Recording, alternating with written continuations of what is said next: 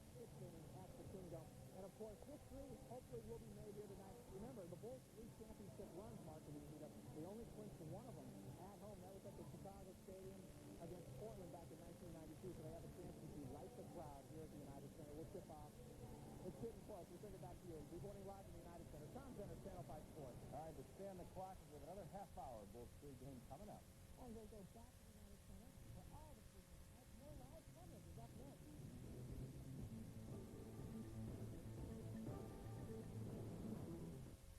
Real-time closed captioning of the Channel 5 News has been brought to you by your local Chrysler Plymouth dealers. Quaker's letting the big news out of the bag. Quaker's Bag Cereal. A wide variety of delicious cereals in the great flavors the families crave. So there's always something to satisfy even the most discriminating taste. And you can bag high cereal prices because Quaker Bag cereals cost up to 40% less than popular box brands. Get your family favorites at prices that are easy to swallow. Quaker Bag cereal. Great taste and savings by the bagful.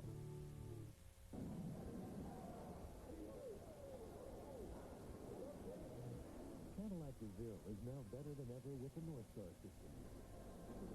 Which means, if you're looking for more power and control in your life, now's the perfect time to trade up to a new DeVille. Now just $469 a month with $26.75 down. You won't be the only one. See your Chicagoland and Northwest Indiana Cadillac dealer. Martin Short and Shania Twain on the next Rosie O'Donnell Show. NBC5 Chicago.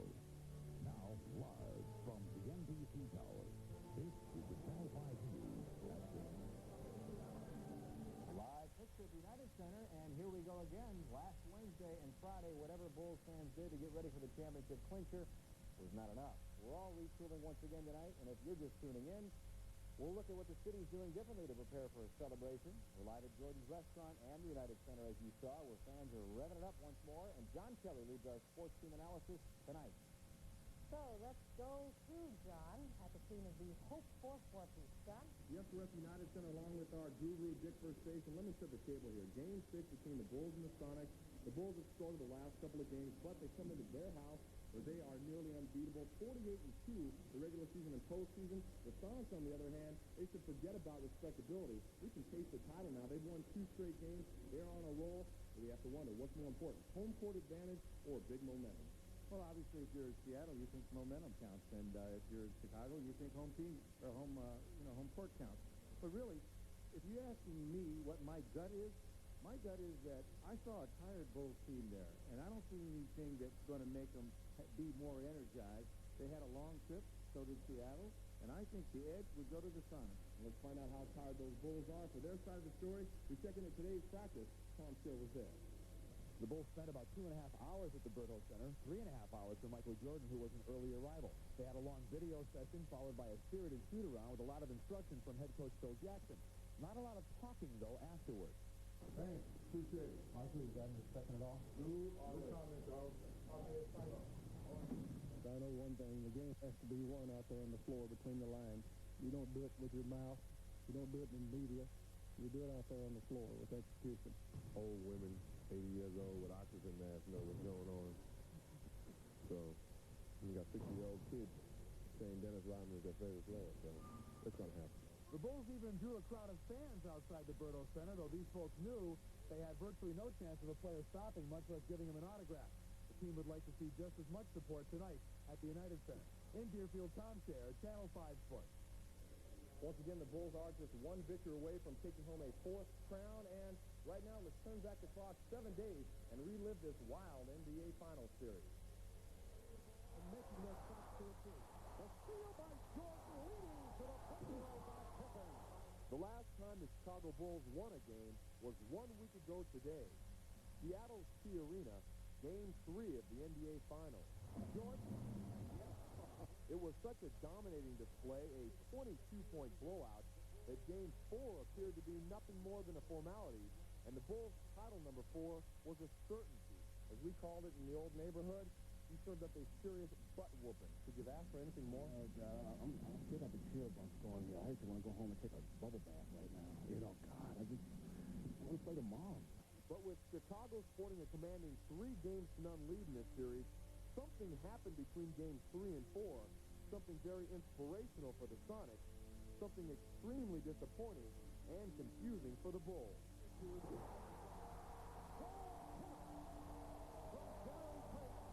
Seattle unleashed a lethal attack, dropping one Sonic boom after another on the shell-shocked Bulls.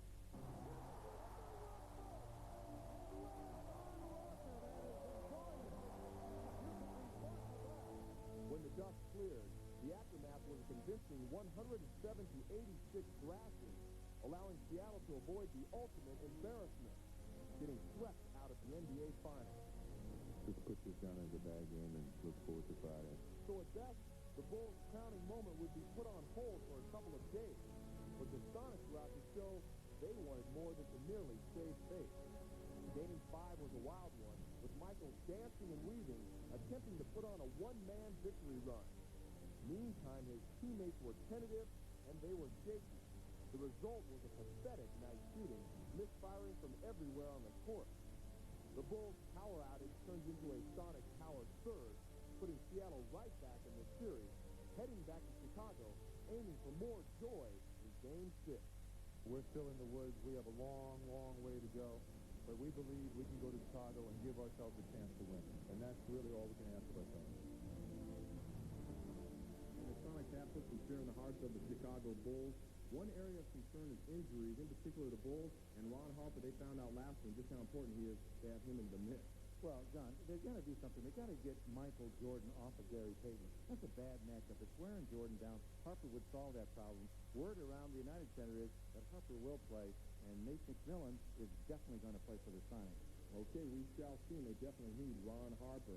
Right now, let's send it back to the tower. Dick and I will be back a little bit later on to wrap up more on Game 6 between the Bulls and the Sonics. Take it away. All right, gentlemen, and we've heard this for days. No change tonight. City officials will take no chances that victory celebrations will get out of hand. The National Guard ready to be deployed. Channel 5's Phil Hayes live at the National Guard Armory with more now. Phil? Well, Mark, for the last 5 days, the National Guard soldiers have been on standby here at the Armory. You can see some of them standing over by the tree over there passing the time, and you can see their vehicles off to the side staged over there just in case they get the call. Now, if needed, they will augment the largest delegation of Chicago police, more than 5,000 of them, since the 1968 Democratic Convention.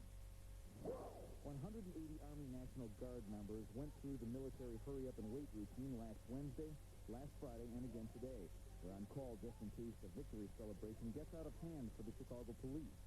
And while this is the third time they've been through this drill, it's the first time the championship's been on the line at home, adding tens of thousands of stadium fans to the equation that weren't a factor the 2 other times. But now the Guard says it's very prepared, but very tired.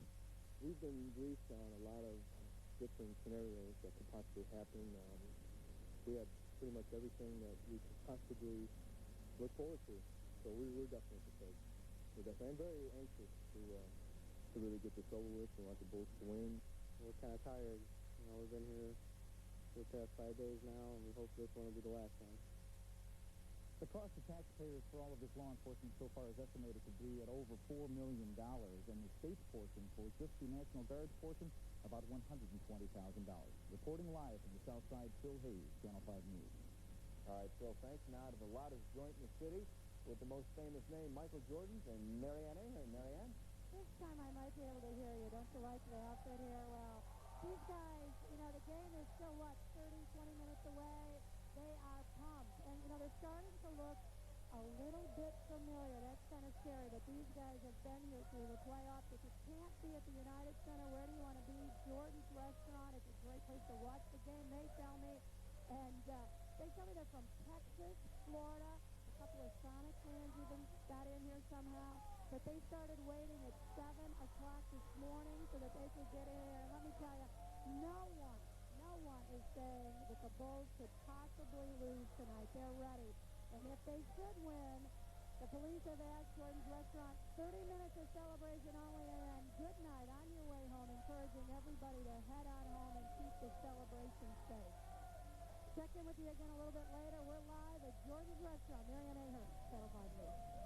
All right, Marianne, and everyone is tuned in to NBC 5 for Game 6 beginning in less than 30 minutes, 6:30. So immediately following the game, we'll bring you some Chiefs post-game coverage, including player reactions and any celebrations that may be going on. And there's a lot more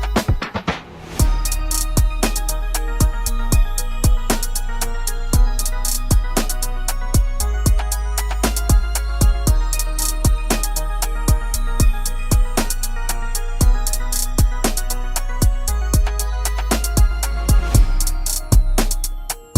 our special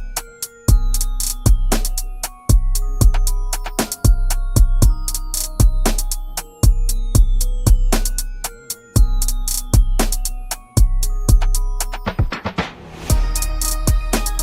Channel 5 News.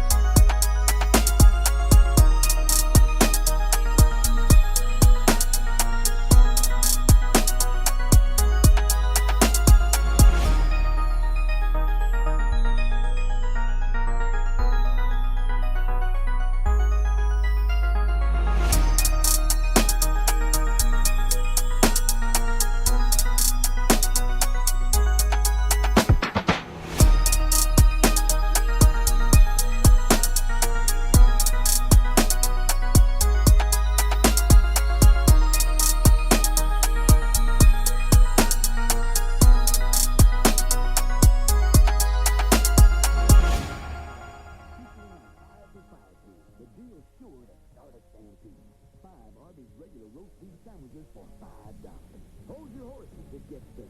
You get Arby's slow roasted beef and your choice of sauces. It's a better deal all around. 5 Arby's regular roast beef sandwiches for just $5. Taste why it's better out here. And try Arby's new home-style fries.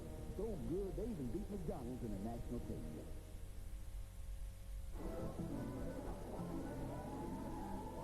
Well, with great anticipation and that small fact that they see the camera light on, fans at Michael Jordan's Restaurant ready to celebrate a Bulls championship. They're back home. They're ready to take the trophy. Let's go back to Warner Saunders, who has that Father's Day seat at the United Center. Warner? Well, I had the Father's Day seat inside, but they sent me back outside again. Now, as the rain has stopped, the Bulls fans, as you can see, are just pouring into the United Center, getting ready for the game. I just spoke to one guy. He said, you know, as much as we love the Bulls, I hope that this is the last game of the season. Earlier this afternoon, the fans were gathered around the Michael Jordan statue outside the United Center. Even the youngest Bulls fans were there. One not even old enough to walk, let alone dunk. Hassan Hakali is a University of Michigan student whose home is Ankara, Turkey. The problem for him today, no tickets to the game. You mean you're going to try to sneak in? Is that what it takes? I'll try. Whatever it takes. Can you say police station, Hassan? No, that's not in my vocabulary. Well, I don't know whether it's in his vocabulary. I haven't seen Hassan around here, so he could be one of two places. Well, he could be in a lot of places. Let's hope he didn't sneak in and get caught. It's going to be a great one out there. Everybody's talking about Big Mo. Well, I like to believe that at home, we're Big Mo. Back to you.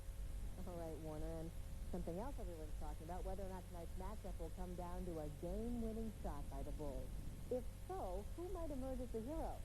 Some imaginative Bulls fans describe their winning scenario.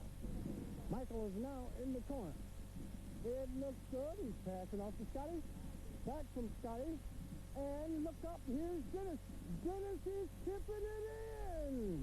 And now here come Michael with a steal from Scotty, and he dumps it for the win. Let's go, Bulls. Gives it over to Steve Kerr. Steve Kerr with the three-pointer at the buzzer. They win. The Bulls are up by 15, so we got it in the back. They're just letting the clock roll down, and we're already celebrating. Go Bulls! Hey! So we'll wait and see if any of these predictions come true and whether or not the game ends with a John Paxson-type finish. Marv Albert, look out. Really? Good ones there. Are the Sonics confident they can tie the series tonight? Ahead, we'll hear from some of the Sonics players. A tie is what Sonics fans are hoping for. Ahead, we go live to Seattle Well, we're looking live right now to see how the other side is pitching. They thought you were just young and full of energy. But you knew all along. One day, you'd come home with the gold. The U.S. Olympic Gold Edition Pontiac Grand Am. Special trim. An impressive list of features. Drive it for $595 down and $239 a month with a 3.9 APR GM8 Smart Buy. See why Pontiac outsells all the imports. Over the years, we've learned some essential little truths, like treat everyone you meet like you want to be treated. Be there when people need you. Be original and pay attention to the details. Well, at LaSalle, we try to be this way every day. So we feel good when we can help you. Take time to answer your questions. Come up with some new ideas to help you realize your dreams. It's what we do. LaSalle, the bank that works. Another Home Depot's opening in Chicagoland. How do you do it? Because of the way we treat customers. We have a little store mentality. We take care of our customers. Person comes in there and they're seen. Everybody's friendly, helpful, knowledgeable. Just look for an orange apron. Yeah, we're growing and growing, getting bigger and bigger. Customers are rushing in. It's great. The Home Depot, now open in Downers Grove at Butterfield Road and I-355. Illuminate your home with Philips soft white light bulbs in a variety of wattages. They're just 95 cents a 4-pack every day at the Home Depot. Here's the way to experience taste. Chocolate thrill seeker style. Dean's Double Fudge Plunge. Rich chocolate ice cream swirled with creamy fudge. Yeah. Another really cool flavor from Dean's Country Charm. Every moose is driven to make his mark. Dean's Moose Patch Ice Cream. Pure vanilla, Mackinac Island Fresh, and peanut butter truffles. Another really cool flavor from Dean's Country Charm to satisfy your innermost desires. Buying a new car or minivan used to mean you had two options, fun or affordability. Lucky for you, June is Plymouth Month, where fun and affordability are two sides of the same coin. Take the all-new Plymouth Breeze, Zoom, and $1,000 cash back. That makes Breeze's price quite refreshing. Plymouth lets you have your car and helps pay for it, too. But when June is over, Plymouth Month is, too. June is Plymouth Month at the Stars of Chicagoland, your Chrysler and Plymouth dealer. So as you've seen, the Chicago fans, Invincibles will stop the Sonic surge tonight. Keep in mind, Seattle fans are equally bullish about their team's chances in Game 6. Chris Ingles has more live from Seattle. Chris? Yeah, I think the confidence has certainly been lifted here in Seattle, and we're at one of the many local parties that's going on where fans are enthused and looking forward to a great game tonight. In fact, one Seattleite has a bet with her brother in Chicago. Diane, is that it? It sure is. Hey, Kirk and Wilmette, we will find out tonight whether the Sonics really do rule and the Bulls rule. We don't think so. Good luck tonight. It was hard to find fans who would talk that confidently here a few days ago, but those last two wins here in Seattle have driven the crowd to new limits, and leave them with one last cheer.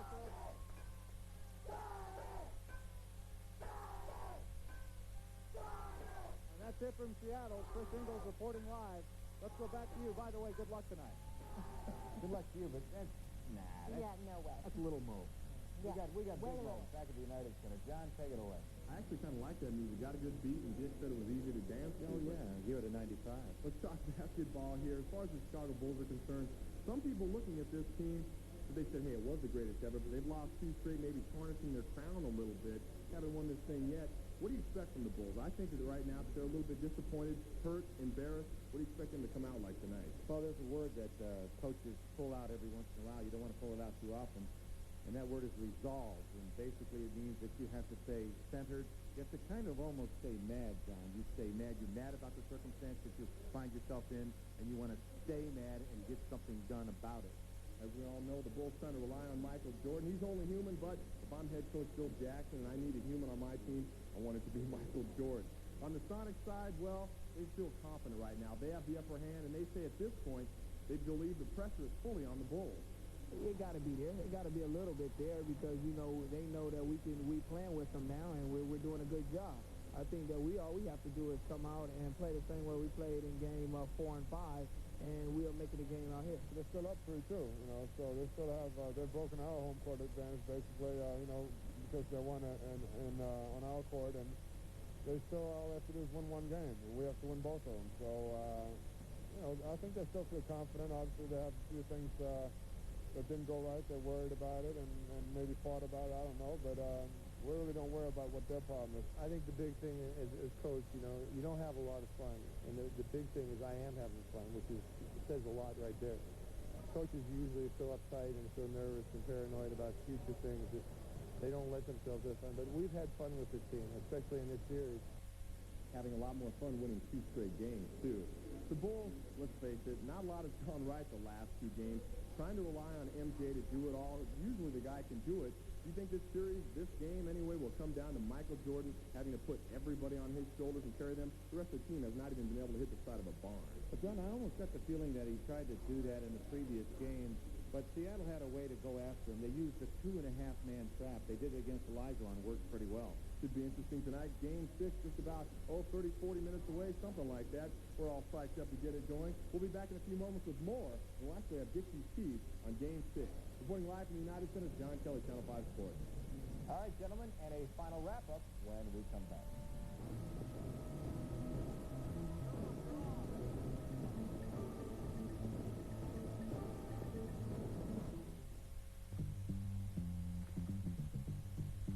Space sure doesn't come cheap. With a Trooper, you get plenty of space, 90 cubic feet. You don't have to buy the farm to get it. For $0 down and $2.99 a month, get wall-to-wall carpeting, air conditioning, heat, a great view, and an easy commute. Get to the greatest music clearance event for a showing of the Trooper. Sure, for $2.99 a month, it doesn't come with a garbage disposal, but you can play your music as loud as you want. Welcome to an Ameritech test tab, where folks try out real breakthroughs in communications technology. Hello? Just the brother-in-law. You still using that passive display? If a product doesn't make it out of here, it doesn't make it out. Hello? Those buttons are too small. Except for test set? I'll get it. Because if technology doesn't work for people. Anyone know how to make this thing stop flashing 12? It doesn't work. Ameritech, your link to better communication.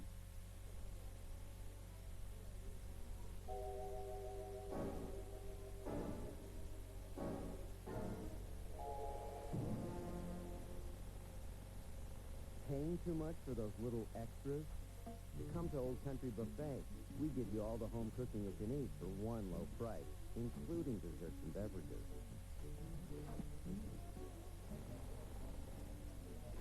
Old Country Buffet. We're real close to home. Yachting is my life. Need a second chance on your fantasy?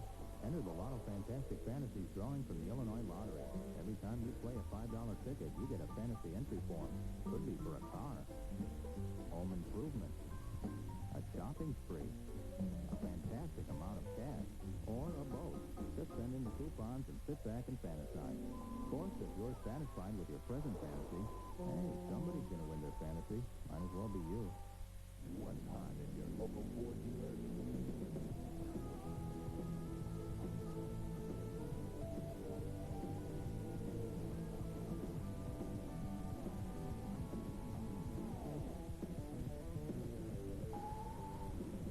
Now get $500 to $1,000 cash back, or financing as low as 4.8% during performance days. Now that's hot. But hurry, you gotta move. The important thing is tip-off, but one more round robin from our crew. We go back to Marianne Ahern and her head chef at Michael Jordan's restaurant. Marianne. Thank you, Mark. We've had 2 dress rehearsals, so we're ready tonight. With me, David Zadikoff from Michael Jordan's restaurant. What have you got planned for the big celebration? Because we're not going to say if, when the game is over. Well, we're going to win tonight, and the celebration will take place later in the week. We want to keep it nice and quiet tonight. No chance Michael might just stop by for a little post-game champagne. I doubt it can happen. But we're planning a big celebration afterwards with champagne, and we'll close a half hour right after the game. Very good. Zadikoff, we appreciate it. And you can see the fans here already, and I got a feeling they're also getting ready at the United Center. Warner, over to you. Thank you, Marianne. Well, we're outside the statue here. You know, usually Bulls fans come in, they're screaming and yelling, we're going to beat them, we're going to do this. It's been a real subdued crowd this time. It's kind of that swagger of self-assuredness is not there. there's one thing we gotta remember. The Bulls are either going to do one or two things. They're either tonight going to get ready to rumble, or they're going to get ready to crumble. Let's go to John Kelly inside. Okay, Warner, and we all know the Bulls posted the best regular season record ever, 72-10. So all the experts were saying, well, the Bulls winning the title was basically a formality. Just go through the playoffs, pick up the hardware, go on vacation. But Dixie, they've lost 2 straight for the first time this year. The Bulls feeling some pressure.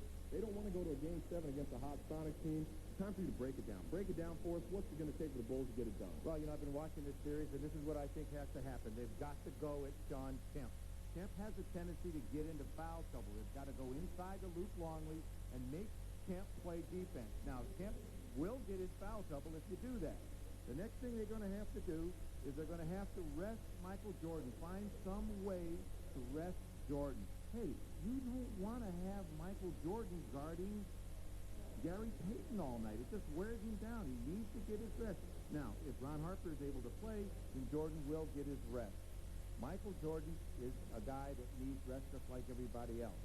Now, the next thing that has to happen is if you're not making the perimeter shots, you've got to go inside. And you've got some people there. You see Jordan still getting worn out by Payton.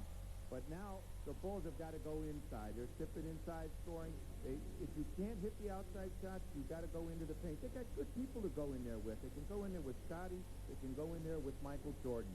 If you don't hit the outside shot, you get to the basket by throwing it inside or by taking it inside. I think one other thing they have to count on, the Bulls, that is this crowd just blowing the roof off the joint. I mean, really, they've been pretty quiet through the playoffs. In those first 2 games, I think everybody just expects the Bulls are going to win. What do we have to cheer about? Tonight, they have to be that 6th man. Johnny, we got to forget everything else if you're the Chicago Bulls, and you just got to get very, very emotional.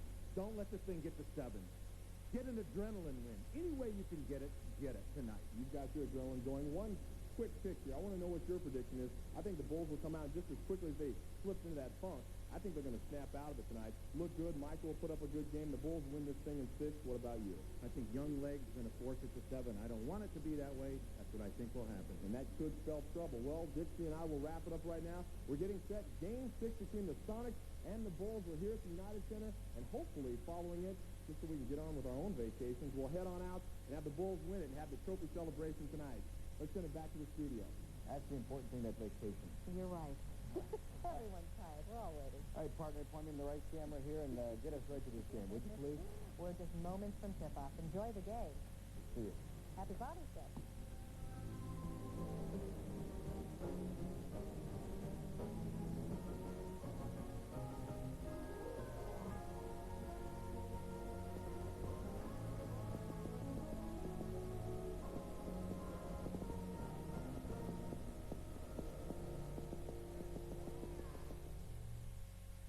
If I'd heard, I would have told you. Remember, I tell you everything. I'm the one who told you to wear hats more often. Oh, wait, got a call. Nope, not him. So, wait, it's him. For the first time, see the name behind the beep. Now caller ID works with call waiting. Try it free for 30 days. Congratulations, sweetie. Our granddaughter has my eyes and, your hair.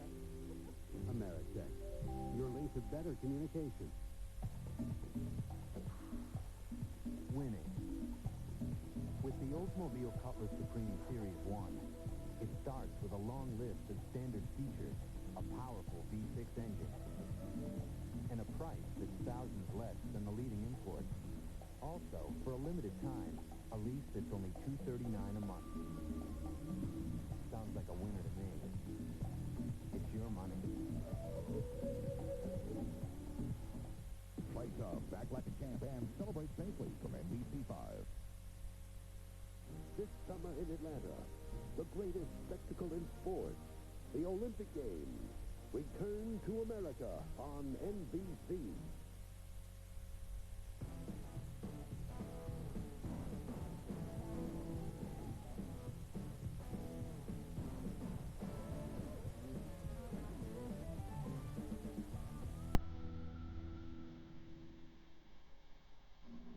It's still unthinkable, isn't it?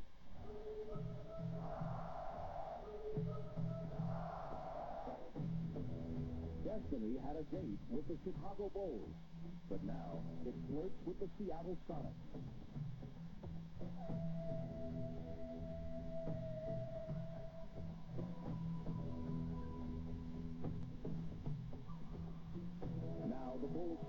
alongside NBA legends doesn't seem like such a burning question.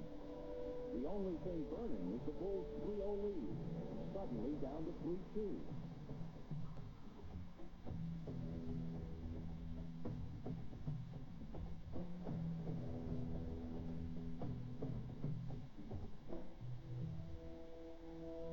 This is now where the NBA Finals will be decided.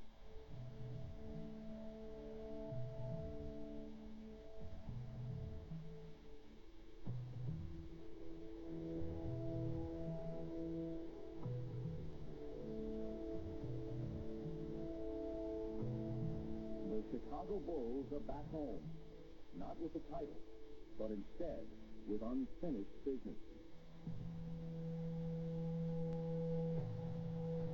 Game 6, next.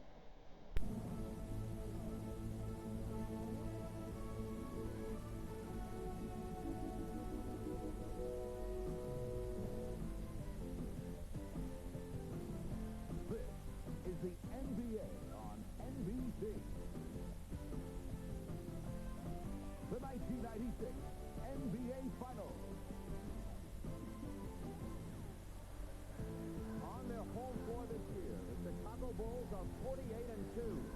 Despite that, and despite the fact that they still have the clear upper hand in this series, there is, for the first time, a bit of uncertainty surrounding this team as they come home for Game 6. Hi, everybody, and happy Father's Day. I'm Bob Costas. That uncertainty surrounding the Chicago Bulls stems not just from the 2 straight defeats in Seattle. Only the second time this season the Bulls have lost consecutive games. Those games are over, but some of the Bulls' problems may not be. Ron Harper, very effective in the first 2 games here in Chicago, was virtually a spectator in Seattle because of an ailing knee that will require surgery at season's end. With knee and especially ankle ailments, Scottie Pippen can't explode to the basket, so the defense lays back and dares him to hit from the outside. So far, he hasn't, shooting under 33% and just 6 for 32 from three-point range. Steve Kerr is healthy, but his jump shot isn't. Usually he thrives on the open shots created by the double teams on Michael Jordan. But in this series, he's been miserable from downtown. 3 for 20 from outside the arc. Tony Kukoc excelled early against Seattle, but in Game 5, he couldn't pick up much of the slack, shooting just 5 of 13. All of this leaves Seattle, an excellent defensive team to begin with, double and triple teaming Jordan with near impunity. In the fourth quarter of Game 5, the time Jordan usually takes over, he managed just 2 points. Keep in mind that Harper's absence means Jordan spends considerable stretches guarding Gary Payton, another drain on Jordan's energies as the Bulls, the league's oldest team, play their 100th game of the season tonight. As for Seattle, right now, Shawn Kemp could be the series MVP. Gary Payton has come alive the last couple of games. And now that he's starting, Frank Rakowski has at least somewhat contained Dennis Rodman. Overall, the Sonics seemed the fresher team late in Game 5, a step quicker in every respect. And now here comes Game 6 on a quick turnaround less than 48 hours later. And so this series has taken on an entirely different tone as we return to Chicago, where talk of the Bulls' place in history has given way to the simple desire to see them finish this thing tonight before it really gets scary. Because if they don't, if the Sonics force a Game 7, Seattle will be the team on the verge of history. No team has ever recovered from an 0-3 deficit to win any kind of NBA playoff series, let alone the finals. And if Seattle can somehow do that, they will have staged simultaneously one of the greatest comebacks and one of the greatest upsets in the history of sports. So, is tonight the night Chicago celebrates? Or does Seattle push them to the brink? Tip-off just 10 minutes away, back at the United Center, right after this.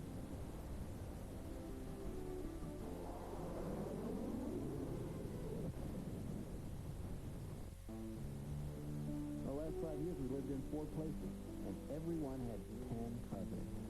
I want a place with walls you can actually paint different colors. A place for my kids to come back to after they've grown. A place that's, well, more than just a place. Home. For a free guide that can put you on the path to home ownership, call the Fannie Mae Foundation. We're showing America a new way home. Carbon monoxide isn't the only thing to worry about coming from your tailpipe, because with every stroke of your engine, overall you've vaporized into exhaust, leaving less and less protection. That's why there's Castrol GTX 10W30. Of every leading 10W30, Castrol provides the most protection against volatility burn-off. So use Castrol, or watch more of your protection go up in smoke. Castrol GTX, the most protection against volatility burn-off. Imagine aliens invaded America in 1947. Imagine everything you know in history is a lie. This fall, we will stop imagining and start believing. Dark Skies. The storm is coming this fall on NBC. They're already roaring at the United Center, and tonight, the Bulls need the crowd more than at any time this season to help reverse the momentum and lift them over the injuries and the fatigue. The guys who will call Game 6 over the din are Marv Albert, Matt Dukas, and Bill Walton. Go to it, Marvelous. All right, thank you, Bob. And the way things were going over the first 3 games of this series, we did not expect to be standing back here courtside of the United Center discussing key points for game number 6. Matt, first of all, where has it all gone wrong for Michael Jordan and the Bulls? Well, Michael cannot carry the whole offensive load. Everybody has to contribute. In particular, Scottie Pippen. Now, he has been heading in the wrong direction with his shot. Much of it due to his various injuries, and that 33% puts even more pressure on everybody else. But here's how Scottie Pippen can be effective. He has a height advantage in most cases. And these are high scoring percentage chances that need to be exploited. But overall, Chicago needs to regain their confidence, and this home court should make a world of difference. All right, and Bill, as for Seattle, Shawn Kemp has been just terrific right throughout the series, but the changes for the Sonics really involve the upgraded play of other people on the club aside from Shawn Kemp. Marv, it's been a complete and remarkable turnaround for Seattle. The last time out, Chicago threw everything in their legendary arsenal at Seattle, and Seattle just spit it back and said, hey, if that's all you got, we can win this thing. And nowhere has the turnaround been more evident in the play of Gary Payton, who's outplayed Michael Jordan the last 2 games, and George Karl will rue the early decision to hide and protect Payton from the King. The role players, though, for Seattle have contributed mightily. Detlef Schrempf, he's picked his spot, and he's been very big in the decisive run of Game 5. Nate McMillan back in the rotation from injury. While he's been on the floor the last 2 games, the Sonics have outscored Chicago by 34 points, and Hershey Hawkins, his scoring is up by 7 points per game in the 2 victories. Now, Seattle has youth, health, and momentum on their side. They'll play very well tonight. The question, though, for the Bulls, they staggered home. They can't think they're just going to walk in here and hold on to a victory. They've got to go get it. All the pressure, Marv, it's on the Bulls and their fans. All right, so coming up, it is Game 6 of the NBA Finals. Can the Sonics make it 3 straight over the Bulls? Can the Bulls regroup and wrap it tonight? We'll be back with the starting lineup in a moment. Do you want the real truth about the leading candidate? The City Sentinel writes, this candidate has the biggest mouth we've ever seen. The Daily Times writes, the one candidate that's openly for sale. And the Weekly Contributor says, the only candidate with truly great taste. Introducing the Miller Lite Big Mouth Can. It's the only big mouth can you can buy. So long-winded speeches, just easy pouring, great taste. Join the party. Choose Miller Lite. Life is good. And when you vote, life is really good.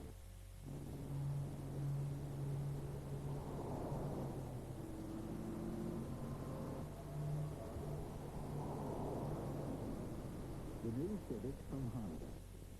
More powerful, more refined, more responsive.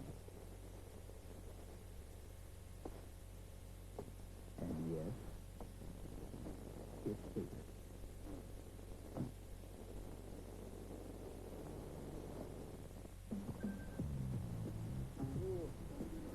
It's all good and the heart will remain calm. My game is tight and the bomb lights on. Simply on the mission and transition is the game. Steady on the game, it's the man who makes it rain. came on the scene, green in 19. Critics intervened, but I still made the dream. Now the whole world is mine to revisit, where my skills represent like my name was John Hill. Yeah, you better understand it. This is my planet. Tuesday's mating season on NBC. First on Third Line, how to keep your mate's attention. Funny Disneyland, tempting you with the great taste of bacon. Then on a Tuesday News Radio, how to woo your mate. Next on Frasier, how to seduce your mate. Niall's gotta have it. And on Wings, the making dance. I caught myself in my slide. Want to see your mate? NBC Tuesday. The NBA on NBC is brought to you by Miller Lite, where the great taste of an ice-cold Miller Lite. Life is good. By Honda, who offers an impressive family of cars, sport utility vehicles, and minivans. And by Prudential. Live well. Make a plan. Be your own rock. The usual capacity crowd, better than 21,000 at the United Center.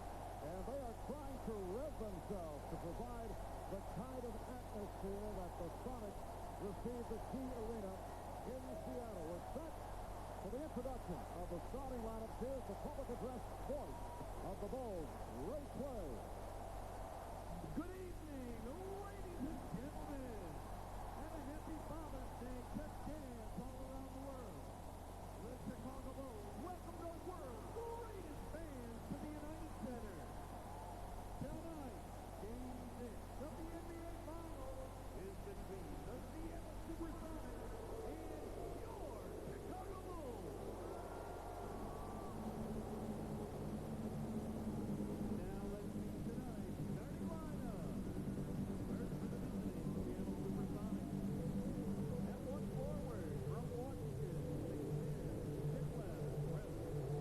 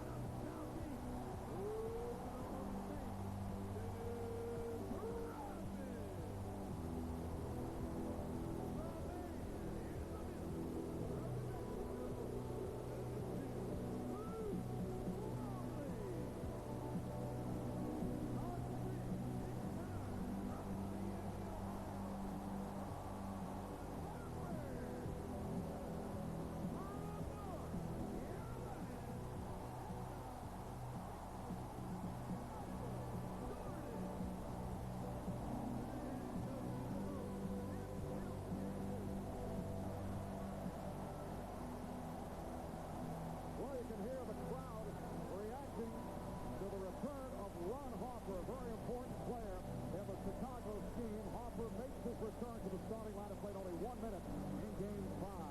For more on the Bulls and the Sonics, let's check in on the sidelines with Ahmad Rashad and Hannah Storm. First to Ahmad. All right, thanks, Rob. The last couple of games I've reported from the Chicago locker room that they have been quiet, cautious, and even worried. Michael Jordan told me that while they were in Seattle, as a team, they lost their confidence. But now that they're back home, it should return. Now, Brady Brown had a different take on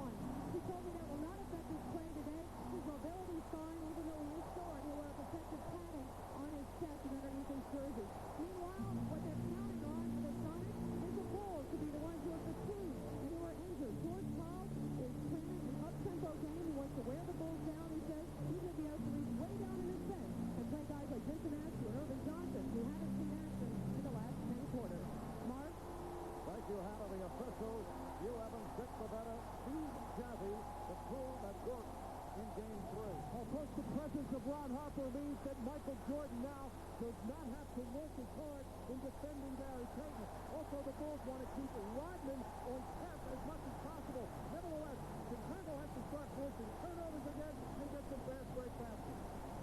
Seattle, good start. Fight the crowd, get him back. 25 shots for Sean Kemp, and run. Take advantage of conditioning. And this crowd much livelier than we saw in games 1 and 2 here in Chicago. The opening tip controlled by the Bulls. The crowd actually trying to get itself into it during the play. And thinking of the national anthem, they began to chant early on during the singing of the anthem. Here's Harper blocked by Payton. Shot clock is 7. We are just away. Pippen to the drive. See that in game 5. Well, one of the reasons Scotty's been struggling with his shot is the ball many times with the shot clock winding down. This time he didn't settle for jumper. Took it hard to the hole. Gary Payton, mentioned by Scottie Pippen. Open shot to Trent, and the game is tied at 2. Terrific ball movement. Gronkowski, he wants to take that shot. Jeff, obviously, a better team than the first to hit that play.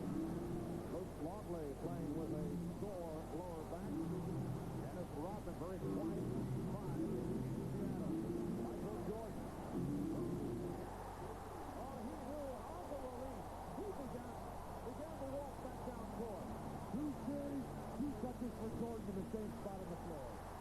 Ron Kemp not able to hit on his first opportunity. The Bulls with a 5-2 lead. Jordan had missed his previous 6 from three-point range. Minute and a half gone by.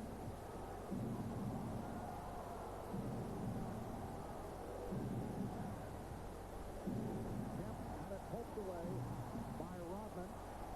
As we mentioned, Scottie Pippen getting the ball with the shot clock winding down. There's 7 seconds on the shot clock. Michael decides not to drive it. See what he's got with the jump shot first. As the Chicago bench glad to see Michael get off so well. And here's the hit from deep.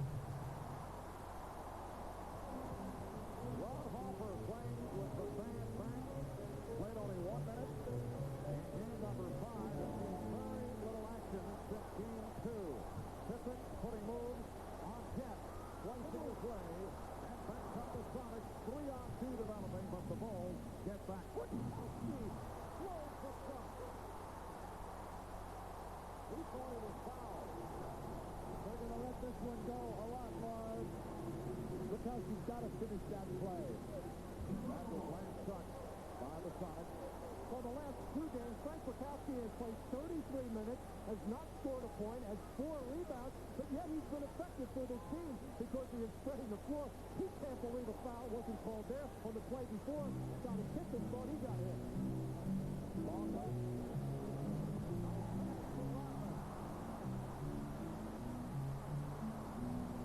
Here's Percy Hawkins. We are seeing a different Scottie Pippen here at the start. He's come out of the road. Ron Harper. And then the Bulls a 7-2 lead. And they are standing and cheering here at the United Center. Pressure from Chicago. Sonics able to get it down. Percy Hawkins. Percy Hawkins, as Michael Jordan described, has been very scrappy, very aggressive. He played very well the last game. Jordan lost it. He thought he was fouled. 4-on-3 for Seattle. Kemp. And the Bulls are looking for a charge. Did not get the call as Kemp is able to tip it home. Well, in the other games of this series and throughout all the playoffs, we have heard so many whistles.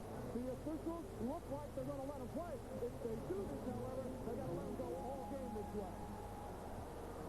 The Bulls 7 and the Sonics 6. And now a whistle away from the ball as Steve Jabby indicated a foul on Gronkowski. This is what championship basketball is all about. Let the players decide this. Rodman with another flop. Sean Kemp just stays with it. Sean Kemp gets very active. The difference for Chicago, they're taking the ball to the basket. They're not settling for the perimeter game. And that's what Jordan attempts to do and was fouled. He was hacked. Percy Hawkins called for his first.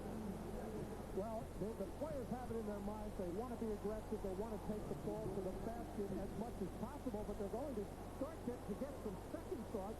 If they're going to go to the hole and not get the whistles when they get fouled, well, they're going to start thinking about maybe just relying with that jump shot. Well, Marco with his 4th point. Jordan, 11 of 22, 26 points the other night in Seattle. The rest of the Bulls just 18 of 55, but it was a very quiet 11 of 22. Michael struck down in the 4th quarter. Did not have a field goal the last 9.5 minutes. Looked tired in the second half. For that long week on the road in the 2-3-2 format at the very end of the season, very debilitating for the team like Chicago on the road. And he had to take Gary Payton around at the other end of the court. Off the steal. Taken back by Payton. Payton for 10. And a blocking foul against Chicago. Well, Chicago has had a number of situations in the early going here where they have been a little bit careless with the handle. A couple of catches by Luke Walley. That time, Scottie Pippen not making sure he had the ball before he went down court and gave up the ball. And Scottie felt he was in good position to take that charge. I think he was too far underneath the basket. Good call. What's a first-team all-league defensive player like Scottie Pippen doing taking charges anyway? That's for guys who have no game. When you can play basketball, you are a defender. You're not a guy that just gets run over and bailed out by the ref. And Pippen picked up his first foul. Matt, did you have something to say? I don't know. I thought that was a part of good defense, taking charges. No way Scottie Pippen could block it. And Luke Walley could not handle the lead. Hopper says his fault. Bulls 9, Sonics 8, with 7:40 remaining in the opening quarter. 5 out with Matt Dukas and Bill Walton. Hopper shot, Adam Storm working the sideline. Payton and the Sonics with a 1-point lead. Hannah was talking about play the full 48. Seattle does not think that Chicago can do that. The poise, the confidence, and determination evident for the Sonics today. Scottie Pippen, only 3 of 24 from downtown the last 3 games, and the Bulls a horrible 3 of 26 in Game 5 on Friday night. In fact, at one point they missed 20 straight three-pointers. Swept, yes, and the game is tied at 12. Bulls have hit their first 2 3-point attempts. Jordan and now Pippen. Scottie Pippen, who's playing hurt, the bad ankle, the bad back, sore knee, has had a very difficult series. There's shot corner, Longley from way out. The tip that goes really around. A poor spacing by Chicago with Jordan being fronted in the post. Luke Longley has to get up above the tip of the circle to get Bukowski out of there. That's why they cannot throw that lob to Michael. Bulls with a 14-12 lead. Here's the double on Kemp. Rodman over to help. Kemp in trouble. Hawkins able to save it. 10-point drop. Wanted to travel. Shot clock is at 3.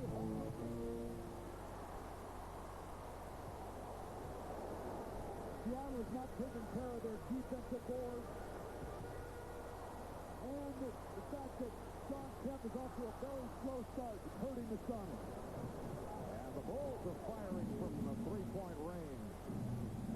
Flip for 3. Way off. Everybody just launching the first shot that shows up. Trying, I think, to get whatever jitters there might be, and there shouldn't be at this juncture, just a few jump shots. Timeout is taken with 5:33 remaining in the first quarter. The Bulls with a 14-12 lead on the Sonics. Scottie Pippen in a discussion with Gil Evans. Here's the 3-point shot by Scottie Pippen to end Heath's route in that department. And watch the work off the offensive board. First Jordan, he goes wide of the mark, and Rodman puts it home. So the Bulls feeling better about things in this first quarter. They lead by 2. NBA.com. Log on and get connected.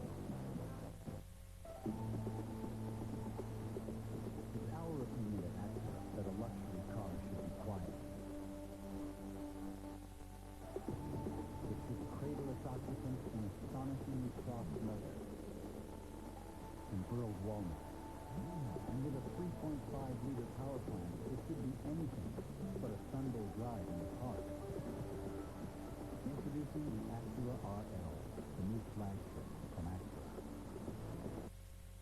This man thinks he's just won the lottery. He hasn't. He also thinks he's tasted new Miller beer. He hasn't. Brand new Miller beer. Why miss out? Look for the red label. Kids love playing at McDonald's. Come on, Mom, let's play. Even grown-up kids. Because they can play the new Deluxe Monopoly game. Enjoy the new Arch Deluxe so you can win big prizes instant. $1 million, a Saline Mustang, even cash on the spot. You want anything big, Mama?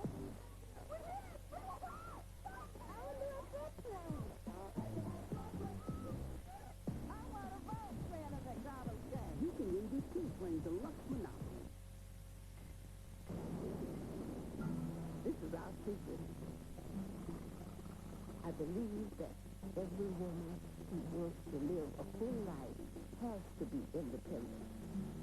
You cannot depend on other people to make your life click.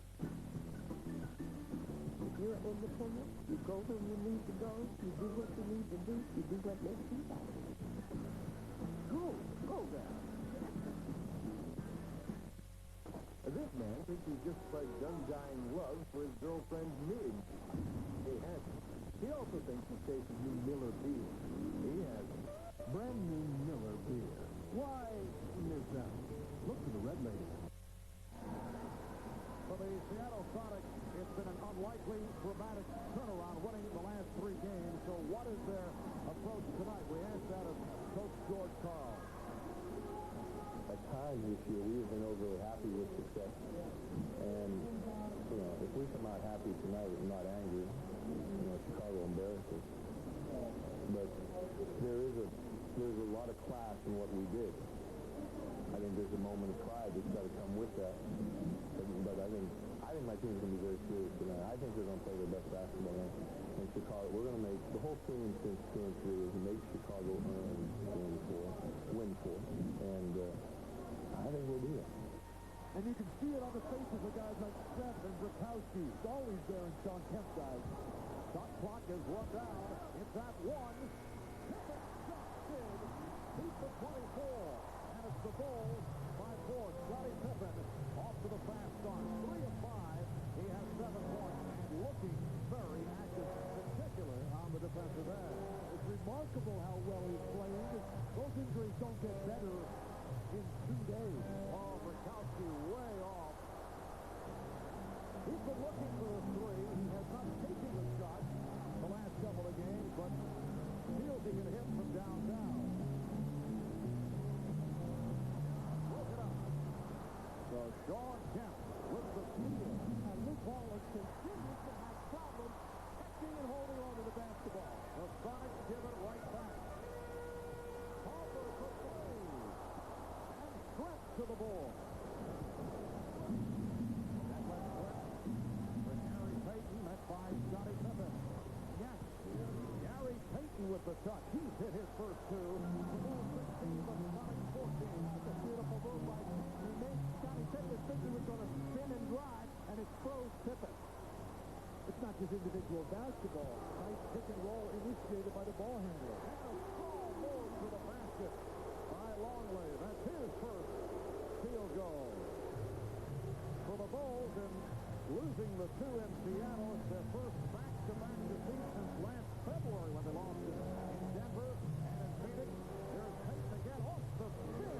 What a move by Payton, and the Bulls again lead by 2. The Bulls have not lost 3 straight since January of 1975. They lost 4 in a row during that stretch with Michael Jordan in the midst of his retirement.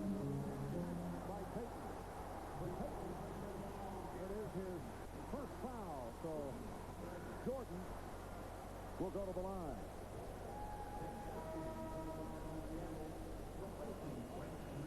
Overall, the Chicago Bulls at home have been magnificent as you'd expect in recent years. The last time that they lost 2 in a row here in Chicago was January of 95. Jordan has 6 points, almost 4 rebounds, and 2 assists. The last time they lost 2 in a row at home was Jordan. February of 93, Matt, when you were a child. And and the old building across the street, which is now a parking lot. And you remember all the complaining last season about the new United Center, how the Bulls could not get used to the crowd atmosphere, to the floor, to the baskets, to where the bench was. Everything was wrong with it until Michael Jordan returned. Nothing wrong with Seattle's offense. That plan is their defense. They're not pushing Chicago to the perimeter. They're not taking care of their defensive goals. Bulls lead by 4 as we come up on 3 minutes remaining in the first quarter. Nathan to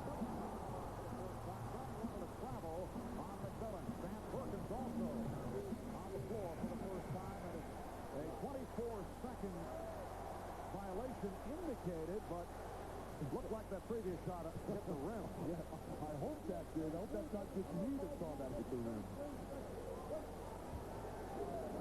The shot thrown up by Nate McMillan clearly will clang off this rim.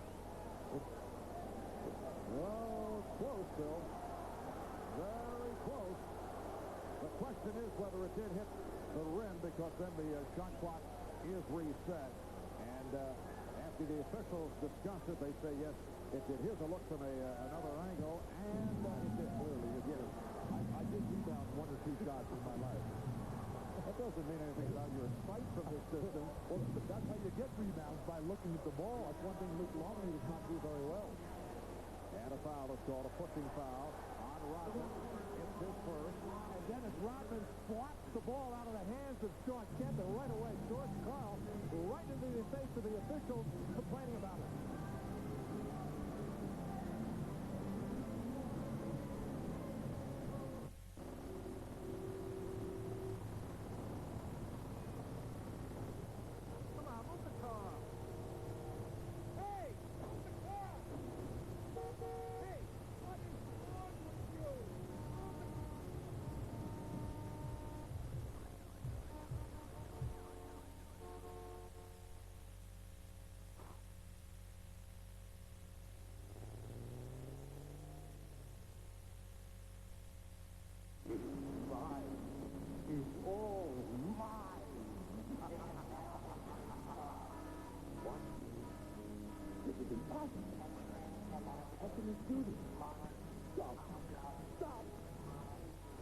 Every day, MasterCard opens over 3,000 new acceptance locations worldwide. At least I still have to put your bomb back. No! MasterCard. It's smart money. After one half of football, San Francisco leads New York 540 to 310. In the future, it won't be just how hard you play, but how good your sports team works. With a third more carbs than Gatorade and B vitamins to unlock carbohydrate energy, All Sport is not just a thirst quencher. It's a body quencher. Isn't that new 300-pound ball? Yeah, here you go.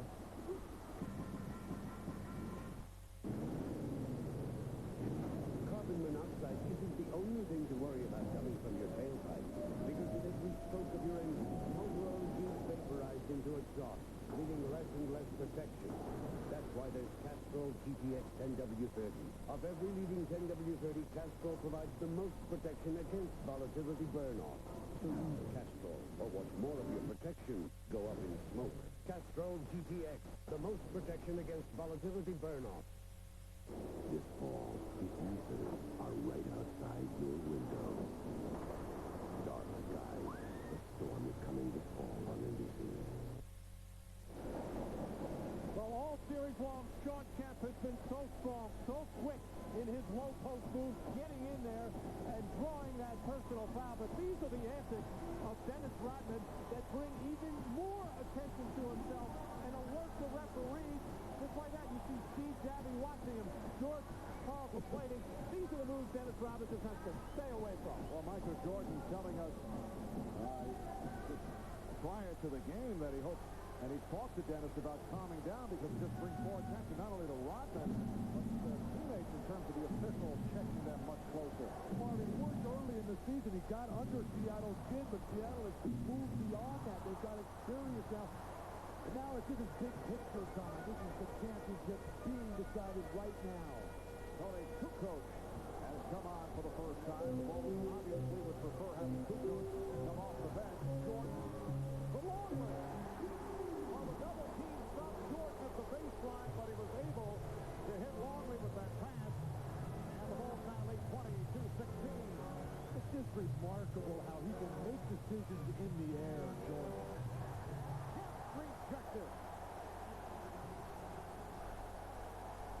Jordan will be isolated against Sean Kemp. He just gets right to the hoop. Sean closes out on him, and then Jordan pulls the ball back, and Sam Perkins breaks down. Sonics have missed their last 4 shots. Shot clock is down to 5. Kemp has to fire it up and hit. Put on the line, a 2-pointer, 6 for Kemp, and the Bulls now lead by 4. Sean Kemp playing with great passion, challenged his teammates after the loss in Game 3, did not like their attitude. That's been a big factor. Hawkins on the shot that came up short. Nate McMillan, who's provided a lift despite the fact that he has been playing hurt.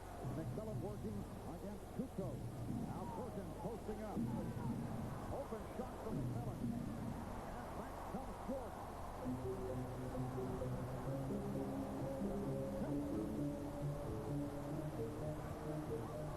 Last shot by Kukoc. Seattle is not doing a good job on their defensive board, but Sean Kemp, they threaten inside, and then Sean Kemp, that's his 6th shot of the game. He's got a couple free throws. Sean is playing terrific basketball. Timeout is taken by the Bulls. We'll be right back.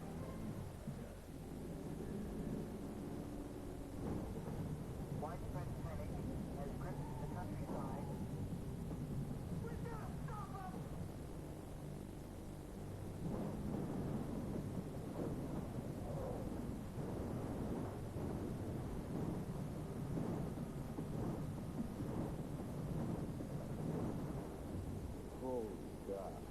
Independence Day, rated PG-13, only in theaters Wednesday, July 3rd. Nate McMillan has had his injury problems and has really not been able to help the Sonics until the last 2 games, and did he ever help? But here in a collision with Tony Kukoc, and Nate McMillan shaken up on the play as he got the hip check inadvertently from Tony Kukoc. You can just see the caution that Nate is forced to play with because of that herniated disc.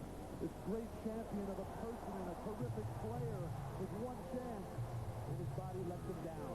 And McMillan able to hang in, remains on the floor. David Wingate has come on for the first time for Seattle. Steve Kerr in for Chicago. With just about 4 minutes left in the first quarter. Illegal defense called for the first time. So that is the warning against the Bulls. Ron Harper starting the game after playing only 1 minute in Game 5 in Seattle, and has played well in the first quarter. Here's Dennis Rodman for Luke Longley. Here's it from the crowd. 4 points for Longley. Ron Harper is moving so much better. He's so tentative back in Seattle. Perkins has to have a big game for Seattle. He has not been aggressive in his early moments.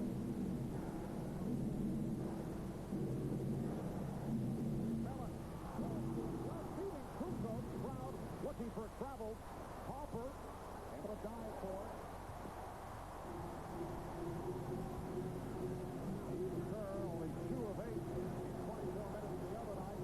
Tony Kukoc rebounded by Kemp. The Sonics on the run. He gives it back, a bad pass. And on the scramble, Rodman had it knocked away. Last touch by Seattle. That's a terrific defensive recovery by Ron Harper. Those are the kinds of plays he has made for Chicago all season long and in the early going into the playoffs. With Tony Kukoc posting up the smaller Payton inside. No fadeaway jumper. Hit the ball from the hole. Seattle does a terrible job of getting the ball to a guard on the fast break. Get the ball to Payton. Get the ball to Kukoc from the running down. It's sanctioned by Tony Kukoc. Final second of the quarter. Perkins for 3. For this opening quarter in Chicago. Standing ovation for the Bulls. After 1. The Bulls 24. And the Sonics 18. Chicago trying to turn it after the 4 performances in Seattle the last 2 games. The Sonics hoping to bring it to a 7th and final game here on Wednesday night. You are watching the NBA on NBC.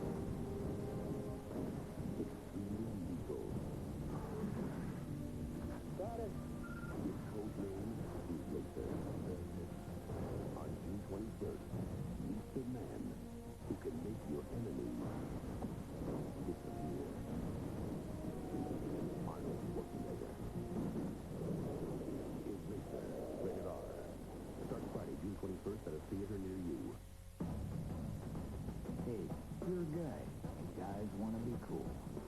Hang out with other guys who are cool. But even cool guys sweat. 40% more than Indian fat. So how you gonna stay cool with something new? Speed Fit Gel. Proven to keep you drier than any other gel. So you feel you're cooler. The best gel protection. And guys, no matter how cool they are, need all the protection they can get. New Speed Fit Gel. Just for the guys.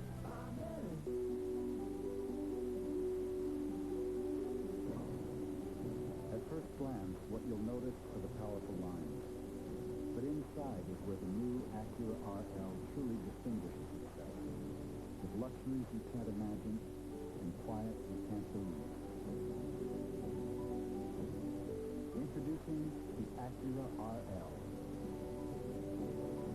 The new flagship from Acura. This is the NBA on NBC.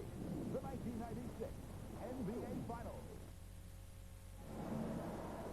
Welcome back to the United Center in Chicago, and a happy Father's Day to all of us here at NBC Sports as we head to the second quarter. No team in NBA history has ever come back from a 3-0 deficit. To give you a broader perspective, Major League Baseball, no one has done it. National Hockey League, 2 teams have done it.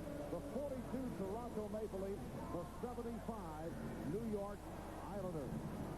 And no team has ever come back from a 3-2 deficit of the NBA with 2 wins on the road. Let's check in with Hannah Storm. Hannah?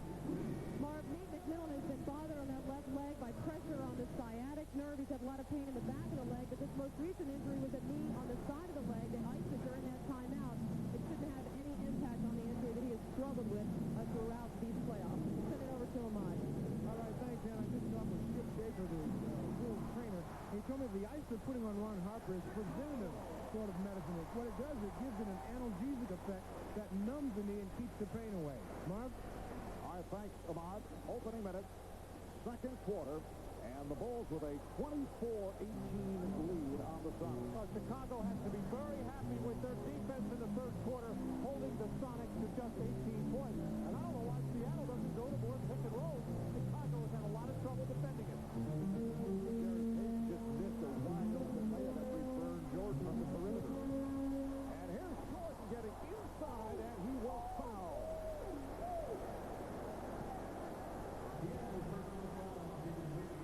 Foul on Wingate. For David Wingate, his first, and Michael Jordan to the line. He's 4 of 4 at the line. And again, the intelligence of the Bulls. They know that when Michael has this feeling on championship night, when he's got a small defender, give him some room to get to the hoop. He can just overpower the outsized Wingate. 8 points for Jordan, although he is only 1 of 5 from the field. You know, you think back to after Game 3, several Sonics, including Gary Payton, basically giving their concession speeches. London is fouled, and he'll go to the line. You have the feeling that the Sonics felt that the series was all over. They appear to be giving up, except for Sean Kemp, who made those bold statements, and here they are right back into it, although the Bulls are playing very well in this first half, and Dennis Rodman hearing him from the crowd after drawing the foul, called on Kemp to sit down. So you just can't assume that Michael Jordan is going to miss free throws just because he's a good foul shooter, but how can you not box out Dennis Rodman in a free throw situation? He makes a living doing that. Matt, Seattle's a poor defensive rebounding team. They don't have the big guys. Rodman horrible at the line. Remember, it was in Game 2. Seattle had a chance to go for the victory.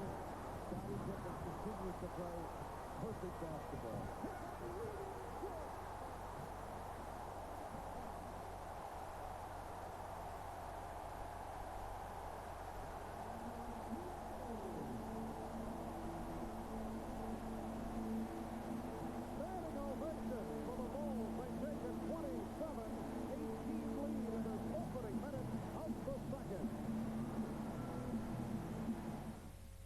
One game for all the marbles. Game 7 if necessary, Wednesday night on NBC.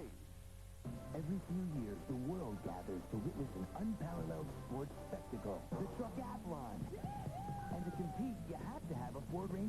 4x4, because you'll need a switch-on four-wheel drive for truck long jump. It's four-wheel anti-lock brakes for truck distance. And it's whopping 4-liter V6 for truck hurdles. The Ford Ranger 4x4. You can't win without one. Next event, truck pole vault. There you have it, ladies and gentlemen. As our new spokesman, Michael will deliver the LDDS WorldCom message. Only think commercial. Commercial? But we have something a little different in mind. Hi, this is Michael Jordan. This is Michael Jordan for LDDS WorldCom long distance low. This is for your home or business. Come on, Mike. One moment of you know, they have these prepaid calling cards with this good-looking gal. This is Michael Jordan. LDDS WorldCom, telecommunication service that's one-on-one.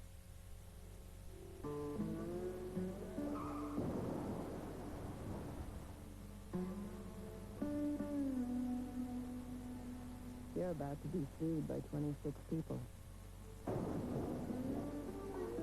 Allstate defends over 50,000 people every year. Who's your insurance company? Being in good hands is the only place to be.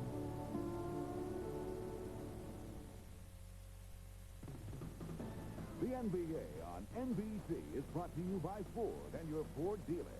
Have you driven a Ford lately? By Priority Mail from the U.S. Postal Service. And by LDDS WorldCom, telecommunications service that's one-on-one.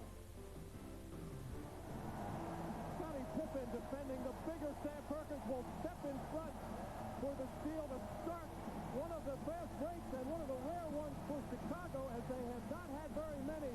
But Scottie Pippen right here in the middle of the floor, nobody coming up to stop him. Michael Jordan running this way, and wide man over here, and Scottie Pippen just making the right play with the perfect bounce pass to finish off the fast break. And the good ball movement by Chicago continues. They've got 10 baskets and 8 assists, and the people in Chicago are ecstatic.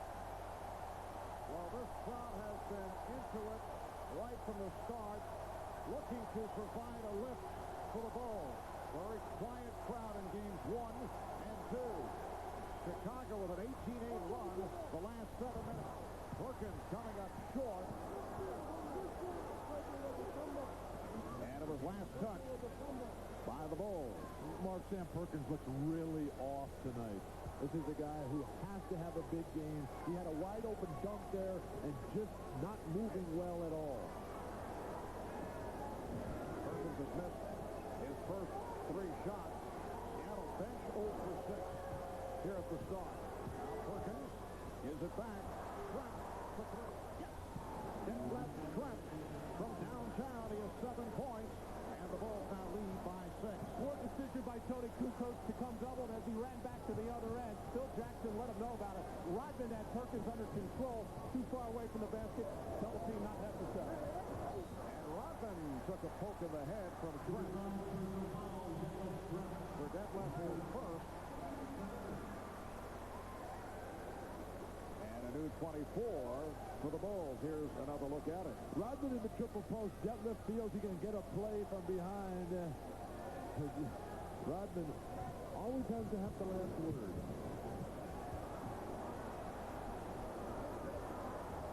Jordan with a series of fakes trying to get it back. A travel on Steve Kerr. The Bulls were called for 7 traveling violations in Game 5 in Seattle. And I talked to Phil Jackson before the game. I said, of the 7, Phil, how many really were? He said, 1. Actually, on that particular play, Michael Jordan got away with a walk to escape the defensive Wingate. When did Phil Jackson start complaining about the refs? Come on. Seattle hammered them in Game 5. Of course, that's always a coach's point of view in terms of, well, 1 out of 7. Well, first it's the refs, then it's the timekeeper, then it's the announcers next. Who knows? Wow, he wasn't complaining about the referees. He was just answering my question. He was complaining about you. Kukoc off the steal. Kerr facing the double team. We are early second quarter, and the Bulls lead 27-21. Kerr. Well, Steve Kerr, who has not been hitting the shot, hits on his first, and the Bulls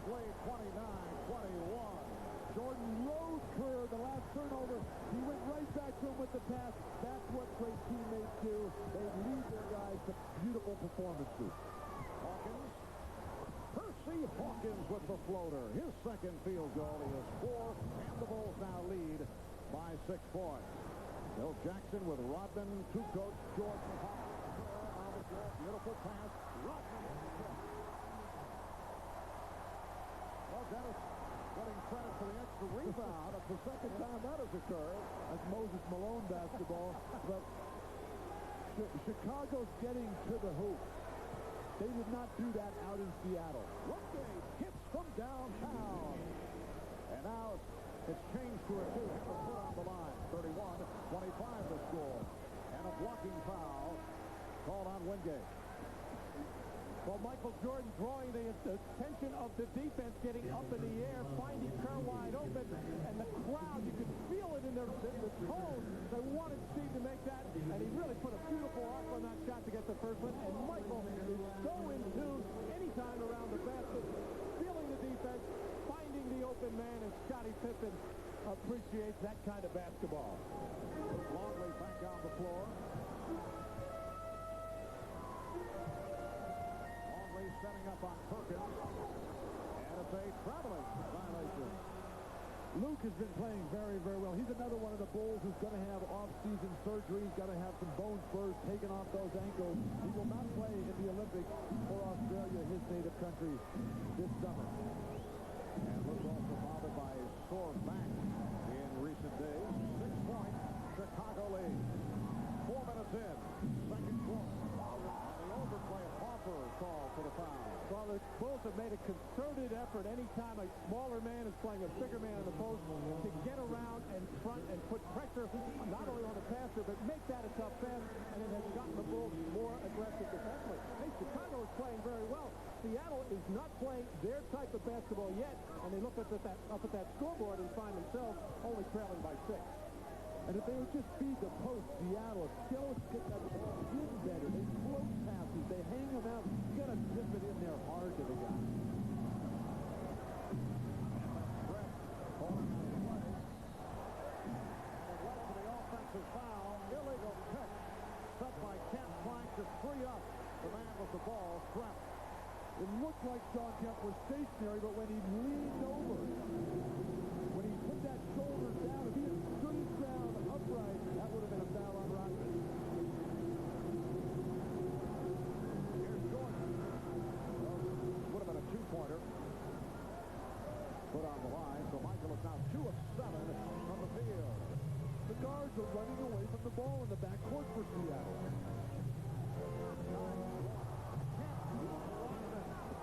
Well, there's that pass you wanted, Bill, and Rodman, he was buried in the lane there, had to try to get around in front, but way too late. And Pitt did a beautiful job of holding him off. Perfect pass.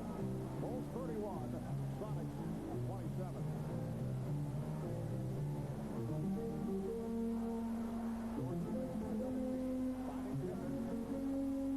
Rodman trying to draw contact, no call, but Longley got it to Jordan.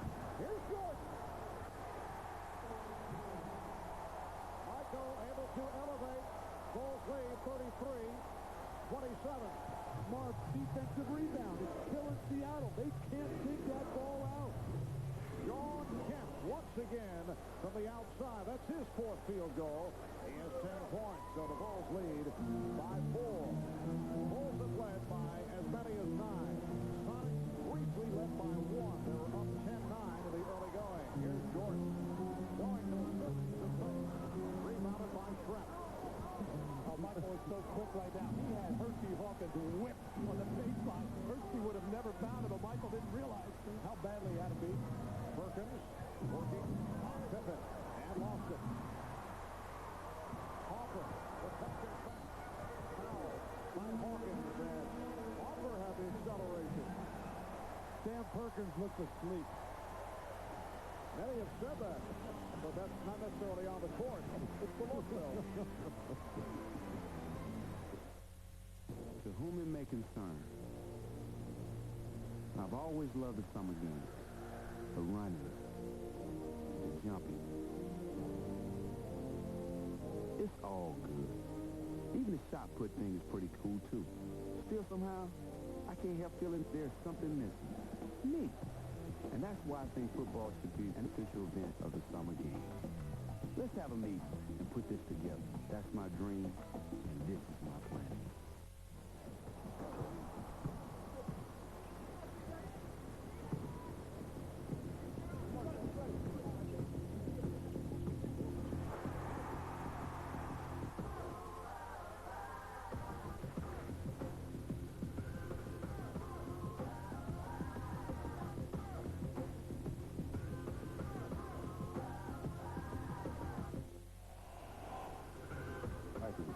Think of it.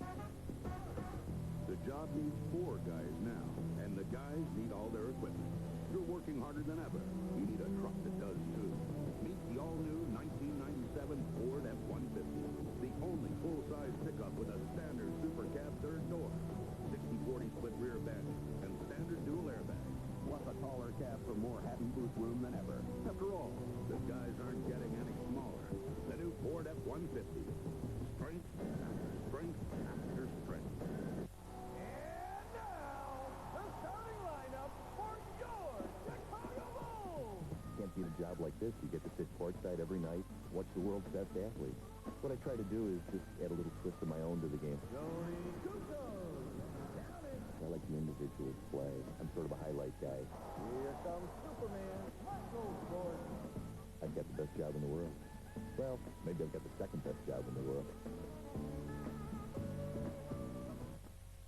Another sizzling network premiere with Sandra Bullock, River Phoenix, and Boston Commons' Anthony Clark on a wild summer adventure. The Thing Called Love, NBC Monday. Well, the NBA and NBC Sports have teamed up and created the official website for the NBA Finals. It's finals.com. Game previews and player bios and video highlights.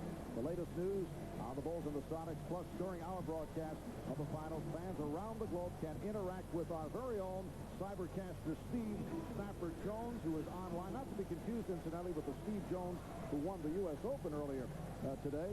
Steve was asked the other day, what is the most asked question that he has received, and this the answer. Did you get a fair deal trading courtside seats to Marvin Ladd for a seat upstairs away from Bill? I don't know about that one. I don't know. Hey, Bob, I heard you were online the other day. Well, and I told Bill any time that he has a question, he can ask it directly. He does not have to go online. Feel free at any time.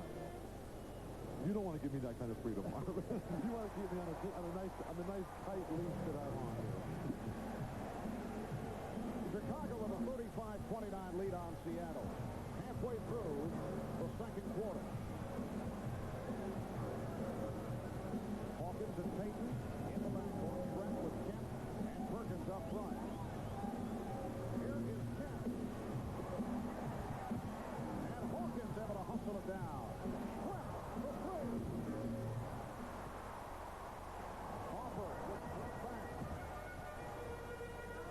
Jordan will reset. Harper moving so much better. Obviously, the series of injections that he took during the course of this week seems to be working for this season. Always a very dangerous proposition. Play by Perkins to break it up and hit the rim. So they got the new 24. Kukoc. The Sonics screaming for offensive interference. It's like a volleyball game up there. Nobody going after the basketball in the green uniform. Kukoc slowly hanging all over that rim. It's amazing. How can you expect to win the championship of the NBA when you can't get a defensive rebound each and every time the other team hits? And another Seattle turnover. They've been sloppy with the ball. It leads to Pippen. 9 points for Scottie Pippen. And the Sonics want to talk it over.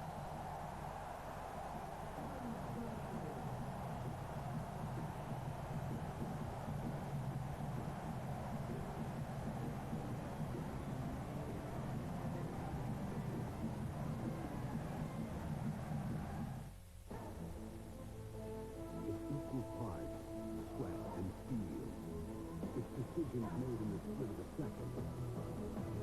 And pain endured for the length of a day. And at the finish, you're either toasting victory or getting set to do it all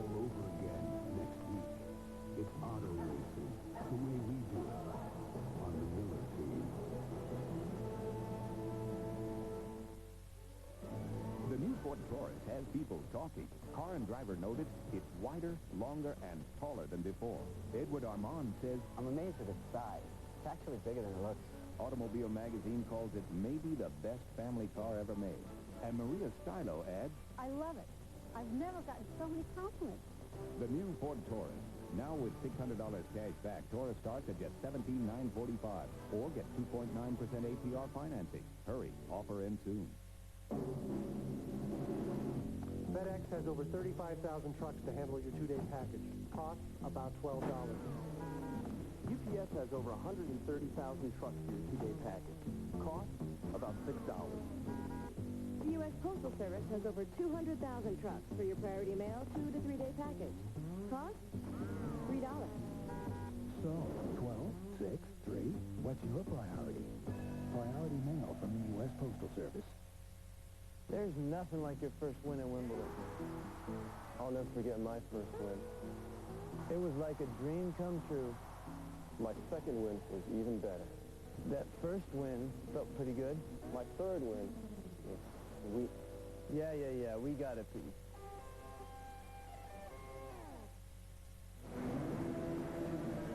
Welcome back to Chicago, and coming up on the Prudential Halftime Report, we'll hear live from Isaiah Thomas, Vice President of Basketball Operations for the Toronto Raptors. Isaiah and his Pistons won back-to-back titles in 1989 and 1990, and they often tangled with Michael Jordan and the Bulls. We'll hear from Isaiah as he chats with Bob Costas on the Prudential Halftime Report.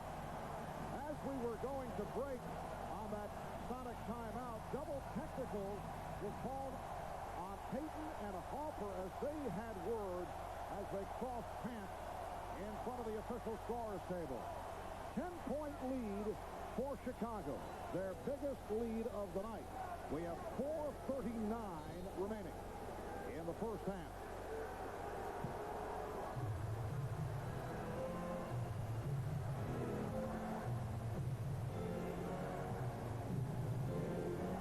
Perkins for Trent.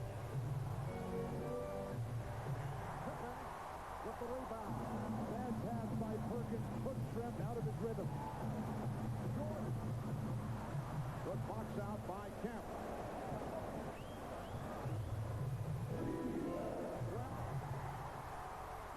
Jordan able to break it up. Harper protecting the ball. With the tip. And the Bulls are rolling. Chicago is getting fast break opportunity after opportunity. Sonic's not getting back. And when they do, and the shot is missed, nobody's jumping for a rebound. And the Bulls have out rebounded the Sonics now 24-15. Shot clock down to 5. Bottled up and held. The foul committed by Jordan. The effect of the home crowd, which just keeps pushing and pushing for their favorite Bulls here. Just waves of rampaging Bulls at the glass. Harper throws it up. He knows somebody. That time it was Kukoc. Pippen was right there. Pippen's defense has been spectacular today, Marv. Standing ovation for Ron Harper. Steve Kerr coming on for Harper, who is playing with an injured left knee. Kemp for Slam Perkins. It's the Bulls by 10.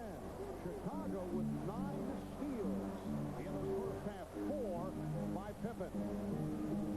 And the record for the NBA Finals in a single game is 7 by Robert Horry of Houston last year. Pippen already has 4. Pippen keeps it alive as the Bulls get the new 24. Crowd wanted Kukoc to pull the trigger. I passed it to Jordan instead. Excellent start. Shot clock at 5, and a foul is called. Well, they were trying, but Michael Jordan really played beautifully by Gary Payton, bumping from behind, getting around and running, and doing a terrific job as he has now the last 2.5 games, just unable to get the ball to him, and Michael Jordan upset about it. Trent able to free himself up. 9 points for Trent. 21 to 33 with 2 2.5 to go in this first half. 8 rebounds, 5 off the offensive glass for Rodman. You can see the domination by Chicago. Brett with a good play to knock it away from Jordan. 3-on-2. Fouled by Kerr. That last play, Michael lit up when Detlef Schrempf switched out, and that was a replay of George Karl's faulty strategy from Game 1 in this series. Led to a fast break opportunity, and with good balance, with the guard in the middle and Schrempf running the wing, they got an easy trip to the foul line. So Detlef Schrempf to the line for the first time. Earlier this season, Detlef out with a fracture of the left tibia. Sat out 19 games. Took a while for him to make it back. His cutting and reactions were a bit off. Here's Dennis Rodman for Tony Kukoc. Kukoc 2 of 5. He has 4 points.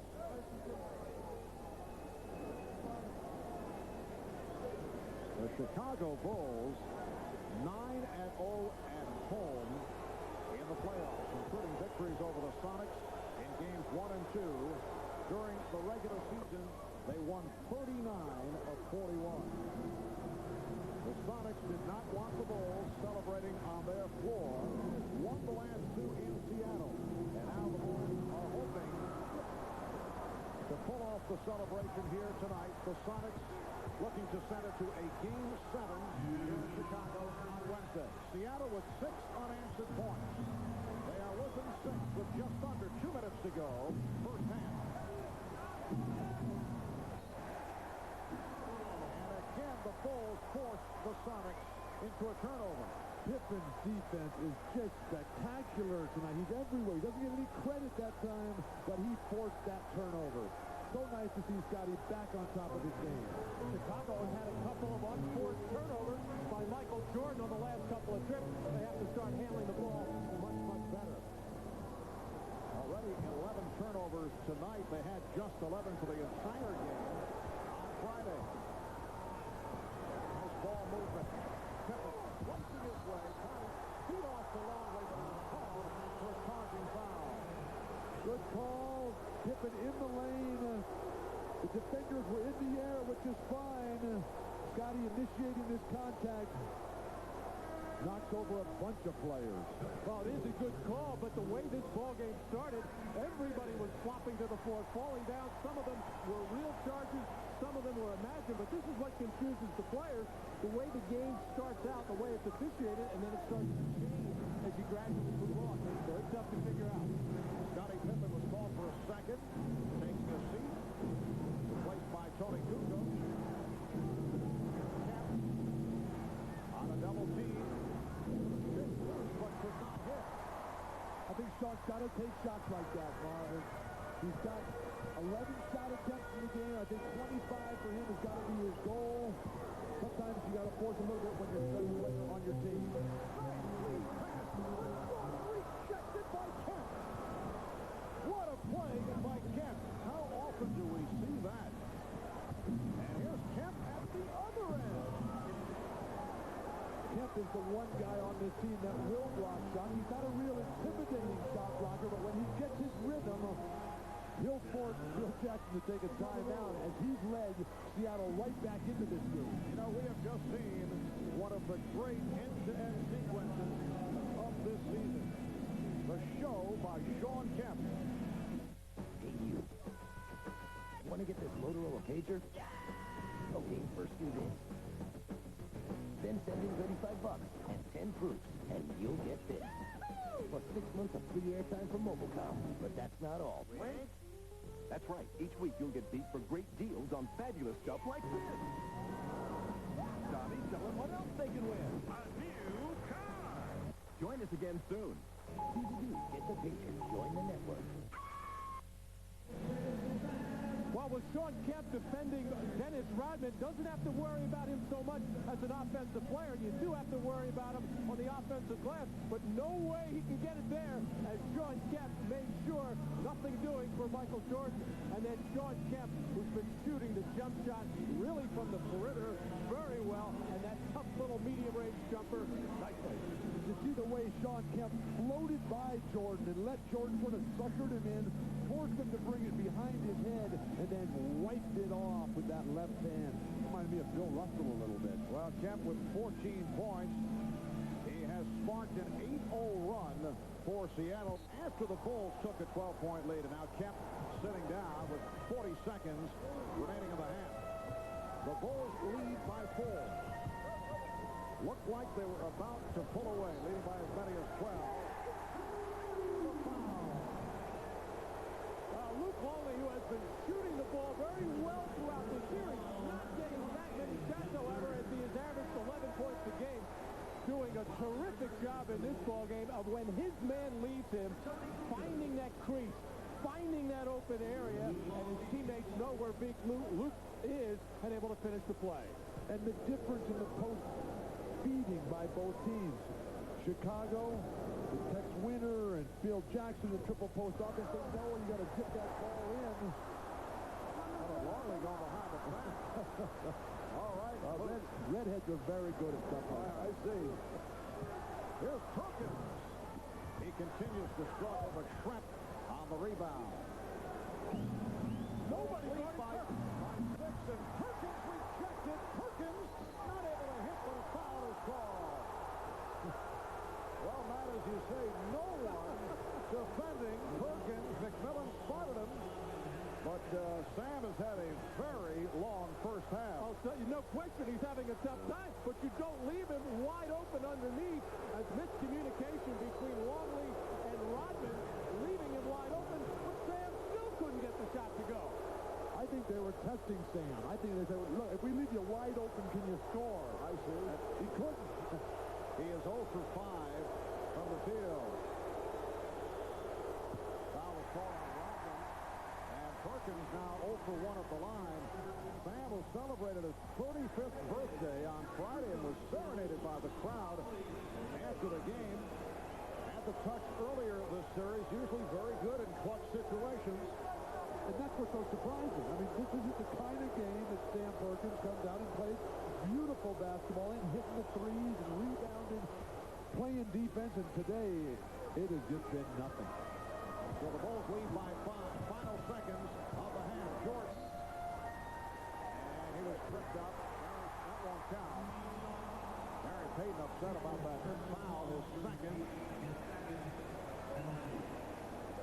And Seattle in the penalty, so Jordan will shoot 2 with 4 and 9/10 seconds remaining first half. Well, with the second quarter winding down, the Bulls going to their spread offense where they open the floor, and we'll give it to Pippen, Kukoc, or Michael Jordan. I asked Phil Jackson before the game, come fourth quarter, if you're having trouble scoring in the triangle, will you open it up? Give the ball to Michael Jordan at the top of the key. He said, we haven't used it much yet. We're ready to put it in. The Bulls 4-4, the Sonics 38. That's probably why Phil Jackson's Coach of the Year. Just, you know, call the play Michael Jordan. Michael Jordan. Michael Jordan. Chicago by 7. McMillan. And Perkins. That's the end of the first half. And the Bulls hearing it from this crowd. Halftime at the United Center in Chicago. And the Bulls lead the Sonics 45-38. We'll be back with Bob Costas and the Prudential halftime report right after these messages. If you're up early enough to have the road to yourself, driving can actually be fun.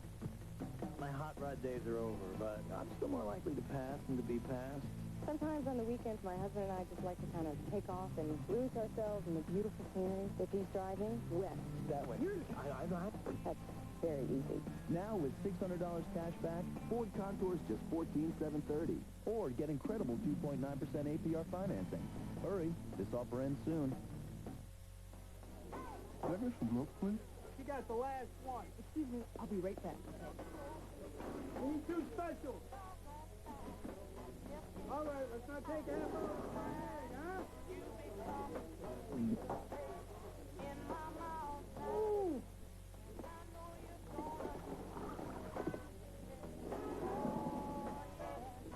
Hi, Steve. Berkeley. Just up from the hustle and bustle, there's a joint that jumps with solid swinging in Hepcat Cat, where the hidey-ho man and the godfather of soul rubbed elbows with every cat in the alley. It's a legendary spot called the Cotton Club, where every night the vibe is hot and live gigs aren't the only things that cook, because the club chases up some of the best chop in town. So if you're hip to the jive, grab some threads and bring your Visa card, because the club swings day and night, but never with American Express. Visa, it's everywhere you want to be.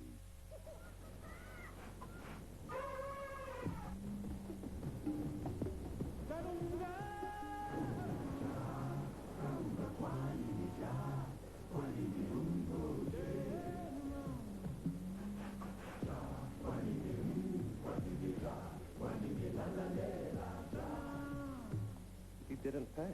They never do. Now Snickers is even more peanuts. Tons of them. Now, a third run Olympic tribute. Harry, what are you doing? High jump. World record is 9 feet. I'm going for 30. Do you think we should tell him? No. He's a man with a dream. Ow. The Olympics on NBC, July 19th.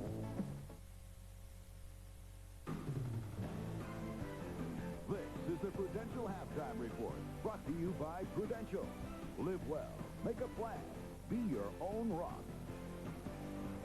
Halftime of Game 6 at the United Center with the Bulls leading the Sonics 45-38. That despite a poor shooting half for Michael Jordan.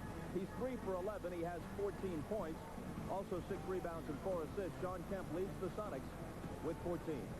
Bob Costas back at the United Center. We're joined from Bloomfield Hills, Michigan, by two-time NBA champion and currently the head of basketball operations for the Toronto Raptors, Isaiah Thomas. No, Isaiah did not play in the U.S. Open in Bloomfield Hills. Just happens to be, coincidentally, where he lives. Isaiah, your thoughts on this first half and the way the Bulls and the Sonics each approached it?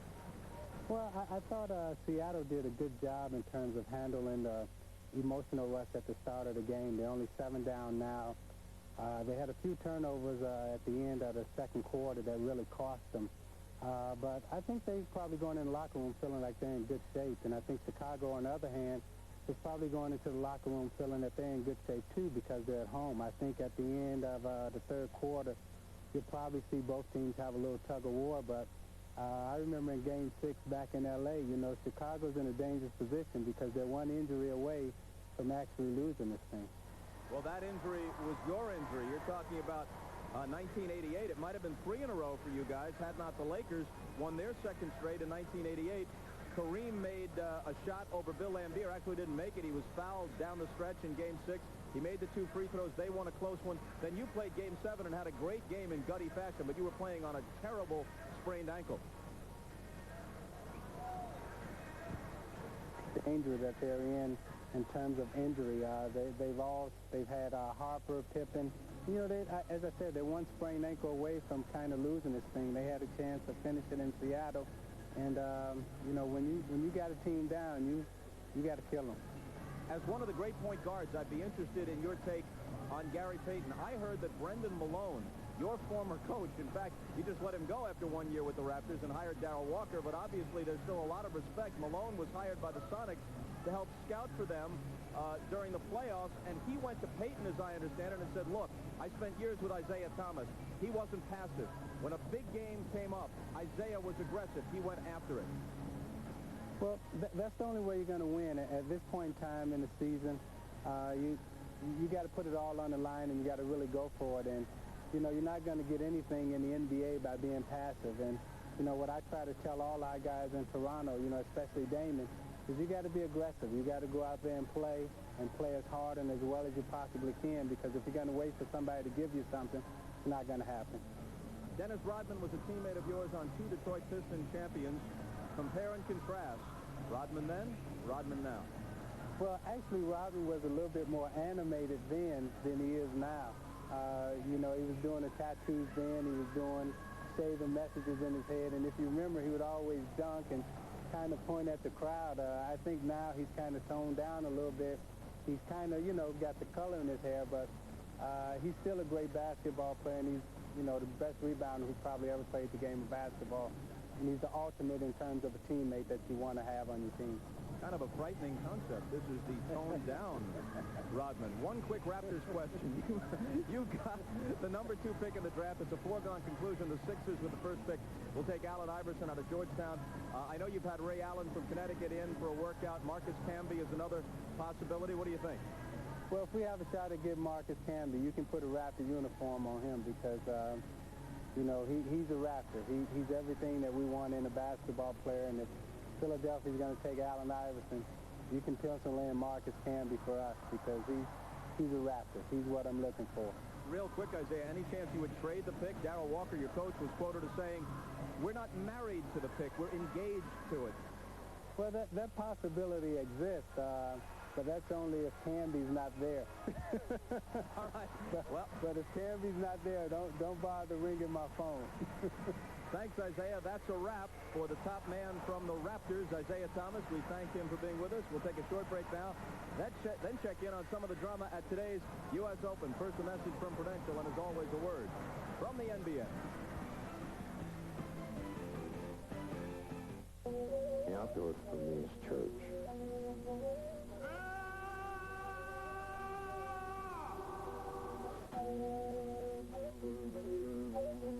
Somehow, at some deep level, we're responsible for what happens to us. I'm always trying to save money and invest in the future. I'm a nut about it. I mean, you're the best investment you got. You're the best investment you'll ever have. I don't know whether that's good or bad, but I like it. There are tough choices to make every day. Even as a kid, I had to make some hard decisions. I remember this gang was going to start a fight and wanted me to come with them. I was scared to say no. Where you going, man? I'm going home. Come with us. Man. But I was even more afraid of where I'd end up if I went along. Sometimes it's hard to stand alone. I know, because that's what I had to do.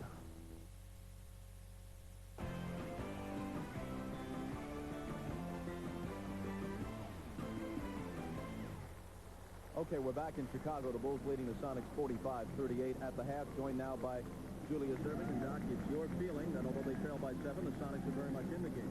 I think the Sonics are in this game. The Bulls have thrown a lot at them. The Sonics haven't gotten much out of their key reserve, Sam Perkins. I think the team that spends the most amount of time in the second half playing offense against the other team's set defense is going to win this game. After playing 5 games against a team, you know, you just can't play set offense. You gotta create situations in the open court and make or miss, push the ball. Seattle did that very successfully in the first quarter. Chicago has done it in both quarters. 2 big questions answered positively for the Bulls. Ron Harper plays and plays well, and that means that Jordan doesn't have to guard Payton, at least not much anyway. And Pippen, the first time he touches the ball, explodes to the basket on the drive.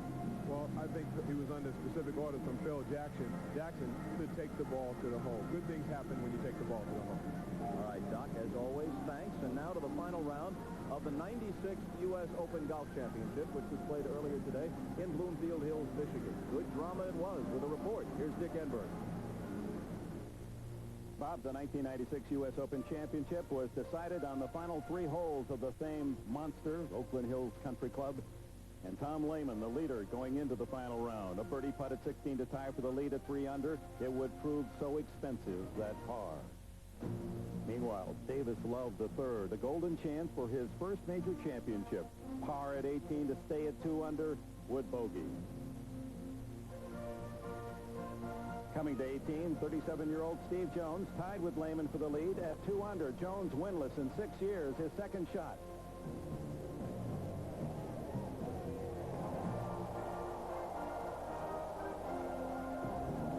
He would convert his par while Lehman would bogey.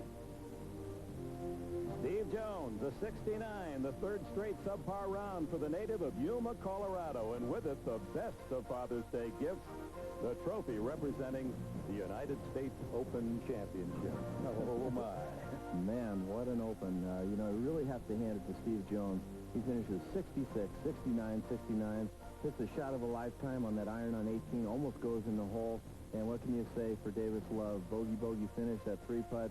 And then Tom Lehman, a little tough luck coming in, but a wonderful Open Championship. They came to cheer the gallery, the Nicklases and the Mickelsons and the Havens and the Normans, but it was a long shot. Steve Jones that won today. He grew up as a boy. This was his dream as a man. It came true at Oakland Hills today. And now back to Bob Costas in Chicago.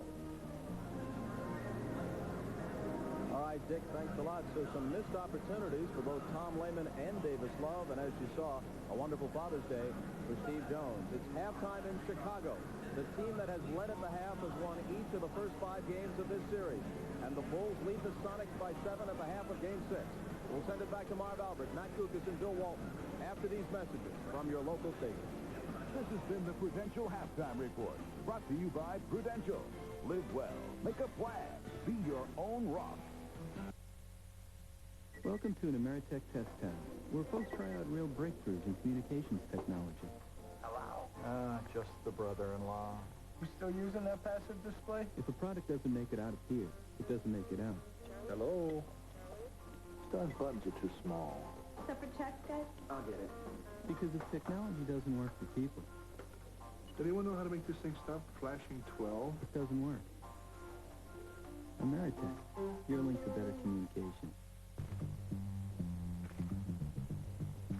Space sure doesn't come cheap. With a Trooper, you get plenty of space, 90 cubic feet. And you don't have to buy the farm to get it. For $0 down and $2.99 a month, you get wall-to-wall carpeting, air conditioning, heat, a great view, and an easy commute. Get to the greatest Isuzu clearance event for a showing of the Trooper. Sure, for $2.99 a month, it doesn't come with a garbage disposal, but you can play your music as loud as you want. Another Home Depot's opening in Chicagoland. How do you do it? Because of the way we treat customers. We have a little store mentality. We take care of our customers. Person comes in there on your team. Everybody's friendly, helpful, knowledgeable. Just look for an orange apron. Yeah, we're growing and growing, getting bigger and bigger. Customers are rushing in. It's great. The Home Depot, now open in Downers Grove at Butterfield Road and I-355. Illuminate your home with Philips soft white light bulbs in a variety of wattages. They're just 95 cents a 4-pack every day at the Home Depot. They thought you were just young and full of energy. But you knew all along. One day, you'd come home with the gold. The U.S. Olympic Gold Edition Pontiac Grand Am. Special trim. An impressive list of features. Drive it for $5.95 down and $2.39 a month with a 3.9 APR GM8 Smart Buy. See why Pontiac outsells all the imports. Show the Bulls you love them, but please celebrate safely.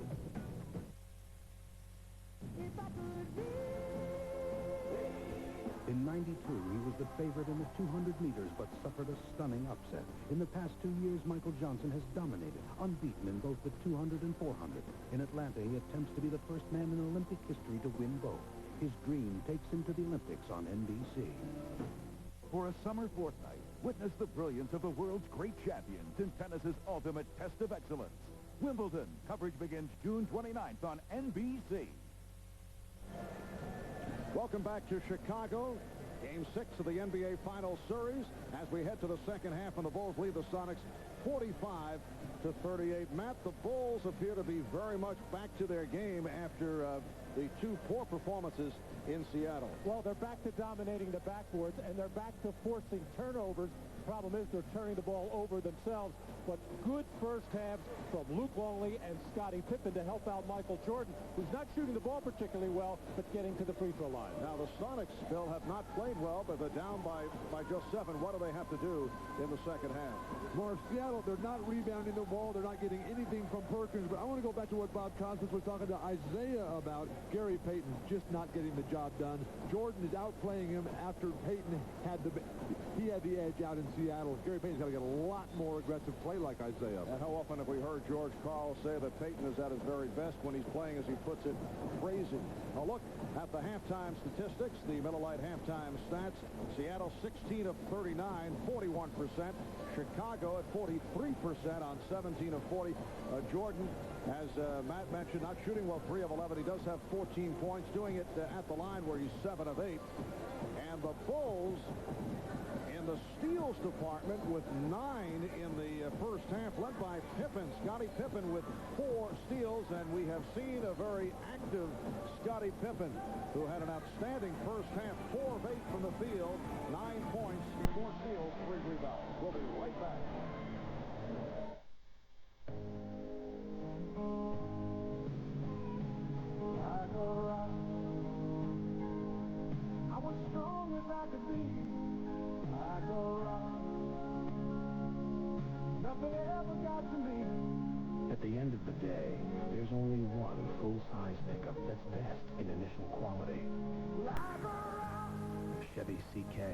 It's a dirty job, but somebody's got to do it. Know someone who never eats everything on their plate? Introduce them to extra tasty crispy chicken from KFC. Freshly prepared, it's irresistibly crispy and delicious right down to the last crumb. For the taste that wins everybody over, all you need is a little KFC.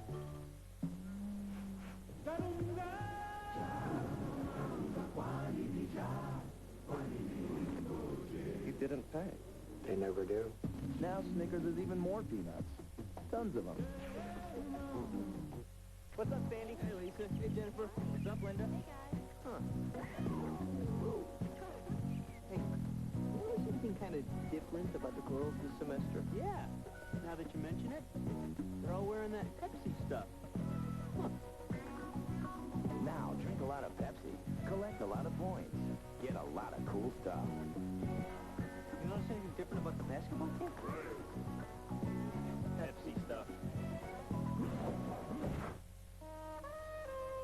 Ken Griffey Jr., Mike Piazza, Cal Ripken, Barry Bonds, Albert Bell, Tony Gwynn, Frank Thomas, Fred McGriff, and more. Baseball's Night of Stars, the All-Star Game, Tuesday, July 9th on NBC. Back in Chicago, Marv Albert, Matt Guokas, and Bill Walton.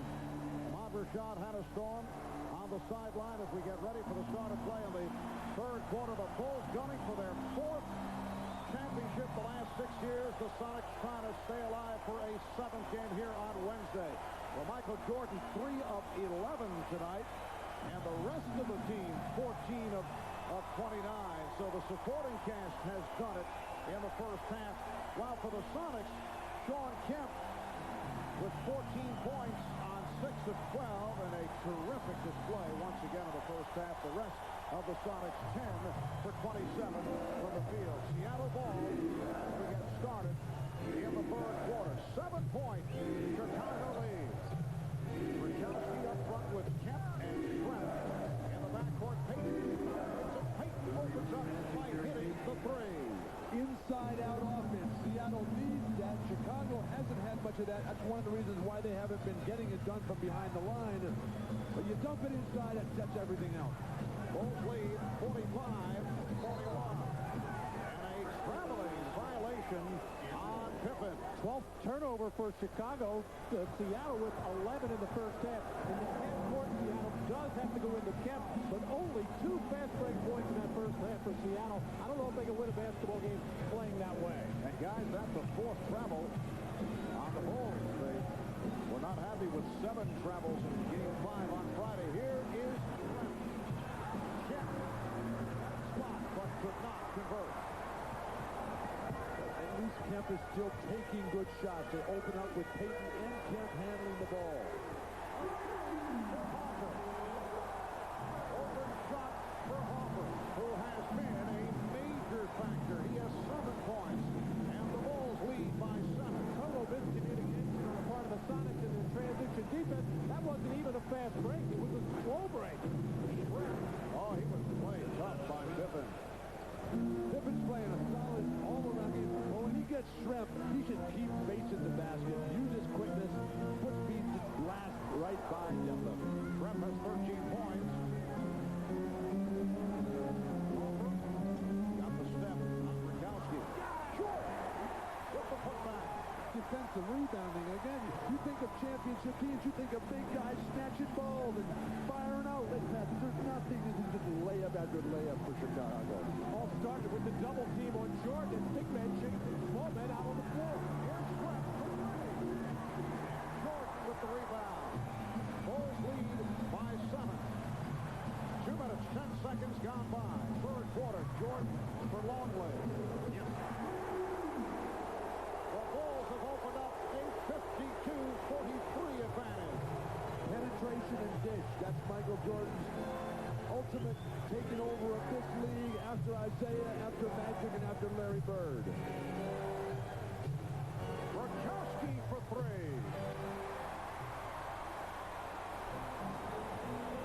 Longley able to save that pass slightly off, but then threw it away. Gave it right back to the Sonics. Test that man for colorblindness.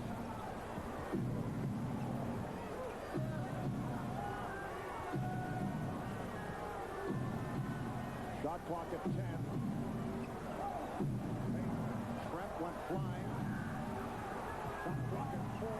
Oh, what a shot by Gary Payton. Well, after terrific defense on the part of Ron Harper, really stifling Gary Payton, forcing him to take that tough shot.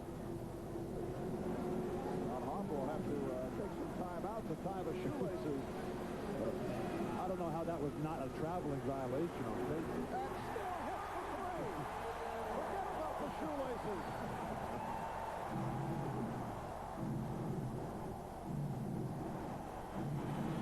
There you see it. Dragging the right foot. 10-point Chicago lead. Offensive foul is called. Percy Hawkins and Ron Harper's got to tie the shoes up. This is after he made it, where you can play with no shoelaces. Percy Hawkins called for the screen across foul. On the move, Dennis Rodman flops once again. Again, here's a guy that doesn't flinch when Shaq thumps him. And Percy Hawkins, who's bigger than Marv, comes out and sets the screen. And hey, that's 4 on Hawkins.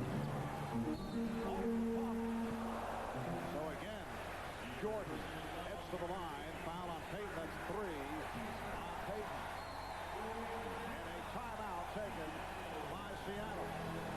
Animated discussion between Dennis Rodman and Hugh Evans, who is being led away by teammates.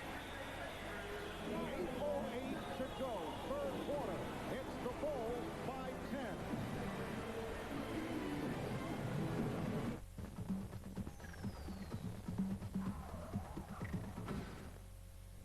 Finding oneself alone in this world can be terrifying. Poor thing, you must have fallen out. I knew I must return him to his family to ensure he's consumed at optimum freshness. I don't see him, do you? Excuse me, he's lost. One beer coming through. See him? We'll find him any minute. I can feel it. Excuse me. Don't give up. Hey, who's missing a bottle? I got a lost bottle here. Budweiser. Brew refresh taste. Strictly enforced. Don't worry, little fella. We'll find him. I do not drive to work. I do not drive to get from point A to point B. I do not drive to run away from the world. I just love to drive. The new 1996 Monte Carlo. Personal space from genuine Chevrolet. The cars more Americans trust.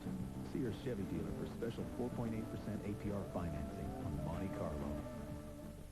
10 minutes and we're out of here. Now, pass that pipe again. Will it take long? Nah, only a couple hours. Well, walk up when you leave. Sure. DirecTV. Over 175 channels, digital picture and sound. It's satellite TV at its best. Wow, does this blow cable away? Comfy? For the choice of movies, cable, and sports packages you can't get anywhere else, it's got to be DirecTV. The NBA on NBC is brought to you by Budweiser, official sponsor of the 1996 Olympic Summer Games. This Bud's for you. By Genuine Chevrolet, the cars more Americans trust. And by the Pepsi-Cola Company. Now, the more Pepsi you drink, the more great stuff you're gonna get. We welcome you back to Chicago, where the Bulls with another spurt. There's Lamar Hunt, the owner of the Kansas City Chiefs, one of the original owners of the Chicago Bulls, and now one of the Bulls' partners. Eddie Vedder of Pearl Jam. He and Lamar will not be getting together after the game. And Bill Murray, a native of Chicago. We talked with Bill earlier. He said that he always returns for ritual sacrifices. And Oprah on hand here at the United Center. Well, Michael still struggling from the field at 4 for 12, but like all the great scorers in the history of basketball, when they do not have their shot going, they find ways to score, and here it is, right at the free throw line. Michael going for his 9th and 10th free throw of the game. 4 minutes gone by in the third quarter. The Bulls lead by 12. This matches their biggest lead of the game. Gary Payton is playing with 3 personal fouls. Percy Hawkins has 4. They're on the floor with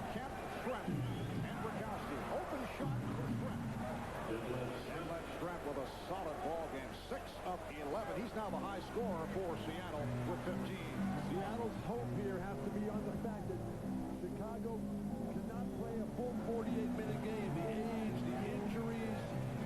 But that crowd right now is so ready. Offer way off the front. Dennis Rodman, who's been quiet the last two games, has certainly had an impact here tonight.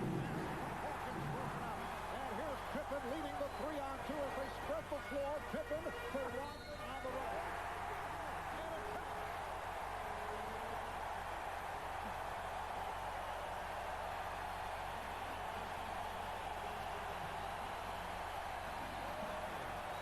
Well, Dennis Rodman doing what he does best. Work on the offensive glass. Nobody gets a body on him. Frank Bukowski loses him right on the doorstep. Dennis Rodman finishing one off. And then you get the rare 3-on-2 fast break that you don't normally see. You see 3-on-1s, 2-on-1s, and Scottie Pippen making the nice play to Dennis Rodman. Matt, I think that Dennis Rodman works the crowd better than he works the offensive board. Well, he has the crowd going with 9 points and 10 rebounds. Shot clock at 5. And away from the ball, the call against the Sonics as Rodman was taken down by Kemp. That's 3 on Kemp. Rodman and Kemp away from the ball. Kemp, the frustration. That was not a foul. He threw him to the ground. Sean, you cannot lose your poise here. Dennis Rodman trying to get into your head. You've been above that all series. Stay that way. And this is that little bit of a different tactic that the Sonics have not seen in the last few games. Running the big man inside, and Seattle not handling it very well at all. The Bulls have a 15-point lead.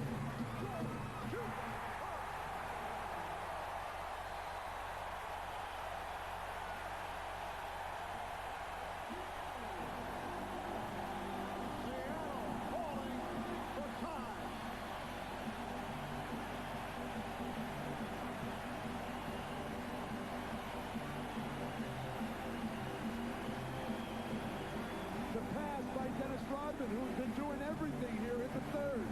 This has just become a clinic for Chicago at the basket. Michael Jordan so ecstatic. George Karl forced to call a timeout. Things falling apart for Seattle. They're in desperate straits at this moment.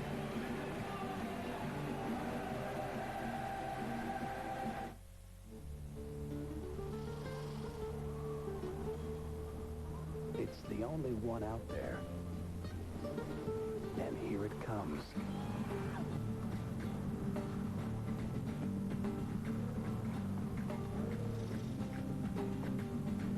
Introducing the only compact pickup to offer a third door. Okay, folks. Show's over. Chevy S-Series, like a rock.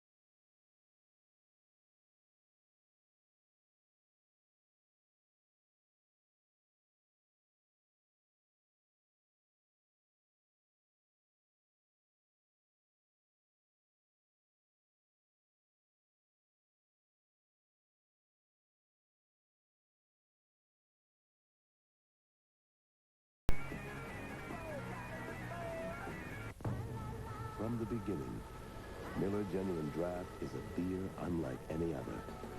Uniquely cold-filtered for maximum refreshment. Brewed with specially selected grains, the finest malted barley, and only the choicest hops the Northwest has to offer. Miller Genuine Draft. Always smooth, always refreshing, beginning to end. Cold-filtered Miller Genuine Draft. Stay cool. This fall, a door will be open to a whole new world. Dark Skies. The storm is coming this fall on NBC.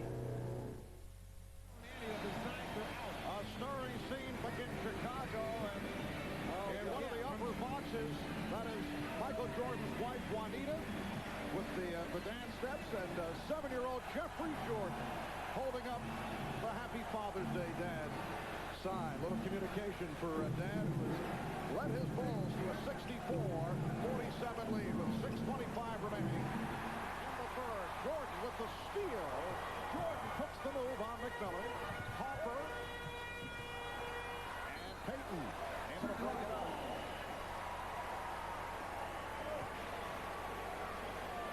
Well, this is the situation that Gary Payton loves best when Nate McMillan comes into the ballgame. Now Gary doesn't have the responsibility of handling. He can play off the ball, and it's usually a good situation for Seattle. But the way Ron Harper is defending right now is outstanding. Yeah, but Han has been telling us that Nate McMillan's so frustrated with his teammates' lack of performance. Seattle better get on their game, or this celebration is going to start momentarily. Jordan with the air ball. Rare miss for the Bulls in this third quarter. Now 7 of 10 from the field. Oh, Rodman broke up that pass from Payton. What is Gary Payton doing? Rodman blocked out with his face. And Payton and Rodman in a conversation. Rodman posting up on Payton. Bulls looking to go to Rodman down low. Now Longley with 1 on the shot clock. 24-second violation. Would have been called, but the Sonics came up with a steal. Perkins, didn't get anything. Nate McMillan cannot even move out here, Marvin. It's beyond an emotional lift. You're only going to get that at home. They got to get somebody who can play in there, who's physically healthy. See the Bulls 7 of 10 for their 19 points and a 19-9 in the third. Pippen claiming that he was fouled.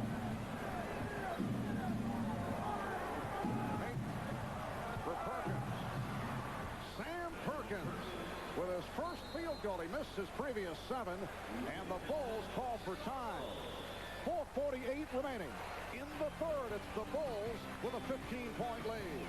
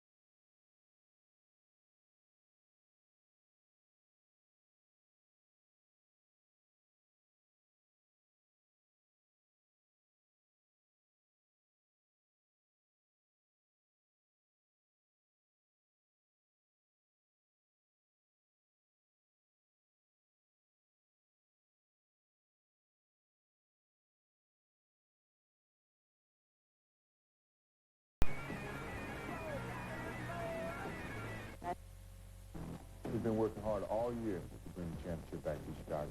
Here's Jordan slicing through. We're not there yet, so we'll still count on all of your support. Rodman again. Just like last time, we're all in this together. If we win, celebrate our achievements with style and dignity. This is Chicago's moment to shine. Let's show the world how to do it right. Celebrate safely from NBC5. Committed to Chicago. Dan O'Brien. After failing to make the team in '92, he's been waiting 4 years for this moment. Michael Johnson, America's most dominant sprinter. His goal is unprecedented double gold in the 200 and 400. Plus, Olympic dreams are on the line for America's top divers. The U.S. Olympic trials next Saturday and Sunday on NBC. Back at the United Center, where the Bulls lead the Sonics by 15. Seattle's inspirational leader, Nate McMillan, sobbing during that timeout. Tears of both frustration and pain. Team doctor tells me that he did re-aggravate his back injury late in the first half. He was wearing a back brace just prior to his trying to enter the game for a few minutes and in obvious pain, and they're not sure if he will be able to play again today. Marv? Thank you, Hannah. 4:48 remaining, third quarter, and the Bulls lead by 15 points. You feel so bad for Nate. Marv, I dreamed my whole life of playing against Abdul-Jabbar in the NBA Finals. I finally got that chance, and I had a broken foot at the time, and it just ruined my life. Of course, until they let me carry your bag. I was going to say, but it's been turned around the last couple of years. Now that they NBC Association. Now that they let me carry your room service and make your dinner reservations, it's a lot better. Pippen checking the shot clock. It's down to 3. Hoffer for 3. And a loose ball foul. I really haven't noticed the Sonics defense picking up that much, but in the last 3 possessions for Chicago, very tentative. They had a couple of fast break opportunities that they didn't take. The Sonics want to get this thing to 10 points before the third quarter's over. Pass Payton finding Perkins, and it's a 13-point Chicago lead. And the crowd trying to rev up the Bulls once again. Good sign that Perkins is coming to life, but Sean Kemp's only taken 1 shot this half. Nice move by Pippen. And here comes Payton with Jordan back. Now right there, Payton should just go right at Jordan. You're only going to win if you attack with your strength. Fires the 3. He has 14 points, and the Sonics are down by 10.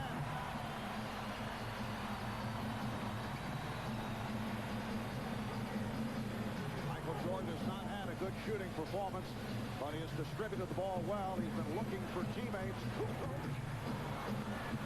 On the back tap, it's handled by Payton. Ahmad was telling us that Phil Jackson does not want these wild threes. That's how Seattle got back in at the end of the first half. They're creeping back in right now because of Chicago's poor offense. Trapped with the post-up move. Rebound kept alive by Kemp. And the save by Kemp. What a play by Sean Kemp. What ball control to fight off 2 Bulls. And that makes it a 9-0 run for the Sonics. The Bulls call for time. So the Sonics have come roaring back. Down by as many as 17. They are now within 8 points. Well, it must be at that end of the floor because this is what Seattle was doing in the first half, not going for those loose balls and rebounds, and Luke Longley making just a couple of half-hearted efforts, and Sean Kemp showing that he just wanted that basketball more as the Sonics have regained the momentum and start to creep back into this ballgame. 9-0 run by Seattle. Sean Kemp with 16 points, along with 10 rebounds, and with 2:49 to go in this third quarter. It is an 8-point game. Marv, Chicago took Dennis Rodman out when Rodman had control of the game. He was on the offensive glass. He was making nice passes. The Bulls were running. They put him on the bench, and now Seattle back right in it. And Sean Kemp working his way on the offensive glass, and Dennis Rodman, all he can do is stretch. He has to learn that trick about substituting yourself, I guess.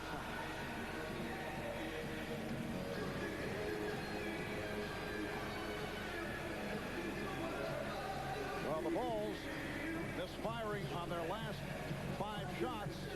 No field goals the last 3 minutes and 45 seconds. A rare drought for Chicago. They've played exceptionally well here tonight. Well, we have seen the last couple of games with the Chicago Bulls. Now, it was on the road in a very tough building to play where the crowd was just huge as far as the inspirational impetus that they gave the Sonics, but we saw Chicago get tired. We saw Michael Jordan get tired, and right now, almost with 2:49 to go in the third quarter, Chicago just walking through their offense and loping, not sharp with their passes and not sharp with their cuts, and it is killing them. It goes right back to what Hannah talked about at the very start of the game, about Seattle's hope being based on Chicago's inability to play a full 48. Payton very quiet in the first half. Payton has come back strong. He's got 8 points here in the third, along with 6 assists. Magnificent third quarter for Gary Payton, but they're still down 9. The crowd here has been put back in their seats. Phil Jackson will rest Michael Jordan. Rodman is back on the floor. Kukoc, Pippen, Hoffer, and Kerr. Rodman setting the screen. Kukoc in a battle with Perkins. Shot clock at 7. Here's Kerr over Perkins. A 3 for Steve Kerr,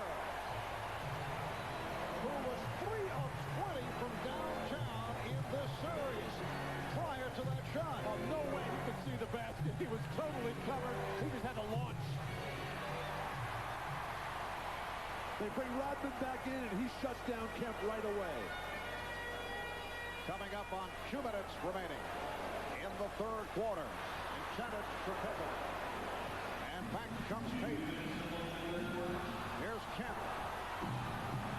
Shawn Kemp has mastered that shot. It appears he's about to put it on the floor and drive to the basket, but he has that nice little pull-up now. On this situation with Chicago struggling, you say, why would Phil Jackson take Michael Jordan out? First of all, normally when he comes out of the game, late in the third quarter, but also Phil likes to show the confidence in the other players that they can stem the tide. And yet another travel on the Bulls. That's the 5th time they have been called for steps. But it's been when Jordan's on the bench this entire series that Seattle has made their greatest runs, particularly in this building. In the 2 games out there that Seattle won, it didn't matter that Jordan was on the court. Seattle spanked them anyway. Minute 25 remaining, third quarter. Sonics down by 9. Payton putting moves on Hopper. Did not find the shot. Shot clock at 4. Payton from deep. Forced into a difficult shot. And a great rebounding job by Scottie Pippen, who throughout this series, despite his shooting problems, has played the other parts of the game. Hopper rejected by Kemp. Kept alive, though. Hopper trying to back to 3-point territory. Shot clock is down to 5. Kukoc. Pippen. Traveling. What is going on here? That's a good call. Scotty stepped into his shot. He didn't deliver it. Again, the hesitation that Scotty has. The shooting, both teams dead even. The score is not a 9-point lead. Scotty needs to attack, be more of a leader when Michael's on the bench. Vincent Askew, who was benched the last 2 games, seeing some action here. But unhappy with his play. And he goes right to the offense.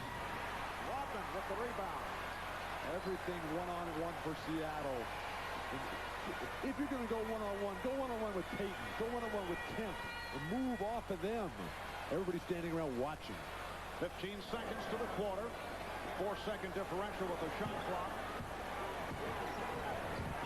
Pippen. Down to 5 seconds. Look out. Kerr going for the steal. Payton finding Hawkins for 3. After 3 quarters in Chicago. The Bulls 67. Sonics 58. Kemp 8 of 16 for his 18 points. Jordan not shooting well, 5 of 14 for 20 points. We'll be back after these messages and a word from your local station. You're watching the NBA on NBC. What's up, Sandy? Hey, Lisa. Hey, Jennifer. What's up, Linda? Hey, guys. Huh. Hey, you notice anything kind of different about the girls this semester? Yeah. Now that you mention it, they're all wearing that Pepsi stuff. Huh. Now, drink a lot of Pepsi, collect a lot of points, get a lot of cool stuff. You notice anything different about the basketball team? Pepsi stuff.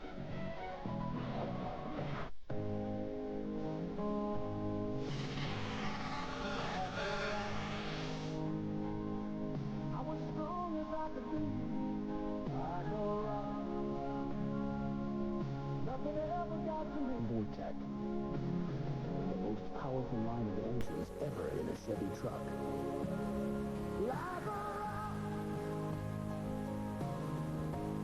Chevy, the most dependable, longest-lasting trucks on the road. The U.S., as expected, won the gold here in Barcelona. People don't realize how significant it is to be playing in the Olympics. It's the greatest experience you will ever have. Last time I was from a player's perspective. This time, I'm going to limit as a fan. The Dream Team, coming this summer on NBC. Convicted of violent crime. Should they ever go free? Dateline Tuesday. This game is brought to you in part by your local Ford dealer. Yachting is my life. Need a second chance on your fantasy? Enter the Lotto Fantastic Fantasies drawing from the Illinois Lottery. Every time you play a $5 ticket, you get a fantasy entry form. Could be for a car, home improvement, a shopping spree, a fantastic amount of cash, or a boat. Just send in the coupons and sit back and fantasize. Of course, if you're satisfied with your present fantasy, hey, somebody's going to win their fantasy. Might as well be you. Dodge Dakota is number 1 in resale versus Ford, Chevy, and GMC. Number 1 in horsepower. Number 1 in torque. Even number 1 in towing. In fact, Dodge Dakota is ranked number 1 in more categories versus any compact. So it should come as no surprise that across America, Dodge pickups are number 1 in sales growth. Now get up to $3,500 off on Dodge Dakota, including $1,000 cash back. This copyrighted telecast of the National Basketball Association may not be retransmitted, reproduced, or rebroadcast without the express written consent of the NBA. Well, the Bulls are pulling out all the stops to get this crowd going. These are some things we haven't heard in the past. In fact, I knew they were serious about getting the crowd into it when we heard the rendition of Macho Man from the Village People in the first quarter. Now, that's early. Very early, normally a second half. But Bob Costas was talking about it at the very start of the show, how this is the Chicago Bulls fans' opportunity. It's the only chance this year where they've really had an opportunity to be a factor. Randy Brown has come on for the start of the fourth quarter. Michael Jordan is back. The shot clock rolling down. It's at 5. Kukoc for 3. Rodman with the rebound and foul by Kemp. For Kemp, it is number 4. Well, in the fourth quarter of Game 5 out of Seattle, George Karl, the Sonics went to hard double teaming of Michael Jordan and took the Bulls totally out of their offense. They did it on this occasion as well, but when you double team, you are vulnerable on the offensive glass. Rodman's got his rhythm, though. 19 attempts for rebounds. He's pulled it in 13 times. That's a phenomenal percentage. Here's Brown for 3. And chased down by Rodman, beating Askew to the loose ball. Dennis is just out hustling. He was a non-factor late in the week in Seattle. Today, beautiful. Little reminder of Game 2. A lot of offensive rebounds, no scores. Holding on to the game by time of possession. Shot clock at 5. Kukoc for 3.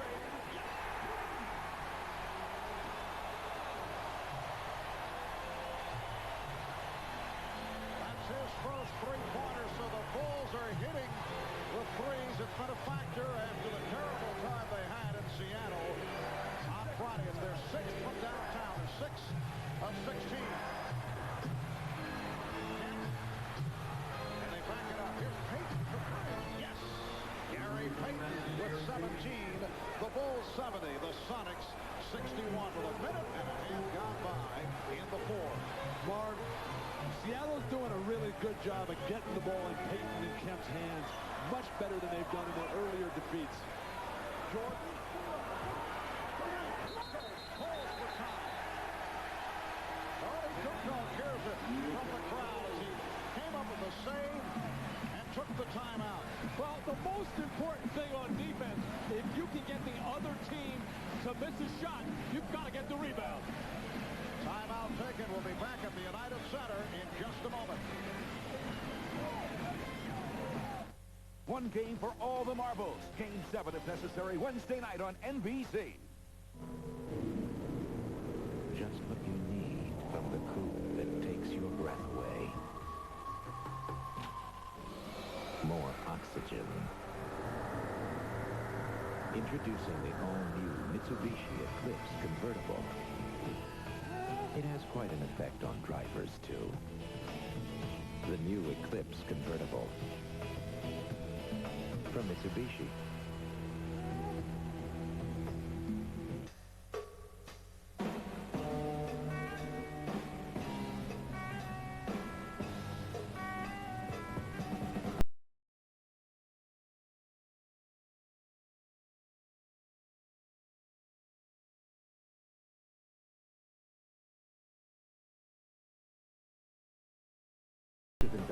rely on our brokerage experience. Isn't it time you had Fidelity Investments working for you?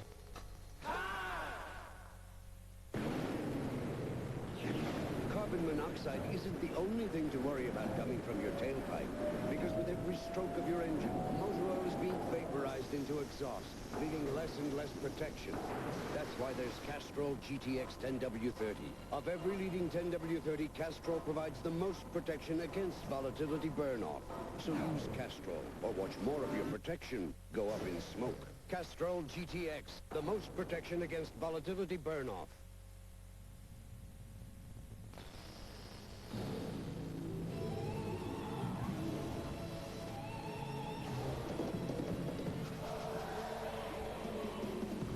Cold-filtered Miller Genuine Draft salutes the red-hot Chicago Bulls on their record-breaking, history-making 95-96 season. The Chicago Bulls and Miller Genuine Draft. How Chicago stays cool. Miller, where great taste runs in the family, brings you Miller Moments. Tonight's Miller Moment takes us back to the 93 NBA Finals, Game 6, and the Bulls trailed the Suns by 2 in the final seconds when John Paxson hit that clutch three-pointer to give Chicago the lead. The Suns had one last chance, but Kevin Johnson's shot blocked by Horace Grant, and the Bulls became the first team in 27 years to win 3 consecutive NBA titles. That was done also on Father's Day back in '93. In recognition of that moment, Miller Brewing Company will donate $1,000 to the Thurgood Marshall Scholarship Fund. There's John, now an assistant coach, his first year as an assistant with the Bulls after serving as color commentator for the Bulls. His clutch shooting made him a major contributor to the Bulls' 3 NBA championship teams. 2 minutes gone by in the fourth quarter. Chicago with the ball. They're up by 9. And here is Jordan coming up short, but he drew the foul. Oh, he wanted that off the spin. His shooting's been off. He's 5 or 15. He's 9 of 10 at the line, and he'll go back to the line after that foul by Schrempf. Matt mentioned earlier about the great ones when the game's not happening from the perimeter, get to the foul line. Looked like he was going to clear out a little bit with the stiff arm left, but he just dangled it out there, and Detlef came in and hammered him. Such a difficult cover for Vincent Askew to begin with. He has been buried so deep in the doghouse, hadn't played in the last couple of games, and now, even though he has been able to play Jordan in other situations, just looks very rusty out there. And with this lineup for Seattle, Chicago's going to be able to get to the hoop, and nobody's going to be able to keep Rodman off the board. And there is Juanita Jordan rooting her husband, and the Bulls on. They now have an 11-point lead. 9:50 to go in this fourth quarter. The pass was off the mark. Terrible pass, Detlef Schrempf. Randy Brown for Tony Kukoc. Scottie Pippen played by Hersey Hawkins. Hawkins been very quiet here tonight after the 2 solid games. Look out. That's headed our way. Brown tried to save it. And he was fouled by Pippen. That was your ball. We were waiting to see, Marv.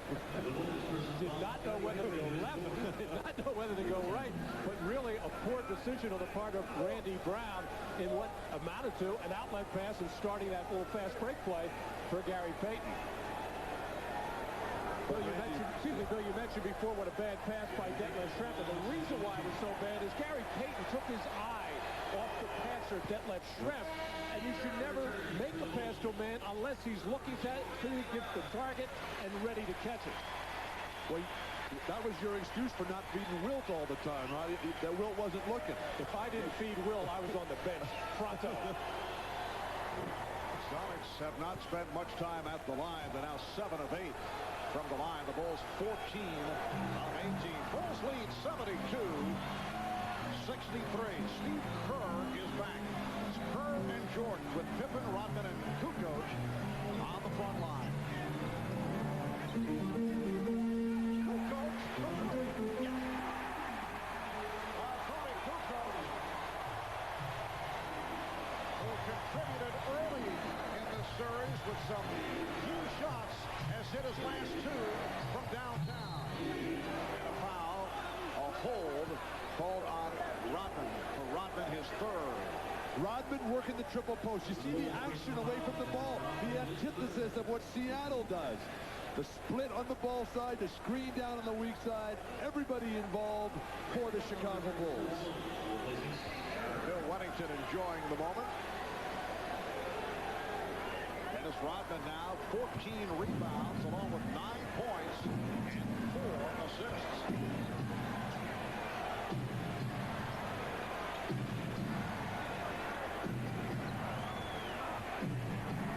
Isolated against Brown.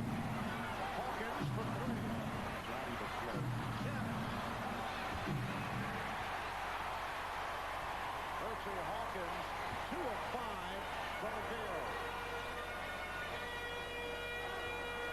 Kukoc for straightaway, coming up short, and it lands in the hands of Kemp. Shrimp took the hit from foul. Marvin, Gary Payton gets this short outlet pass from Shawn Kemp on one of their few defensive rebounds tonight. Gary Payton's got to drive that ball up and create the fast break himself. He throws it away so early in the possession. He's the playmaker. He's the creator on this team. All right, Askew sitting down.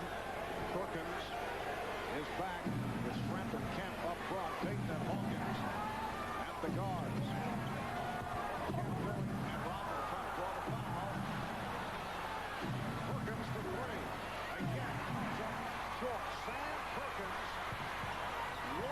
2 for 10 from the field.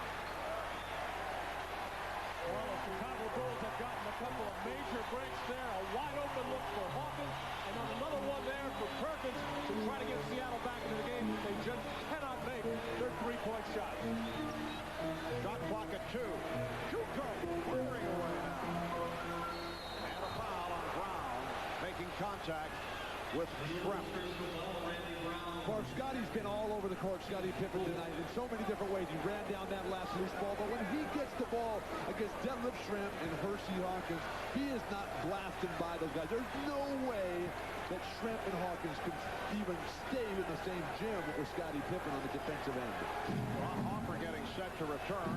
Bulls now have 14 fouls. Sonics with just 2. Schrempf pulling the hook shot out of the repertoire. But Rodman is taking over. He knows where every ball is going.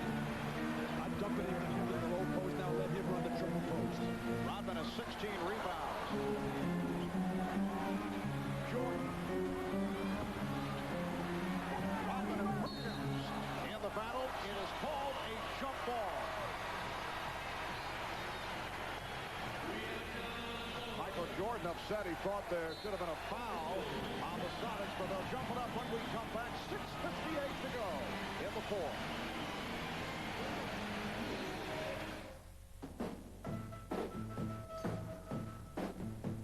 You're making the move. Finding your own place.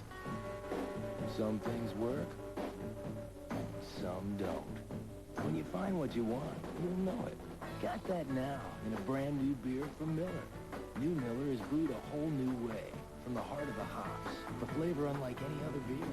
Big flavor that goes down easy. Brand new Miller beer. Reach for what's out there. Dr. Catherine Homrick cares for some very demanding patients in upstate New York. I drive a lot. Some days I'll drive up to 300 miles a day to see my clients. Fortunately, this veterinarian drives the reliable Mitsubishi Galant. My Galant makes my life a lot easier. With the weather being unpredictable, it's real important that I have a dependable vehicle. The Mitsubishi Galant, a car you can depend on, even when it's raining cats and dogs. The Galant from Mitsubishi, the new thinking in automobiles. Pete's strong point is the serve. For Andre, it's the return. He serves, he returns. Serve, return. Serve, return. Serve, return, serve, return. Serve, return, serve, return. Serve, return.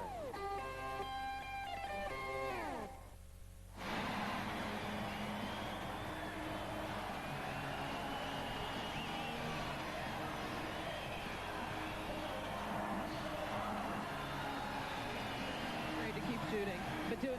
Carl told him. On this Father's Day, Michael Jordan certainly has a host of emotional memories. His dad, James, a regular at Bulls games, very close to his son, murdered 3 years ago. We asked Michael for his thoughts on his dad. My father's not here, but yet I have to give tribute in whatever way I can in faith and in spirit. But I think what's the blessing of today is to be able to wake up and see your kids come in and say Happy Father's Day. I mean, that's the transcending of your father to you and to your kids, and I think that lessens some of the emotional things that I had to go through for today. And I'm looking forward to going out and playing hard, and knowing that I'm doing what I can to try to make him proud and make my family, my wife, my kids proud, and put forth the effort. And whatever happens from that point, it's meant to be or not. So special, that relationship with your dad. I know my dad is watching today. He's still driving that MVP truck that I got 20 years ago.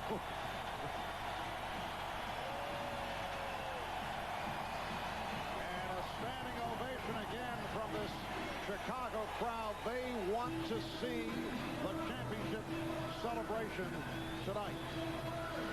The Sonics only 1 of 6 from the field in the fourth quarter. Pippen with the save. And it is Chicago ball with 6:50 remaining in the fourth.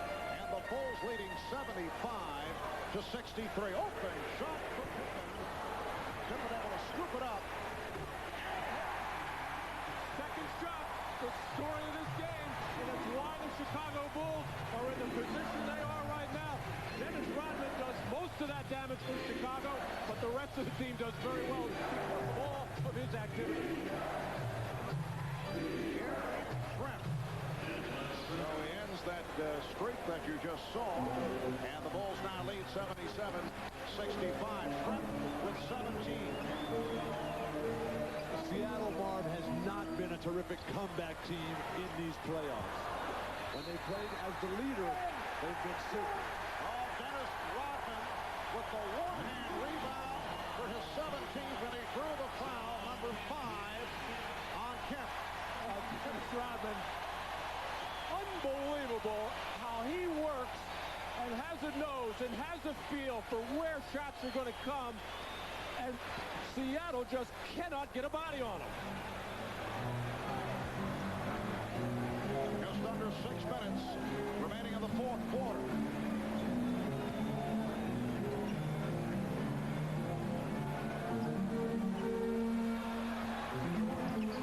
On the pull-up. Comes back to Jordan. Oh, the ball fake.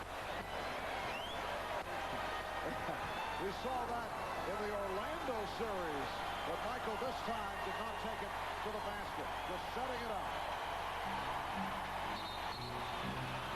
And an offensive foul is called. And for Michael, his second. Now, Michael does have a tendency to use that off arm to wipe out the defender to get an advantage, and just ever so slightly just wipes at the hand of the defensive man. You get the idea he wants to do something that will get this crowd to explode.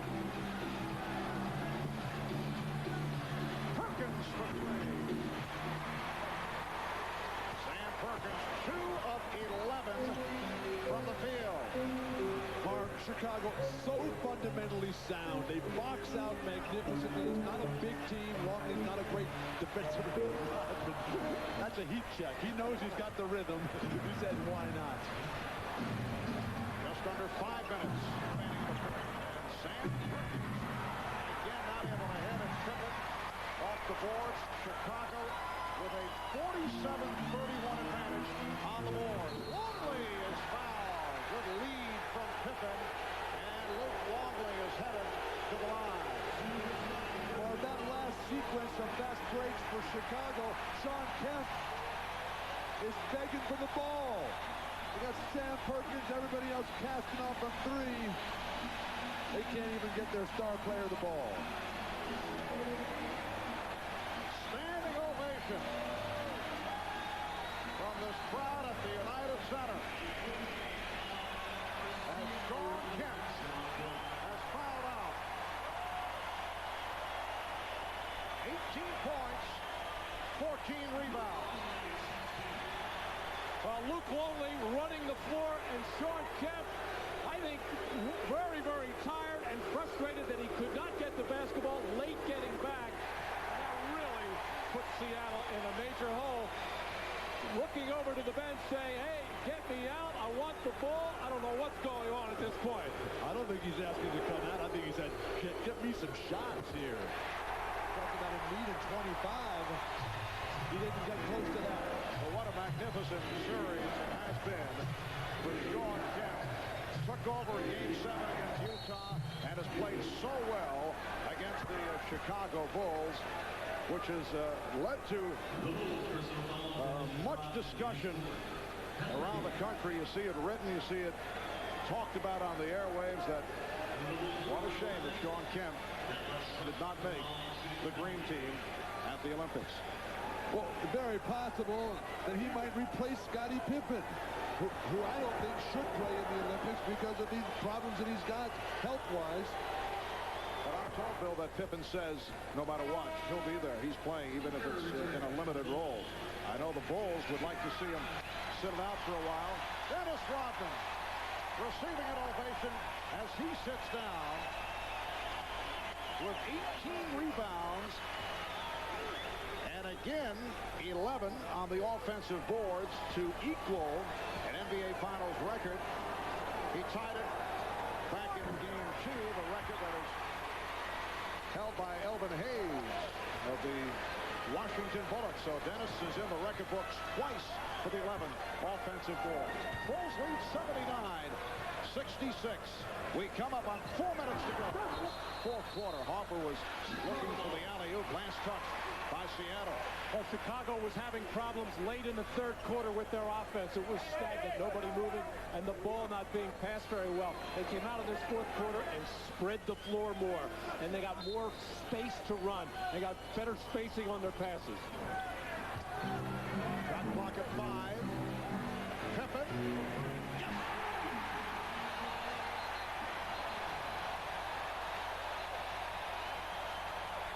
Dick Bavetta blowing the whistle and apparently indicating a foul call away from the ball. The basket counts, and a double foul on Wingate and Jordan.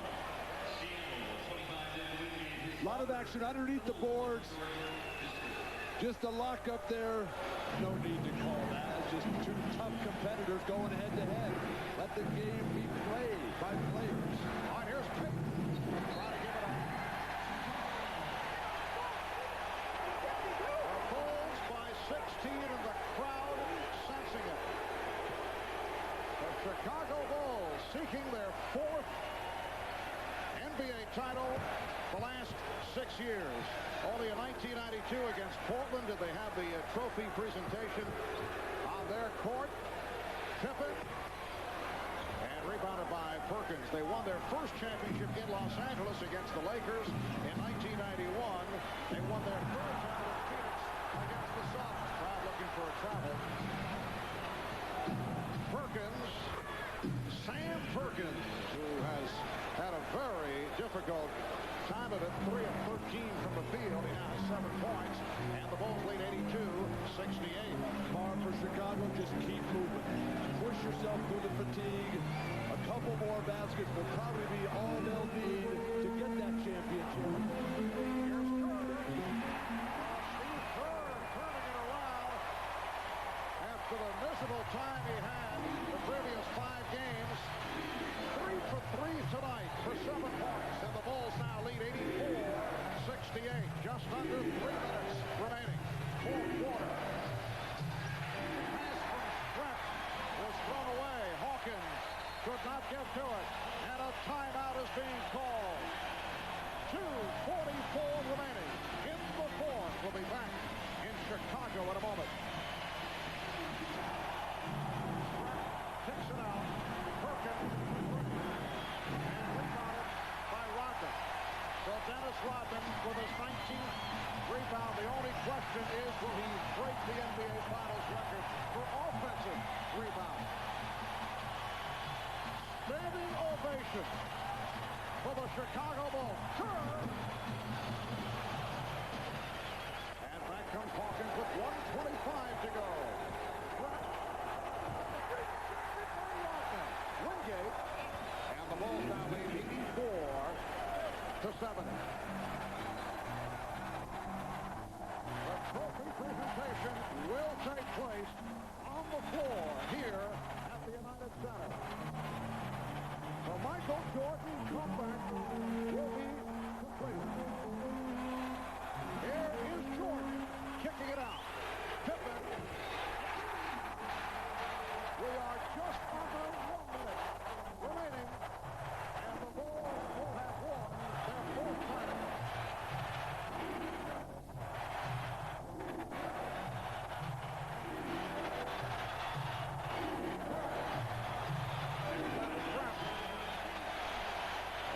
for the Sonics.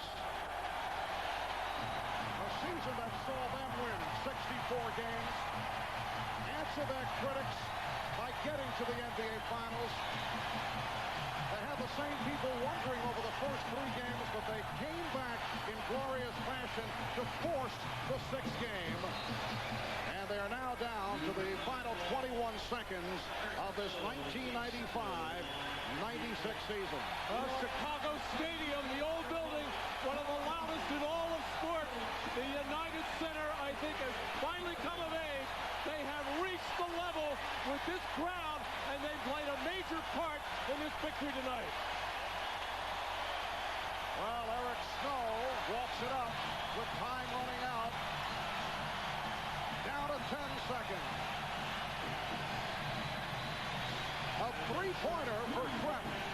87-75, and we're in the final second.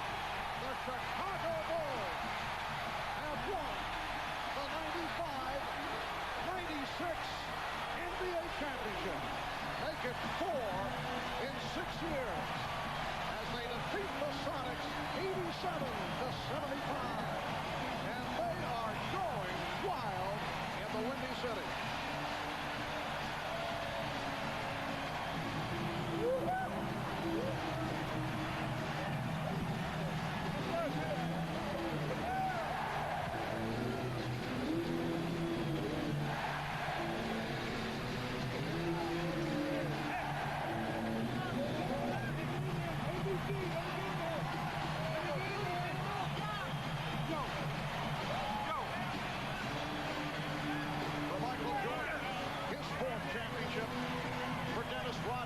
His third after the 2 with Detroit.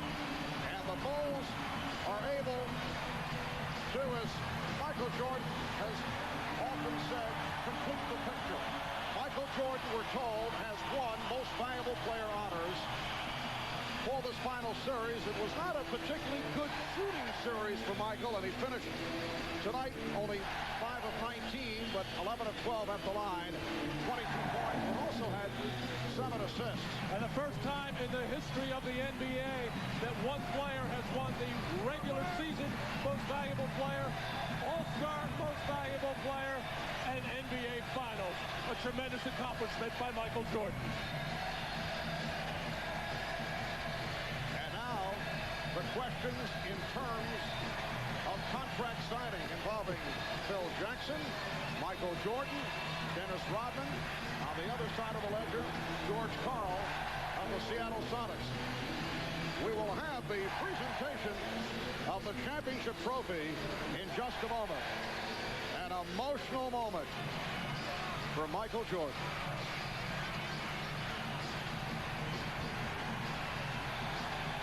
The tears are flowing.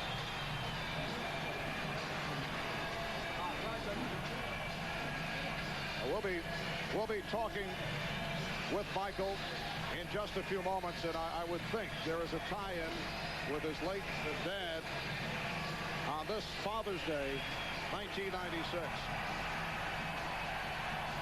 We'll be back with more from Chicago as the celebration continues. Back in a moment.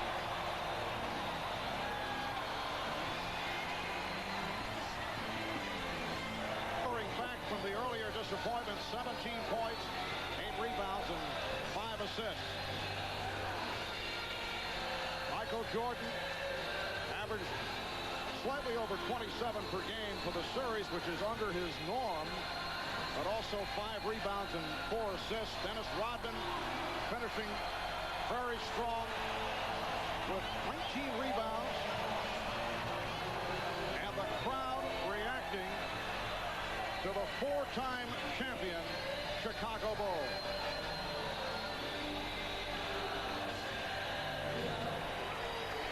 We'll be back with more in a moment. The first championship of the 90s.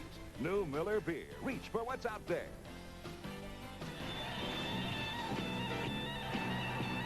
Ladies and gentlemen, please direct your attention to center court for the presentation of the Larry O'Brien NBA Championship Trophy. Here's NBC's Bob Costas. For the fourth time in 6 years, the Chicago Bulls are world champions. We'll hear from most of the players momentarily. But surrounding me here, Commissioner David Stern will make the presentation. The owner, Jerry Reinsdorf.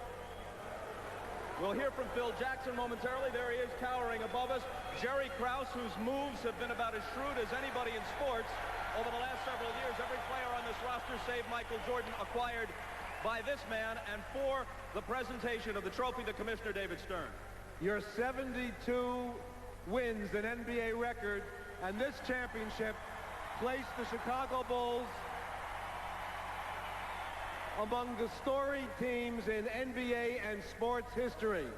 Along the way, you and the Sonics treated the world to NBA basketball at its best. Thank you for that. Congratulations to the fans of Chicago, the organization, and the four-time NBA champion, Chicago Bulls.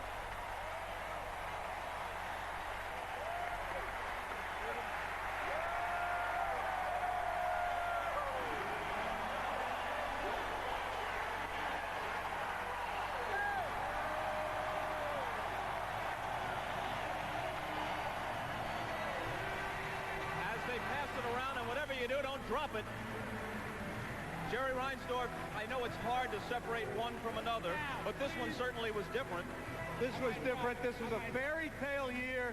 87 wins out of 100 games played. Every single man on this team contributed to this championship. Great players, led by the greatest player that ever played this game, the greatest coach in the league. But more, if you had to give credit to one man, the guy that put them all here, Jerry Krause. Jerry, I heard you say on one occasion that had Michael remained, the 93 team might have been the best of all, but this one will do. It's a great, great group, and this win today was so great because everybody contributed. There wasn't a guy in this roster that didn't contribute today. I'm so proud of them. Jerry, congratulations. And now to Phil Jackson. After the two losses in Seattle, was there even a tinge of worry coming in tonight? We were never worried. We had these people to come home to, home crowd. That's right, home cooking. We knew we'd win it right here. You've been around the game a long time. You've played with a storied team in the Knicks of the early 70s. You've coached 4 world champions. But this season was different than any other in NBA history, and the expectations were very high. Nothing but a championship would have sufficed. You're right. The championship was placed on our heads the first day of camp. Dennis Rodman, in addition to our basketball club, we've had a wonderful time doing it. It's been a joyful ride. The atmosphere in this building speaks for itself. We don't want to put a damper on it in any way, but this is a question that has to be asked. Do you expect to be back here as you go for 2 in a row and 5 overall next year? They want me back. If the management wants me back, I'll come back. It's got to be right. It'll be right. And now let's go to Ahmad Rashad, who's with Michael Jordan. All right, thanks, Bob. Michael, I know that the first one was sweet, but how much sweeter was this one? Well, you know, I can't even put it in words. My Father's Day, what it means to me. I know he's watching. To my wife, to my kids, to my mother, my brothers and sisters. This is my daddy. I'm very happy for him. Now, you had said, Michael, that of all the accomplishments that you've made, that this may be the accomplishment. Why? Well, this goes right up there to having my kids. My kids are the most important things to me, my wife, my family. But next to them, this is going to mean a lot to me because of what it symbolizes, which is my father on Father's Day. It means a big deal to me. Now, you remember just a couple years ago that early flight to Indiana, where it all started. Now, all of a sudden, it looks like this is the culmination. It's been a long road. You know, it started from scratch. You know, I had a lot of support from my teammates, from my family. I'm just happy for the city of Chicago. I'm sorry I was out for 18 months, but I'm happy I'm back to bring a championship back to Chicago. I know this is what you're pointing for, but as we look back at the baseball, we were talking the other day that you've almost forgotten about that. Seems like years ago. I haven't truly forgot it. You know, those minor leaguers meant a lot to me. They really got me back on the road of thinking basketball. They showed me the genuine attitude that you have when you're playing a sport that you truly love. So I give a lot of gratification to the minor league organization, the White Sox organization for giving me that inspiration. But it's always great to come back and play in Chicago. All right, Michael, congratulations to you on a great year and way to bring it to a win. Thank you very much. All right, let's go over to Jim Gray. All right, thank you very much, Ahmad. I'm here with Dennis Rodman. They're chanting your name now. Rodman, did you simply impose your will there in the third quarter with all those rebounds and 5 points? Well, I just think, say one thing. I just thank Chicago for having me in the city. And a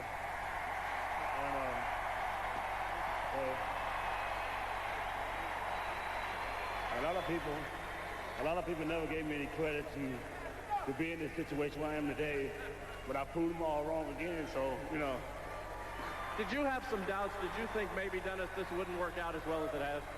No, you know, I'm just happy to be here with somebody, with a city that likes to see someone work their ass off, and I just like to give back to the people. Everybody wants to know about next year. There's been some questions. Do you feel as though you're going to be back here next year? I don't know. It's just up to the. I promised the people one thing, and I think I did it tonight. Hopefully, that's what they want. You know. What did Michael Jordan and Scottie Pippen and the guys say to you after you guys lost in Game 5? They specifically had some words for you. What were they? No, you know, the referees seem to have a tendency to pick on somebody that's totally different, but I say screw them. You know, so, I like to go out there and do what I have to do to win a ball game. If they don't like me, they're going to see me for the next 3 or 4 years in the league, baby. Congratulations to you, Dennis. Your third championship. Let's go over to Marv Albert. All right, Jim, Dennis obviously confused. He thought it's the CNBC cable postgame show. So the Chicago Bulls, with a record-breaking 72 wins in the regular season. In the playoffs, they sweep Miami. They beat the Knicks in 5. They sweep Orlando. And they take the Sonics in 6 for their 4th championship the last 6 years. Back with Scottie Pippen in a moment. Celebration continues here at the United Center. The Bulls over the Sonics to take the series in 6, and one of the Chicago heroes this evening, Scottie Pippen, who bounced back with a very solid game. He's with Ahmad Rashad. Ahmad? All right, thanks, Mark. I'm here with Ron Harper and Scottie Pippen. And Ron, first of all, you played, you had the bad leg and everything, but you gave it all tonight. What a big difference you made. Man, I'm just happy to get this series over with. Me and my teammates came out tonight, and we knew the job that we had to do. And this goes out to all our fans and all our family in Chicago and all over the world. Hi to my son. Hi to everybody out there. And I love you, man. Get on your butt. All right, Scottie, you've been battling injuries all year and taking a little heat in the last couple of games, but tonight you came out and had it all together. The last 4 months, you mean? The last 4 months. But, you know, I had to stick with it, Ahmad. Our basketball team, guys been dedicated to coming out and winning. We've been very focused all season. We won 72 games. Scott came out and played hurt, played injured.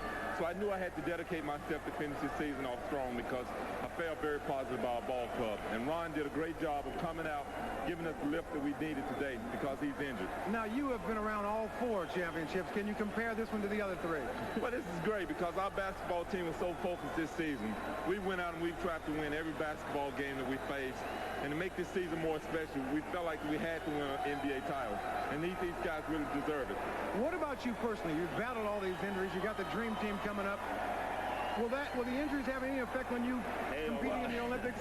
Well, I don't think I'll be as valuable to the Olympic team with those great players that they have on their basketball team as we have here at the Chicago Bulls. So if they can live in my minutes, I'm looking forward to playing them all. I'm dedicated to going and playing throughout the Olympics, and I'm looking forward to it. All right, congratulations, you guys, on a great year. Thanks, Ahmad. All right, let's go down to Hannah Storm.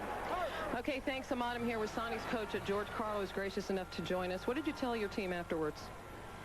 Well, there's seasons in basketball that you can be proud of, and there's a specialness to this year's team, and I think a lot of things that we've done.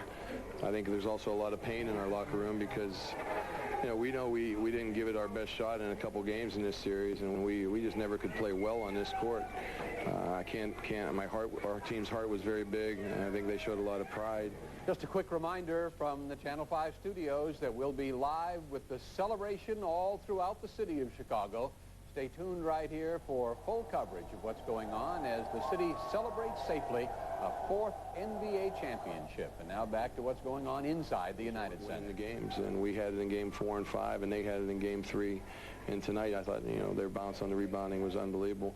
But I also think the experience, we kind of got frustrated at times in this building and gave them minutes where we didn't play our best basketball. How will history treat the Chicago Bulls, who came into this series? A lot of people theorize they were one of the greatest teams ever. Did you destroy that theory by making it a series and making it difficult on them?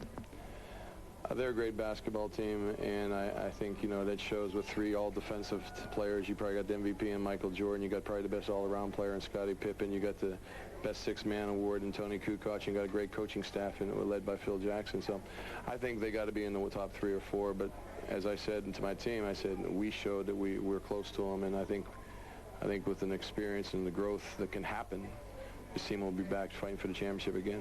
Okay, George, thanks very much for joining us. Great effort by your team coming back from 3-0. Well, let's send it back out on the court.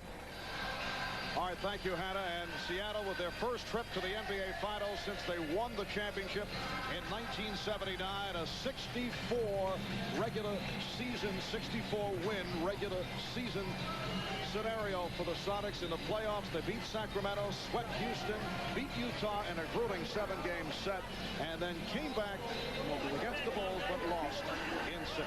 We'll be right back.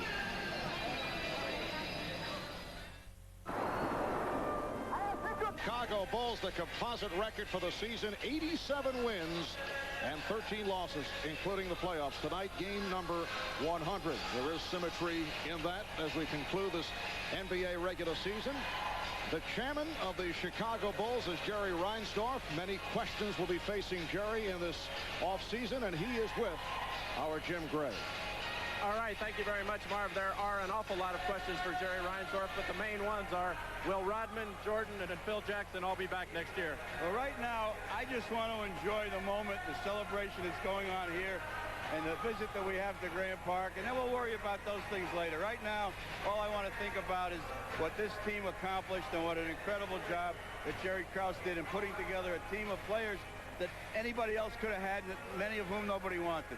What would be the reason? NBC5, Chicago. Now live from the NBC Tower. This is the Channel 5 News at 10. The Chicago Bulls have won the 95-96 NBA championship. Make it 4 in 6 years. Okay, Chicago, take a deep breath. The Bulls find some Father's Day magic and put an exclamation point on this record-breaking season. 3 straight NBA championships. From Father's Day 3 years ago to Father's Day 1996, Michael Jordan and the Bulls are champions again. 4 in 6 years. Hello and welcome to a championship edition of Bulls Postgame in the Sports Channel Report. It was Father's Day 1993 when the Bulls last won an NBA championship. Today they do it again. Steve Cashel here with Norm Van Leer. Time to light up the cigars, right? Time to light them up, buddy. Unbelievable. And then we've got the Bulls, what do we call it, 4 Pete's? I guess the 4th one. Oh, man. The 4th one. It was outstanding. What a heck of a job. A great comeback, a great, a way to come back from Seattle losing 2 games out there. Everybody's down a little bit, a little worried. But I tell you what, a team effort today, good coaching. I think the strategy and the bench and the great defense that the Bulls played all year was really, in my opinion, the key winning this ball game, along with the bench finally contributed and did some key things to help win this championship. Well, let's go to the United Center right now and hear from Tom Dorr, who's there with all the excitement. Tom? Well, you're right. There is an awful lot of excitement, a lot of fans right here who are excited about another championship for the Chicago Bulls. And what's interesting, when you go back through this game, I think you start off early on with the Bulls had great second chance opportunities and made the most of them. Down the stretch, it was their defense that was just too much for Seattle to overcome. But again, I think when you start it all off, it's defense that made a difference. Bulls didn't shoot the ball exceptionally well tonight, but as this crowd will attest, they did win a championship. And just like it's been all season long, it was defense that made the difference for this team. Full court defense down to half court defense. They limited what Seattle could do because Seattle just didn't have the outside shooting tonight. Nate McMillan obviously wasn't here, wasn't playing very well. The Bulls erased a third quarter slump. That was a big one. Steve Kerr hit a three. Then early in the fourth quarter, Tony Kukoc hit a three. Didn't end up quite the way they wanted to at the start of that fourth quarter because they just didn't shoot the ball extremely well. But again, in the second half, defense was huge. And boy, with about 9 minutes to go, another three-pointer came in. And obviously now the Bulls get the win, 87-75. And this sellout crowd goes away happy because the Bulls are world champions once again. Guys, it was a great night. There's no question about that. All right, Tom, thanks a lot. Bulls finishing the 1996 NBA playoffs 15-3, 10-0 at home, 5-3 on the road. Let's look at some highlights from tonight's Game 6 from the United Center. Bulls come in up 3-2 in this best-of-7 and losing the last two. Really, no one knew what to expect. But, folks, I was there at the United Center for the first half of the game. Norm, I've never heard it louder. I could not hear the introductions of the starting lineup, especially for Michael Jordan. Well, they needed to come back, and they did. And also, we give you the trophy to the fans. You did a great job in getting out there and getting this team pumped up, ready to play today, because they were a sour group most of the season. That's the way you support your team. Yeah, the fans were outstanding. Let's take a look now at those highlights from Game 6 tonight from the UC. Bulls, of course, in their home white jerseys, and Seattle in green. Detlef Schrempf up, got it. That tied the game at 12. The Bulls come back. Michael drives baseline. He finds Luke Longley right here. Luke, a little step and a jam. Bulls up 22-60 now with Pippen on the break. Finding Jordan for the lay-in. Bulls took a 2-point lead, 27-18. But the Sonics hang tough. Second quarter, Schrempf feeds Sean Kemp, who hammers it home over Longley to cut the Bulls' lead to 4, 31-27. But Scottie Pippen was very solid in the first half, playing injured. He takes it strong to the hole, gets the fall. Bulls led by 7 at the break, 45-38. Second half action. Gary Payton picks up his dribble, then forces the shot up, but he gets it to go off glass to keep Seattle to within 7. But the Bulls came out running the third. Scottie finds Dennis Rodman for the reverse lane and the foul. Rodman pumped. Bulls took a 15-point lead, 62-47, and they never looked back. Right now we're going to go to the United Center, here from Seattle coach George Karl, who is addressing the media.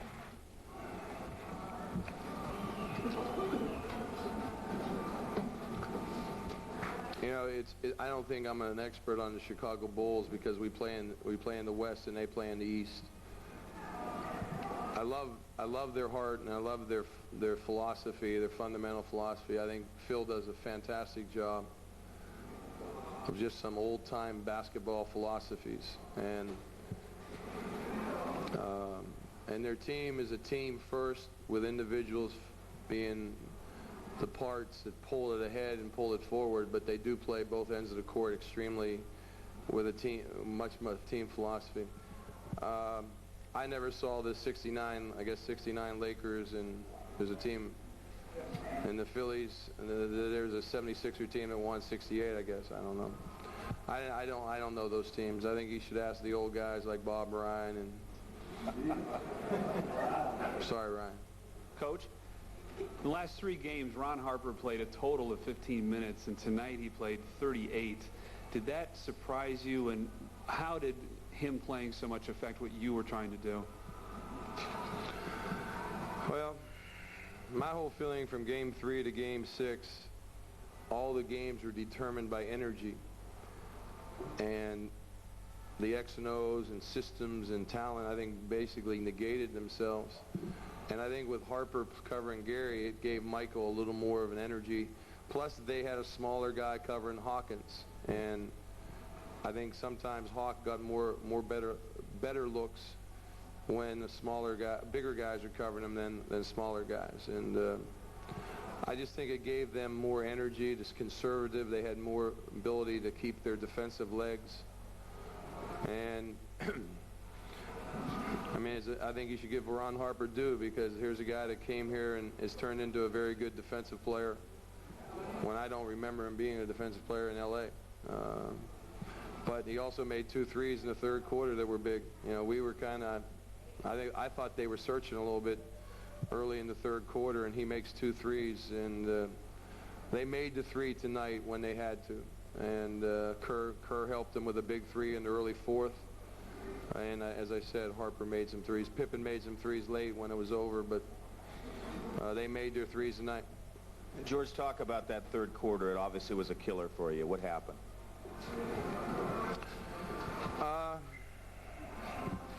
You know, the whole thing was energy. For us to win here, we had to pick up our ability to play the game a little better from, again, on how well we played. I thought how we played was fine.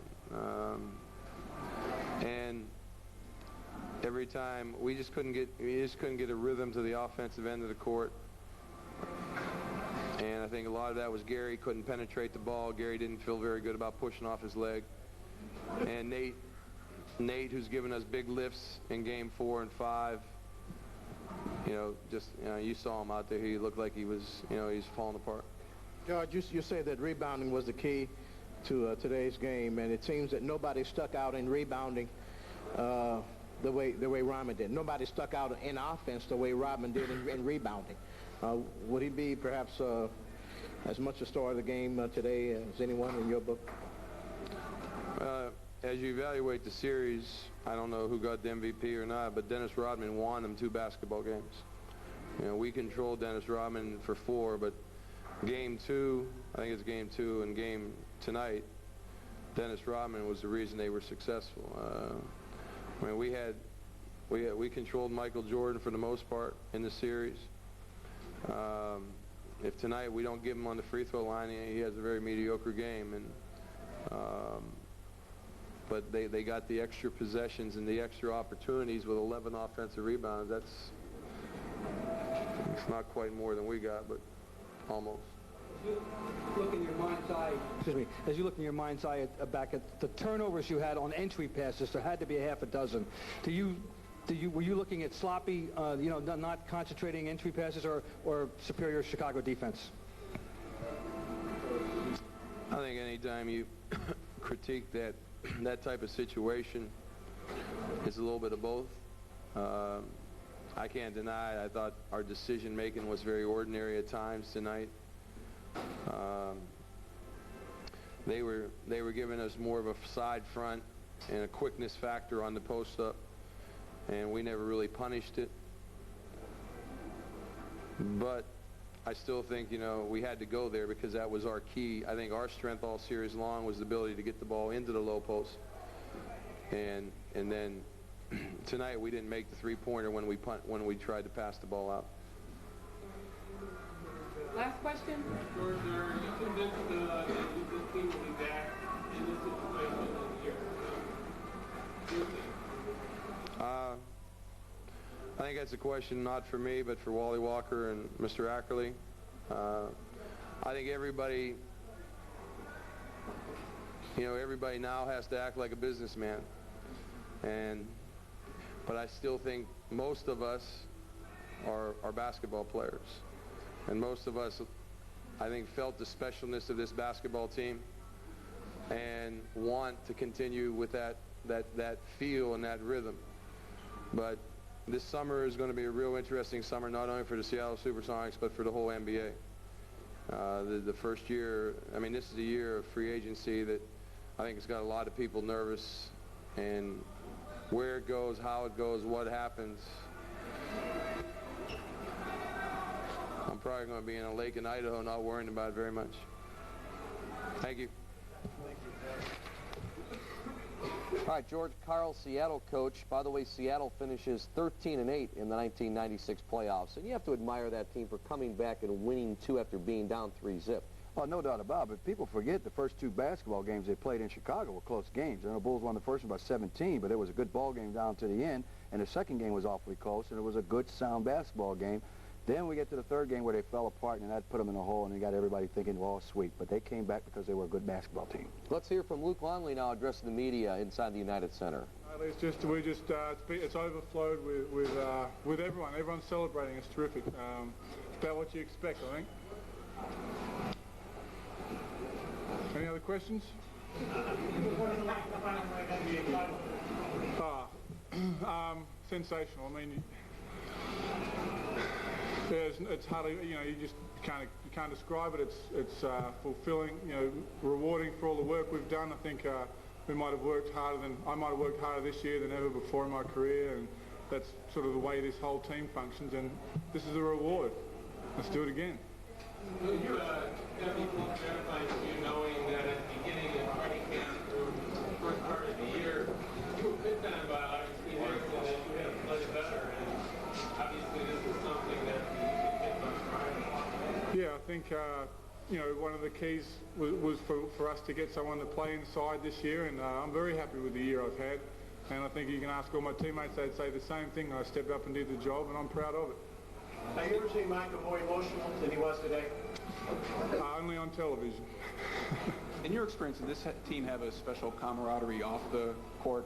Yeah, I've never been on a team, even sort of national teams and things that have quite the same fabric, you know, social fabric within the team. We're very, very close, and I don't think that's normal in the NBA, at least not in my experience. Given your injuries, do you feel like you can continue to develop as a player? Absolutely. I got no doubt. I think I've developed every year, and I think you'll see more improvement out of me as the years go by. How do you beat these injuries that seem to keep recurring? Right. Well, I have a problem ankle which seems to give me knee problems, and when I take care of that this summer and develop some leg strength, I'm hoping that it'll be a non-issue. I'll have surgery on Tuesday on my ankle, clean it out, get rid of some bone chips, bone spurs, and hopefully that'll take the pressure off my knees. Left.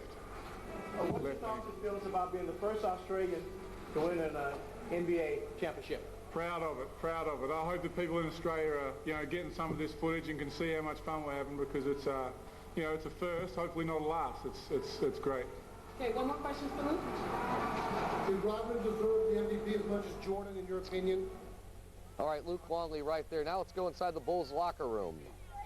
Believe me, I'm going to enjoy it. Chicago's going to enjoy it. Don't tear up the street, because we need to come out over the next couple of days and enjoy it ourselves. Highlights of it going from... We're going to send it back to our studios, and we'll grab a word or two with Harp in a little while. All right, it's obviously a madhouse there, folks, on Madison Street. And it should be. Madhouse in Madison, right? Right.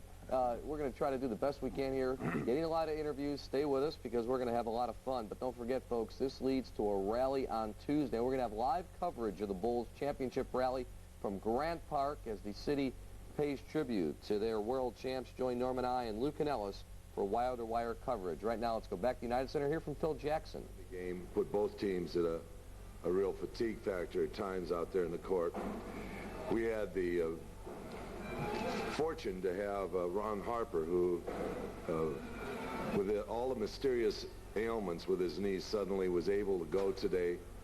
And I thought his defense was really the spark plug of the game and the key to the game. He made some three-pointers, and he did some things defensively that gave us the edge tonight. The biggest difference between this team and the three championship teams, the ability he gives you to switch off on defense? Yeah, well, I think it's the defensive aspect of this team, with the size of the guards and the mobility of the defense because of that. Michael didn't dominate as a lot of people expected, and the contributions were rather evenly distributed. Is this an ideal Phil Jackson kind of win?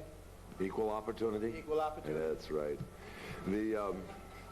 I think this game, Michael complained a little bit of being stiff right before the game. There are no excuses. He went out.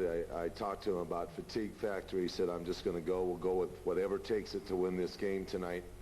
I wanted to rest him in the third quarter when I saw him struggling, but there were 4 or 5 timeouts, it seemed like, in that quarter. He said, I can fight my way through it with this amount of timeouts. But his shooting obviously was just a little bit off. But it seemed like we always got the ball back. Dennis got 11 offensive rebounds. Our offensive and our defensive rebounding was just outstanding tonight. The control of the ball was the factor of the game. Bill, was this championship more rewarding than the other three because Michael came back and rebuilt the team? Well, it was a great championship, but the one thing about this championship was we were expected to win, and that whenever you're expected to do something, the pressure is great on a basketball club. It's a relief to win rather than a exaltation. So tonight was kind of a relief and a celebration because we knew we were good enough to win. We just had to put that nail in the coffin and close the lid of this series. And you know, we just kept waiting for that game to show up where we play well. We didn't shoot well again tonight, but I thought we shot consistently from 3 points at least, and we got the inside-outside game going, and that's what made it a sweet game. And every time we needed a big basket, every time we had to step up, every time they made a run, we were able to hold them back. Well, name some of the things that stand out in your mind when you look back at this record-breaking season. Well, the obvious thing is the return of Michael Jordan to this year. That's the pivotal point. The second thing was the acquisition of Dennis Rodman. The injury to Dennis in November did not slow this team down, as we just kept playing well even without him for 12 games all through the month of November and into December. And then, of course, running a 29-1 segment of the season out with a 29 win and a 1 loss in between those wins really set the key for this season. The playoffs, this team was ready and capable of going. We thought that perhaps pushing for 70 wins was always the threat of, you know, you're pushing for 70, you're going to become fatigued. We were able to go through the season without the fatigue factor and come into the playoffs, I thought, with high energy. And the ability for us to eliminate our opponents early and quickly helped us in the fatigue factor that is a wear-down process in the playoffs. The energy needed, the injuries that accumulate, the age of our basketball club, all those things that we did during the playoffs was very sound and very good work. We got to give credit to Seattle. They held us off a couple games and made us earn this victory, and it was sweet because of that. Phil, how would you rank your own performance this year, given the addition of Rodman, Michael's return, and the expectations on the team? A+. Could you elaborate on that at all? 4.0. I just think it constantly, I found a certain level of rapport with this basketball club because of the leadership of Michael and Scotty on the floor, their ability to motivate the team, keep them directed and energized. Dennis with his effervescent type of energy that continually bubbles and springs forth, kind of monitoring that. I thought it was really probably the biggest tension-building spot during the season, finding a way to mollify him and get him out of the game and bring him back in and keep things on an even keel. I thought was probably my task for the season. And Dennis and I hit it off very well. I was proud of him during the playoffs. I was pleased with his performance. I think tonight was an example with 19 rebounds of his effort and his energy that he gives the basketball club. Why are Harper's injuries mysterious, and do you want to go through this again? First of all, Ron had an injury that, you know, without scoping his knee, without going inside, it was very difficult to put a finger on it. He was, you know, maybe a fold inside the tissue that was causing a limited movement of his knee and a tendency for him to freeze up during the course of the game as soon as he got active. The fact that it was difficult for him to push off and he played one-legged anyway, it seemed like in this game, even with the great performance, made us concerned. He had took a couple of cortisone shots during the course of this series, and that was a concern because without relief from that, which is usually something that we do to bring relief to a player, was a cause of concern for us. So I was quite cautious in the use of Ron the last 2 games. As far as wanting to come back, who wants to go through this again? Anybody want to raise their hand and volunteer for this? This is a little bit insane in its own process. The playoffs, the energy level, the duress, both in the personal life and in the public life. And yes, it's a great reward and it's enjoyable. But I've committed to some players on this team, and that's the reason why I feel confident that I'll be back. Okay, one more question. Who was your MVP for the final? Michael Jordan was the MVP in this final. And Rodman, could he have been anywhere near Jordan in terms of what he contributed, especially in games 2 and 6? You know, everybody had their moments, and I thought Scotty had a good moment in Game 2. He had a great game tonight. He played a great floor game tonight along with Harper, but Michael was consistently the force and the factor for us in this series. Thank you all. All right, Phil Jackson, 4 titles now in 7 years. That's amazing. It's unbelievable, and he's had a team to work with, and like he put it there, the challenge to work with some of these people on the level of coaching and getting them to play ball and coming to do this on a nightly basis is incredible. And by far, as I'm concerned, the best coach in basketball. Let's hear from Shawn Kemp, who fouled out tonight after scoring 18 points, 14 rebounds. He's addressing the media. Here's Shawn Kemp. For this final in the NBA now, have you gone beyond what you think you were before this final? I don't even worry about that. I just stick to playing my game. I just play my game. You know, as a player, you don't have much time to think about your superstar, your status, and stuff like that on the court. You just play the game and see what happens.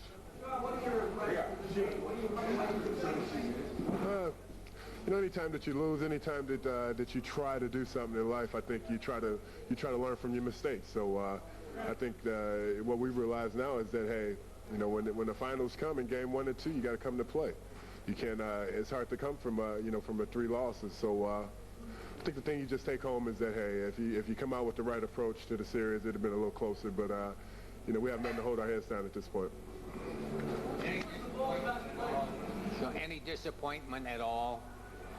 Yeah, it's always disappointment. I mean, there's no second-place winners in this world, so and we realize that. So, like I said, the thing you have to do is just take it and take it in the right way, and you know, just keep working and work harder. And I think you realize at this point it doesn't come from probably from the physical ability on the court. A lot of it's mental, and I think as a player, as a young player myself, that's what I'm gonna take home with me. Try to take home a lot of the mental stuff that happened out there on the court. Shawn, what's most impressive about the Bulls to you? No doubt, number 23. I mean, without that man there, you know, it'd be a 360-degree turn right now. After 6 games against Rodman, your impressions of Dennis Rodman? No doubt, Dennis to me is definitely a good basketball player, a great basketball player. His work ethic on the court, he does what he has to do to win. You know, that's what you have to respect. It's not about what he does or how he does it. You have to do what you have to do to win the game, and I think that you know, the stuff that he did out there, his rebounding, his activeness, all that stuff leads their players to be more aggressive out there on the court. How irritating can he be? I mean, does he get under your skin? No, not necessarily. He doesn't get under my skin because I don't really pay Dennis any attention. I've played him for 7 years now, so that doesn't bother me at all. Shawn, you played this season with a confidence and a competence that I've never seen you play with before. Short of winning the championship, was this the crowning season of Shawn Kemp? Well, I hope so. Like I said, you know, when you lose, you try to learn from your mistakes. So what I'll try to do now is take a lot of the mental stuff home with me and try to build on it. You know, I think I became a much smarter player out there on the basketball court, and my decisions became much better, and that was really important to me. That was like the next level to take. I've always known I could play physically out there, but you know, when you get into your head where you can help other guys on your team and stuff score, set up points, and then have the ability to have a bad, you know, 1 or 2 quarters and come back in, or 3 and 4 quarters and turn it up a notch, I think I've learned a lot. Is it the media crush, or? I don't think so. I think, you know, just to make it to the finals is the hardest work. You know, the play, actually go out there and play the game is, you know, just becomes mental. So I think what we realize now is that, hey, you know, you really have to come out and play your game aggressive. You don't have time to get a feel on the team, as I think we tried to do early in the series. You know, you have to come into the series expecting to win and play aggressive from the start.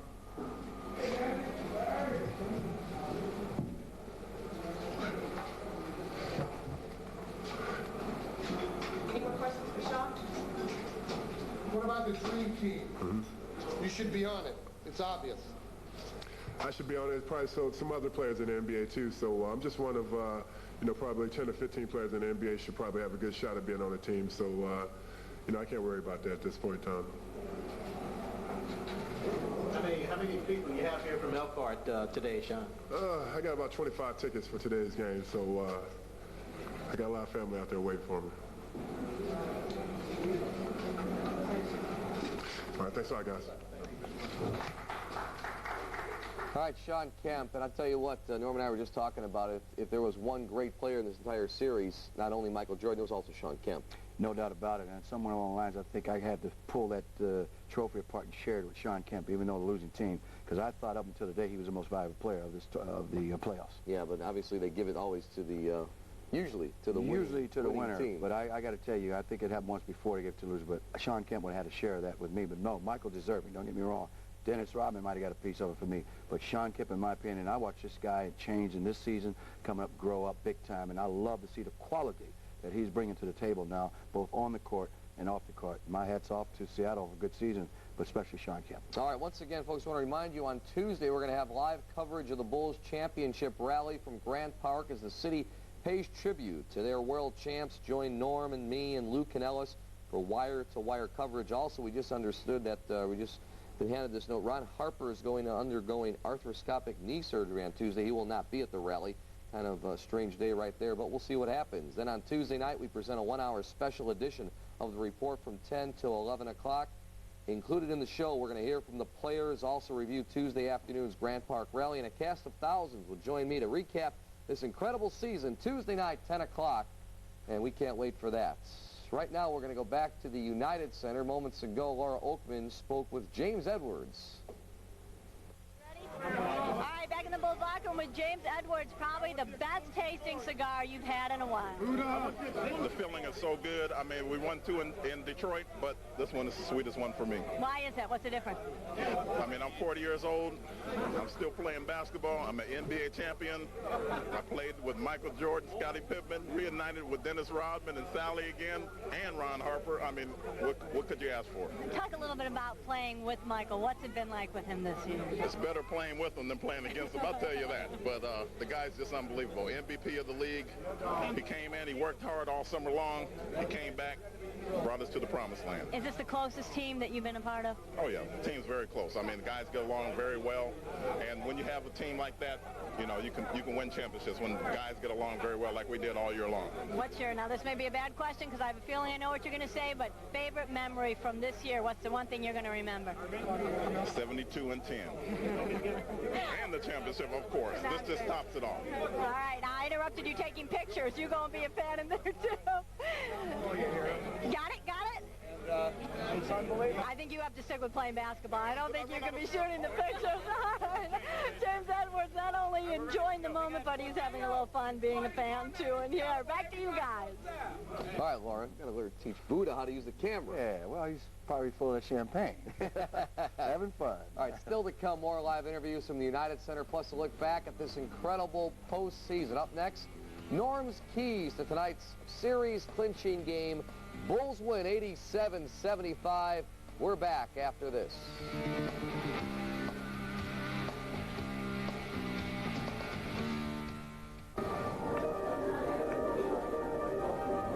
We're really not that different.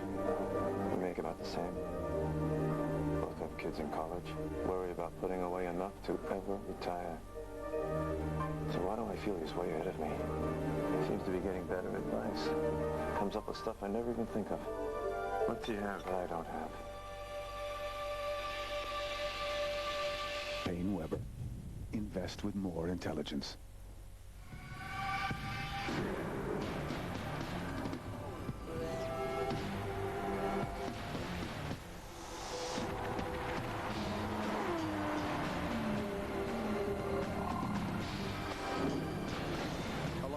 Perform on race day at the Indianapolis 500. And no matter what machine they're powering, they're expected to put it all on the line all day long. And when it's a Briggs & Stratton engine, well into the night, make sure your power equipment is powered by Briggs & Stratton. The Bulls postgame is brought to you in part by Payne Weber. When you invest with Payne Weber, you invest with more intelligence. And by Briggs & Stratton. Put more power into your lineup. Make sure your outdoor power equipment has a Briggs & Stratton engine. Back live on Sports Channel. Here's MJ. Being here to see this, and you know, I'm just happy that the team kind of pulled me through it. You know, because it was a tough time for me.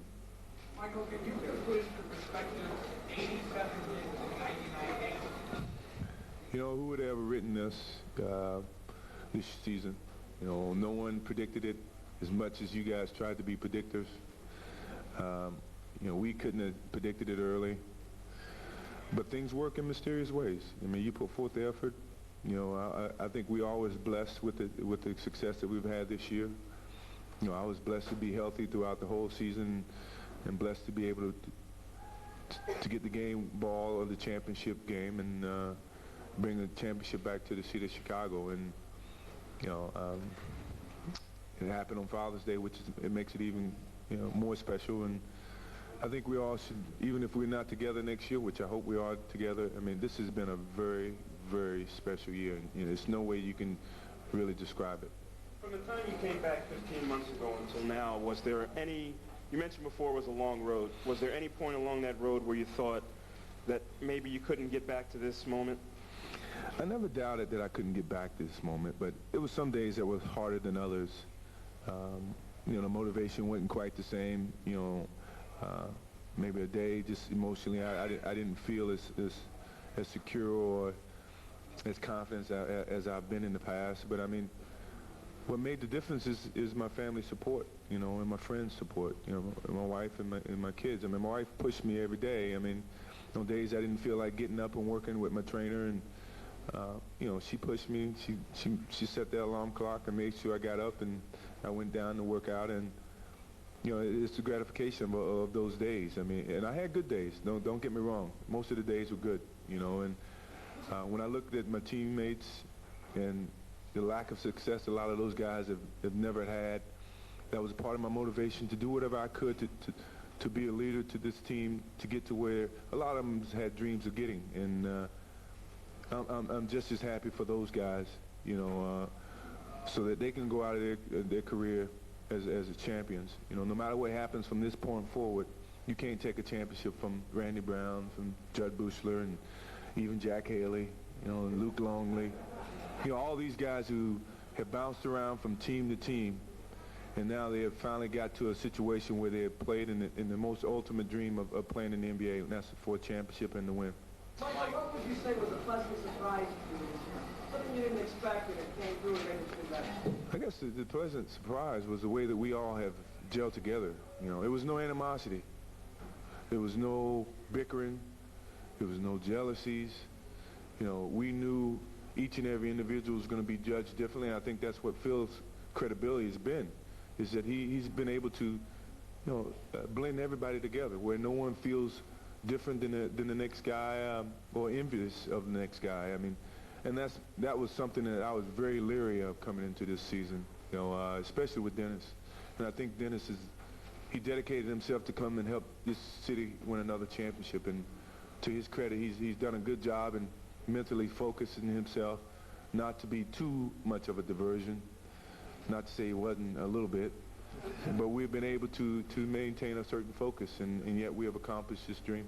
Michael, you're marveling at what y'all have accomplished, but I remember October 22nd or 23rd when I came to you and asked about the possibility of winning 70 games. I thought you would laugh me out of the locker room, but you didn't. You said that you all could, and can you think back and why you had that hunch? I think everything's a possibility. I'm the most positive thinking guy that you can see, and when you said that we could win 70 games, I certainly didn't think negative. I thought that, you know, we could, but it'd take a lot of things to go in our way, and I never pushed it on the negative side. And I just said that it's going to take game by game, you know, day by day. We can't jump ahead of ourselves, and you know, but I didn't focus on it that moment, you know, because I knew it was a lot of work to be done, and we did put a lot of work into this. Mike? 3 years ago, like No, it's not a good comparison. I mean, you guys are going to do all the comparisons, but this team is very amazing that we have come together and in such a short amount of time and accomplished a major feat, you know, and then, you know, to compare it to the 3 championship years where that team was some sort of a family, and we were together and went through a lot of disappointments before we accomplished, you know, the 3 championships. That's an unfair comparison. Mike, if you stay together next year, can you see anybody beating you? Can you promise to repeat now? I don't do promises of repeats. You know, I think I like to see us together so we can win another championship. But Mike, now you know, will you soon address the sweatshop issue? Sure. I will. I would sit down with Nike and we investigate it and we will address it. But Do you feel that you've been used? I can't say that. I mean, I can't say that without really investigating, you know, my participation and my involvement and what's happened from a business standpoint. I've been focusing on this, and you know, yeah, I will give myself up to thinking about, you know, things other than this after the, you know, from this point forward. But I can't give you a comment on that right now. Do you believe you will definitely be back here next year? I believe it. I'm very positive. I believe we'll be back. I did say we. That includes Phil and hopefully Dennis. And me. He's not going nowhere. He's not going. He's one of the reasons I came back. If he leaves, I'm leaving again. You know, I hope he's around. And as much as I admire Shawn Kemp's ability, I'm just so happy they didn't make that trade. If they made that trade, no telling if we would have been here and if I would have been here. And you know, a lot of people doubted Scottie Pippen for a long period of time, and you know, he's becoming like a little brother to me. I'm very happy that he'd come back today and answer to a lot of the critics that kind of criticize him. And to his credit and to the work that he's done the 18 months that I was away, I'm very blessed to be a part of his team and seeing him grow so much in the last 8 years. Is truly a blessing for the city of Chicago and certainly for me. Michael, how much did Ron Harper help you tonight? Ron, I can't say how much Ron is meant to this team. I mean, he was very disappointed last year when I came back because it kind of pushed him to the bench and he really didn't feel the involvement. This year he geared himself he worked out all season, off season to get himself into the game and a more integral part to this team. And tonight I think he showed his importance to this team. He played extremely hard, and he's our glove. You know, he's our mitt. He may not be a glove, but he's a mitt. And I'm very happy that he's bounced back. I know he's going to have surgery sometime soon on those bad knees, but you know, he fought through pain today to help us bring this championship here to Chicago, and I'm very glad that he was around.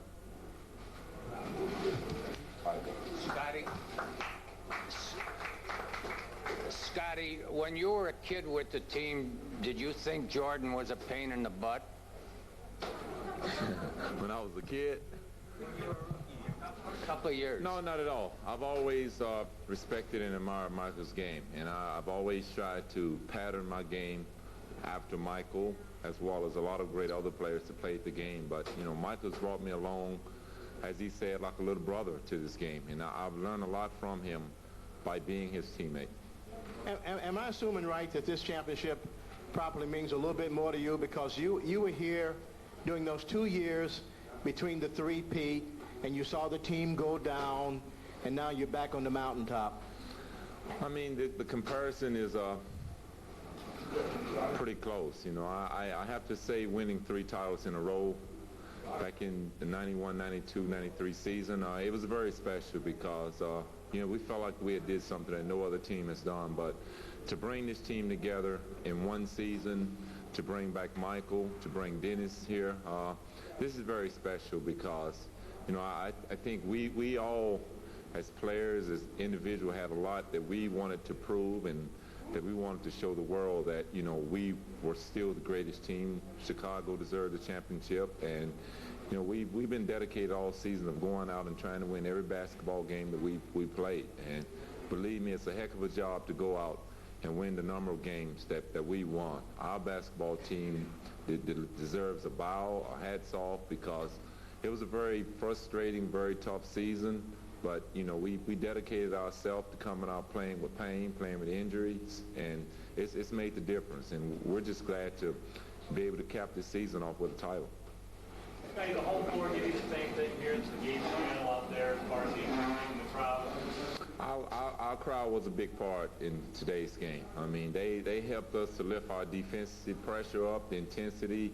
And I got to say, playing in Seattle is probably the second loudest arena that I've ever performed in. And we didn't perform very well once we allowed their crowd to take over and be a part of the game. And, you know, I think our crowd today really made a difference for us. They really gave us the lift that we needed, and Ron Harper came out knowing that, you know, we needed his help. We needed his defensive pressure on Gary Payton. if it was the difference in the series was our crowd. Scotty, what was your reaction when you heard from Mark this morning that he was going to play? Well, I pretty much knew after Game 5. You know, I told Ron with 3 or 4 minutes left in the Game 5 that, you know, Ron, if you want us in this series, then you got to get yourself well and come out and play. And, you know, he felt then that he was ready to play, but Phil neglected him and, you know, decided to use other guys thinking Ron wasn't ready. But, you know, Ron was a guy that's helped put this basketball team back where we are. You know, he's been a big part of all the wins that we've gotten this season. He's a very underrated defender, and, you know, as everyone's seen today, Ron was really the key that came out and really sealed the victory. Scotty, after those 2 games in Seattle were tough for you, was this personally redeeming? You played well tonight? You know what? Actually, I don't think I played all that great tonight.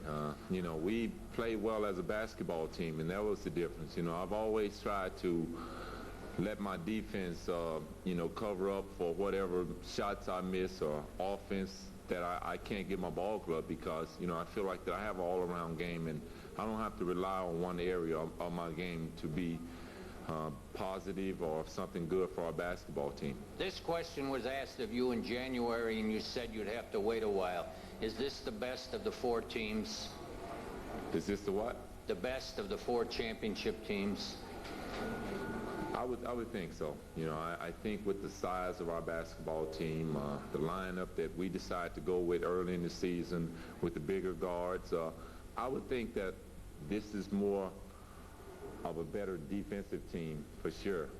Offensively, we may not be as great as team, but, you know, to put both of these teams on the basketball court, it would be a great battle. But, you know, this was a basketball team that relied on the defense. Hey. Yes. Thank you. All right, Scottie Pippen, and what a game. He said he didn't play great, but 17 points, 8 rebounds, 5 assists, and 4 steals. That's a good all-around game. Oh, no doubt about it. It was an outstanding game that Scottie played. A lot of times, I've said this all along in most of my career, a lot of people and a lot of press out there merit your game on how many points you get. They don't look at the full, total package when a ball player's out there. Scottie's always played an all-around game, and a lot of people on the right, he didn't have a good game when he didn't score. This guy brings it to the table like it's supposed to bring, and yes, his shot was off. Yes, he wasn't hitting some shots.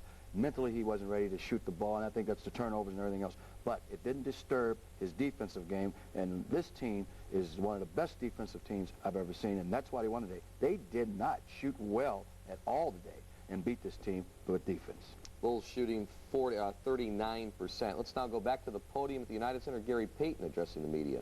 Game 2, if we'd have won Game 2, it could have changed. I think our luck wasn't there in Game 2. We had an opportunity to win. But, you know, you can't look back on that. I mean, we start playing well in Game 4 and Game 5. And I think if we would have played even close to that in Game 1 or 2, we could have won one of them games. And it would have been a different change. But, you know, it's not there. We take our hats off to the Bulls. You know, they did a great job.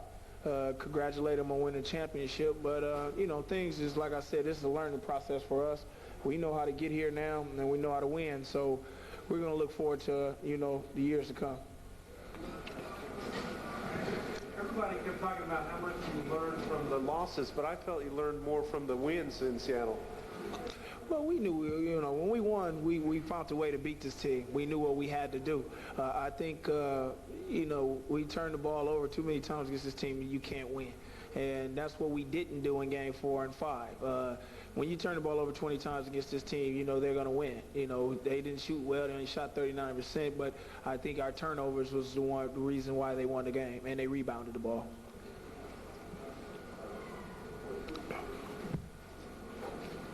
Any further questions?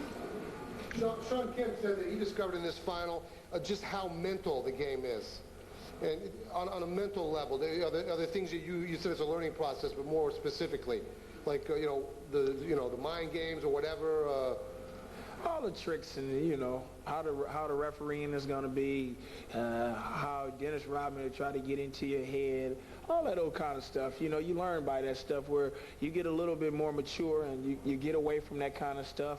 Just go out and play hard basketball. You know how, you know, people are going to try to say things to get you out your game. So we learned that in a mental way, like you said. You know, we just learned how to walk away from that stuff and we'll win ball games, you know, without, you know, having distractions and stuff like that.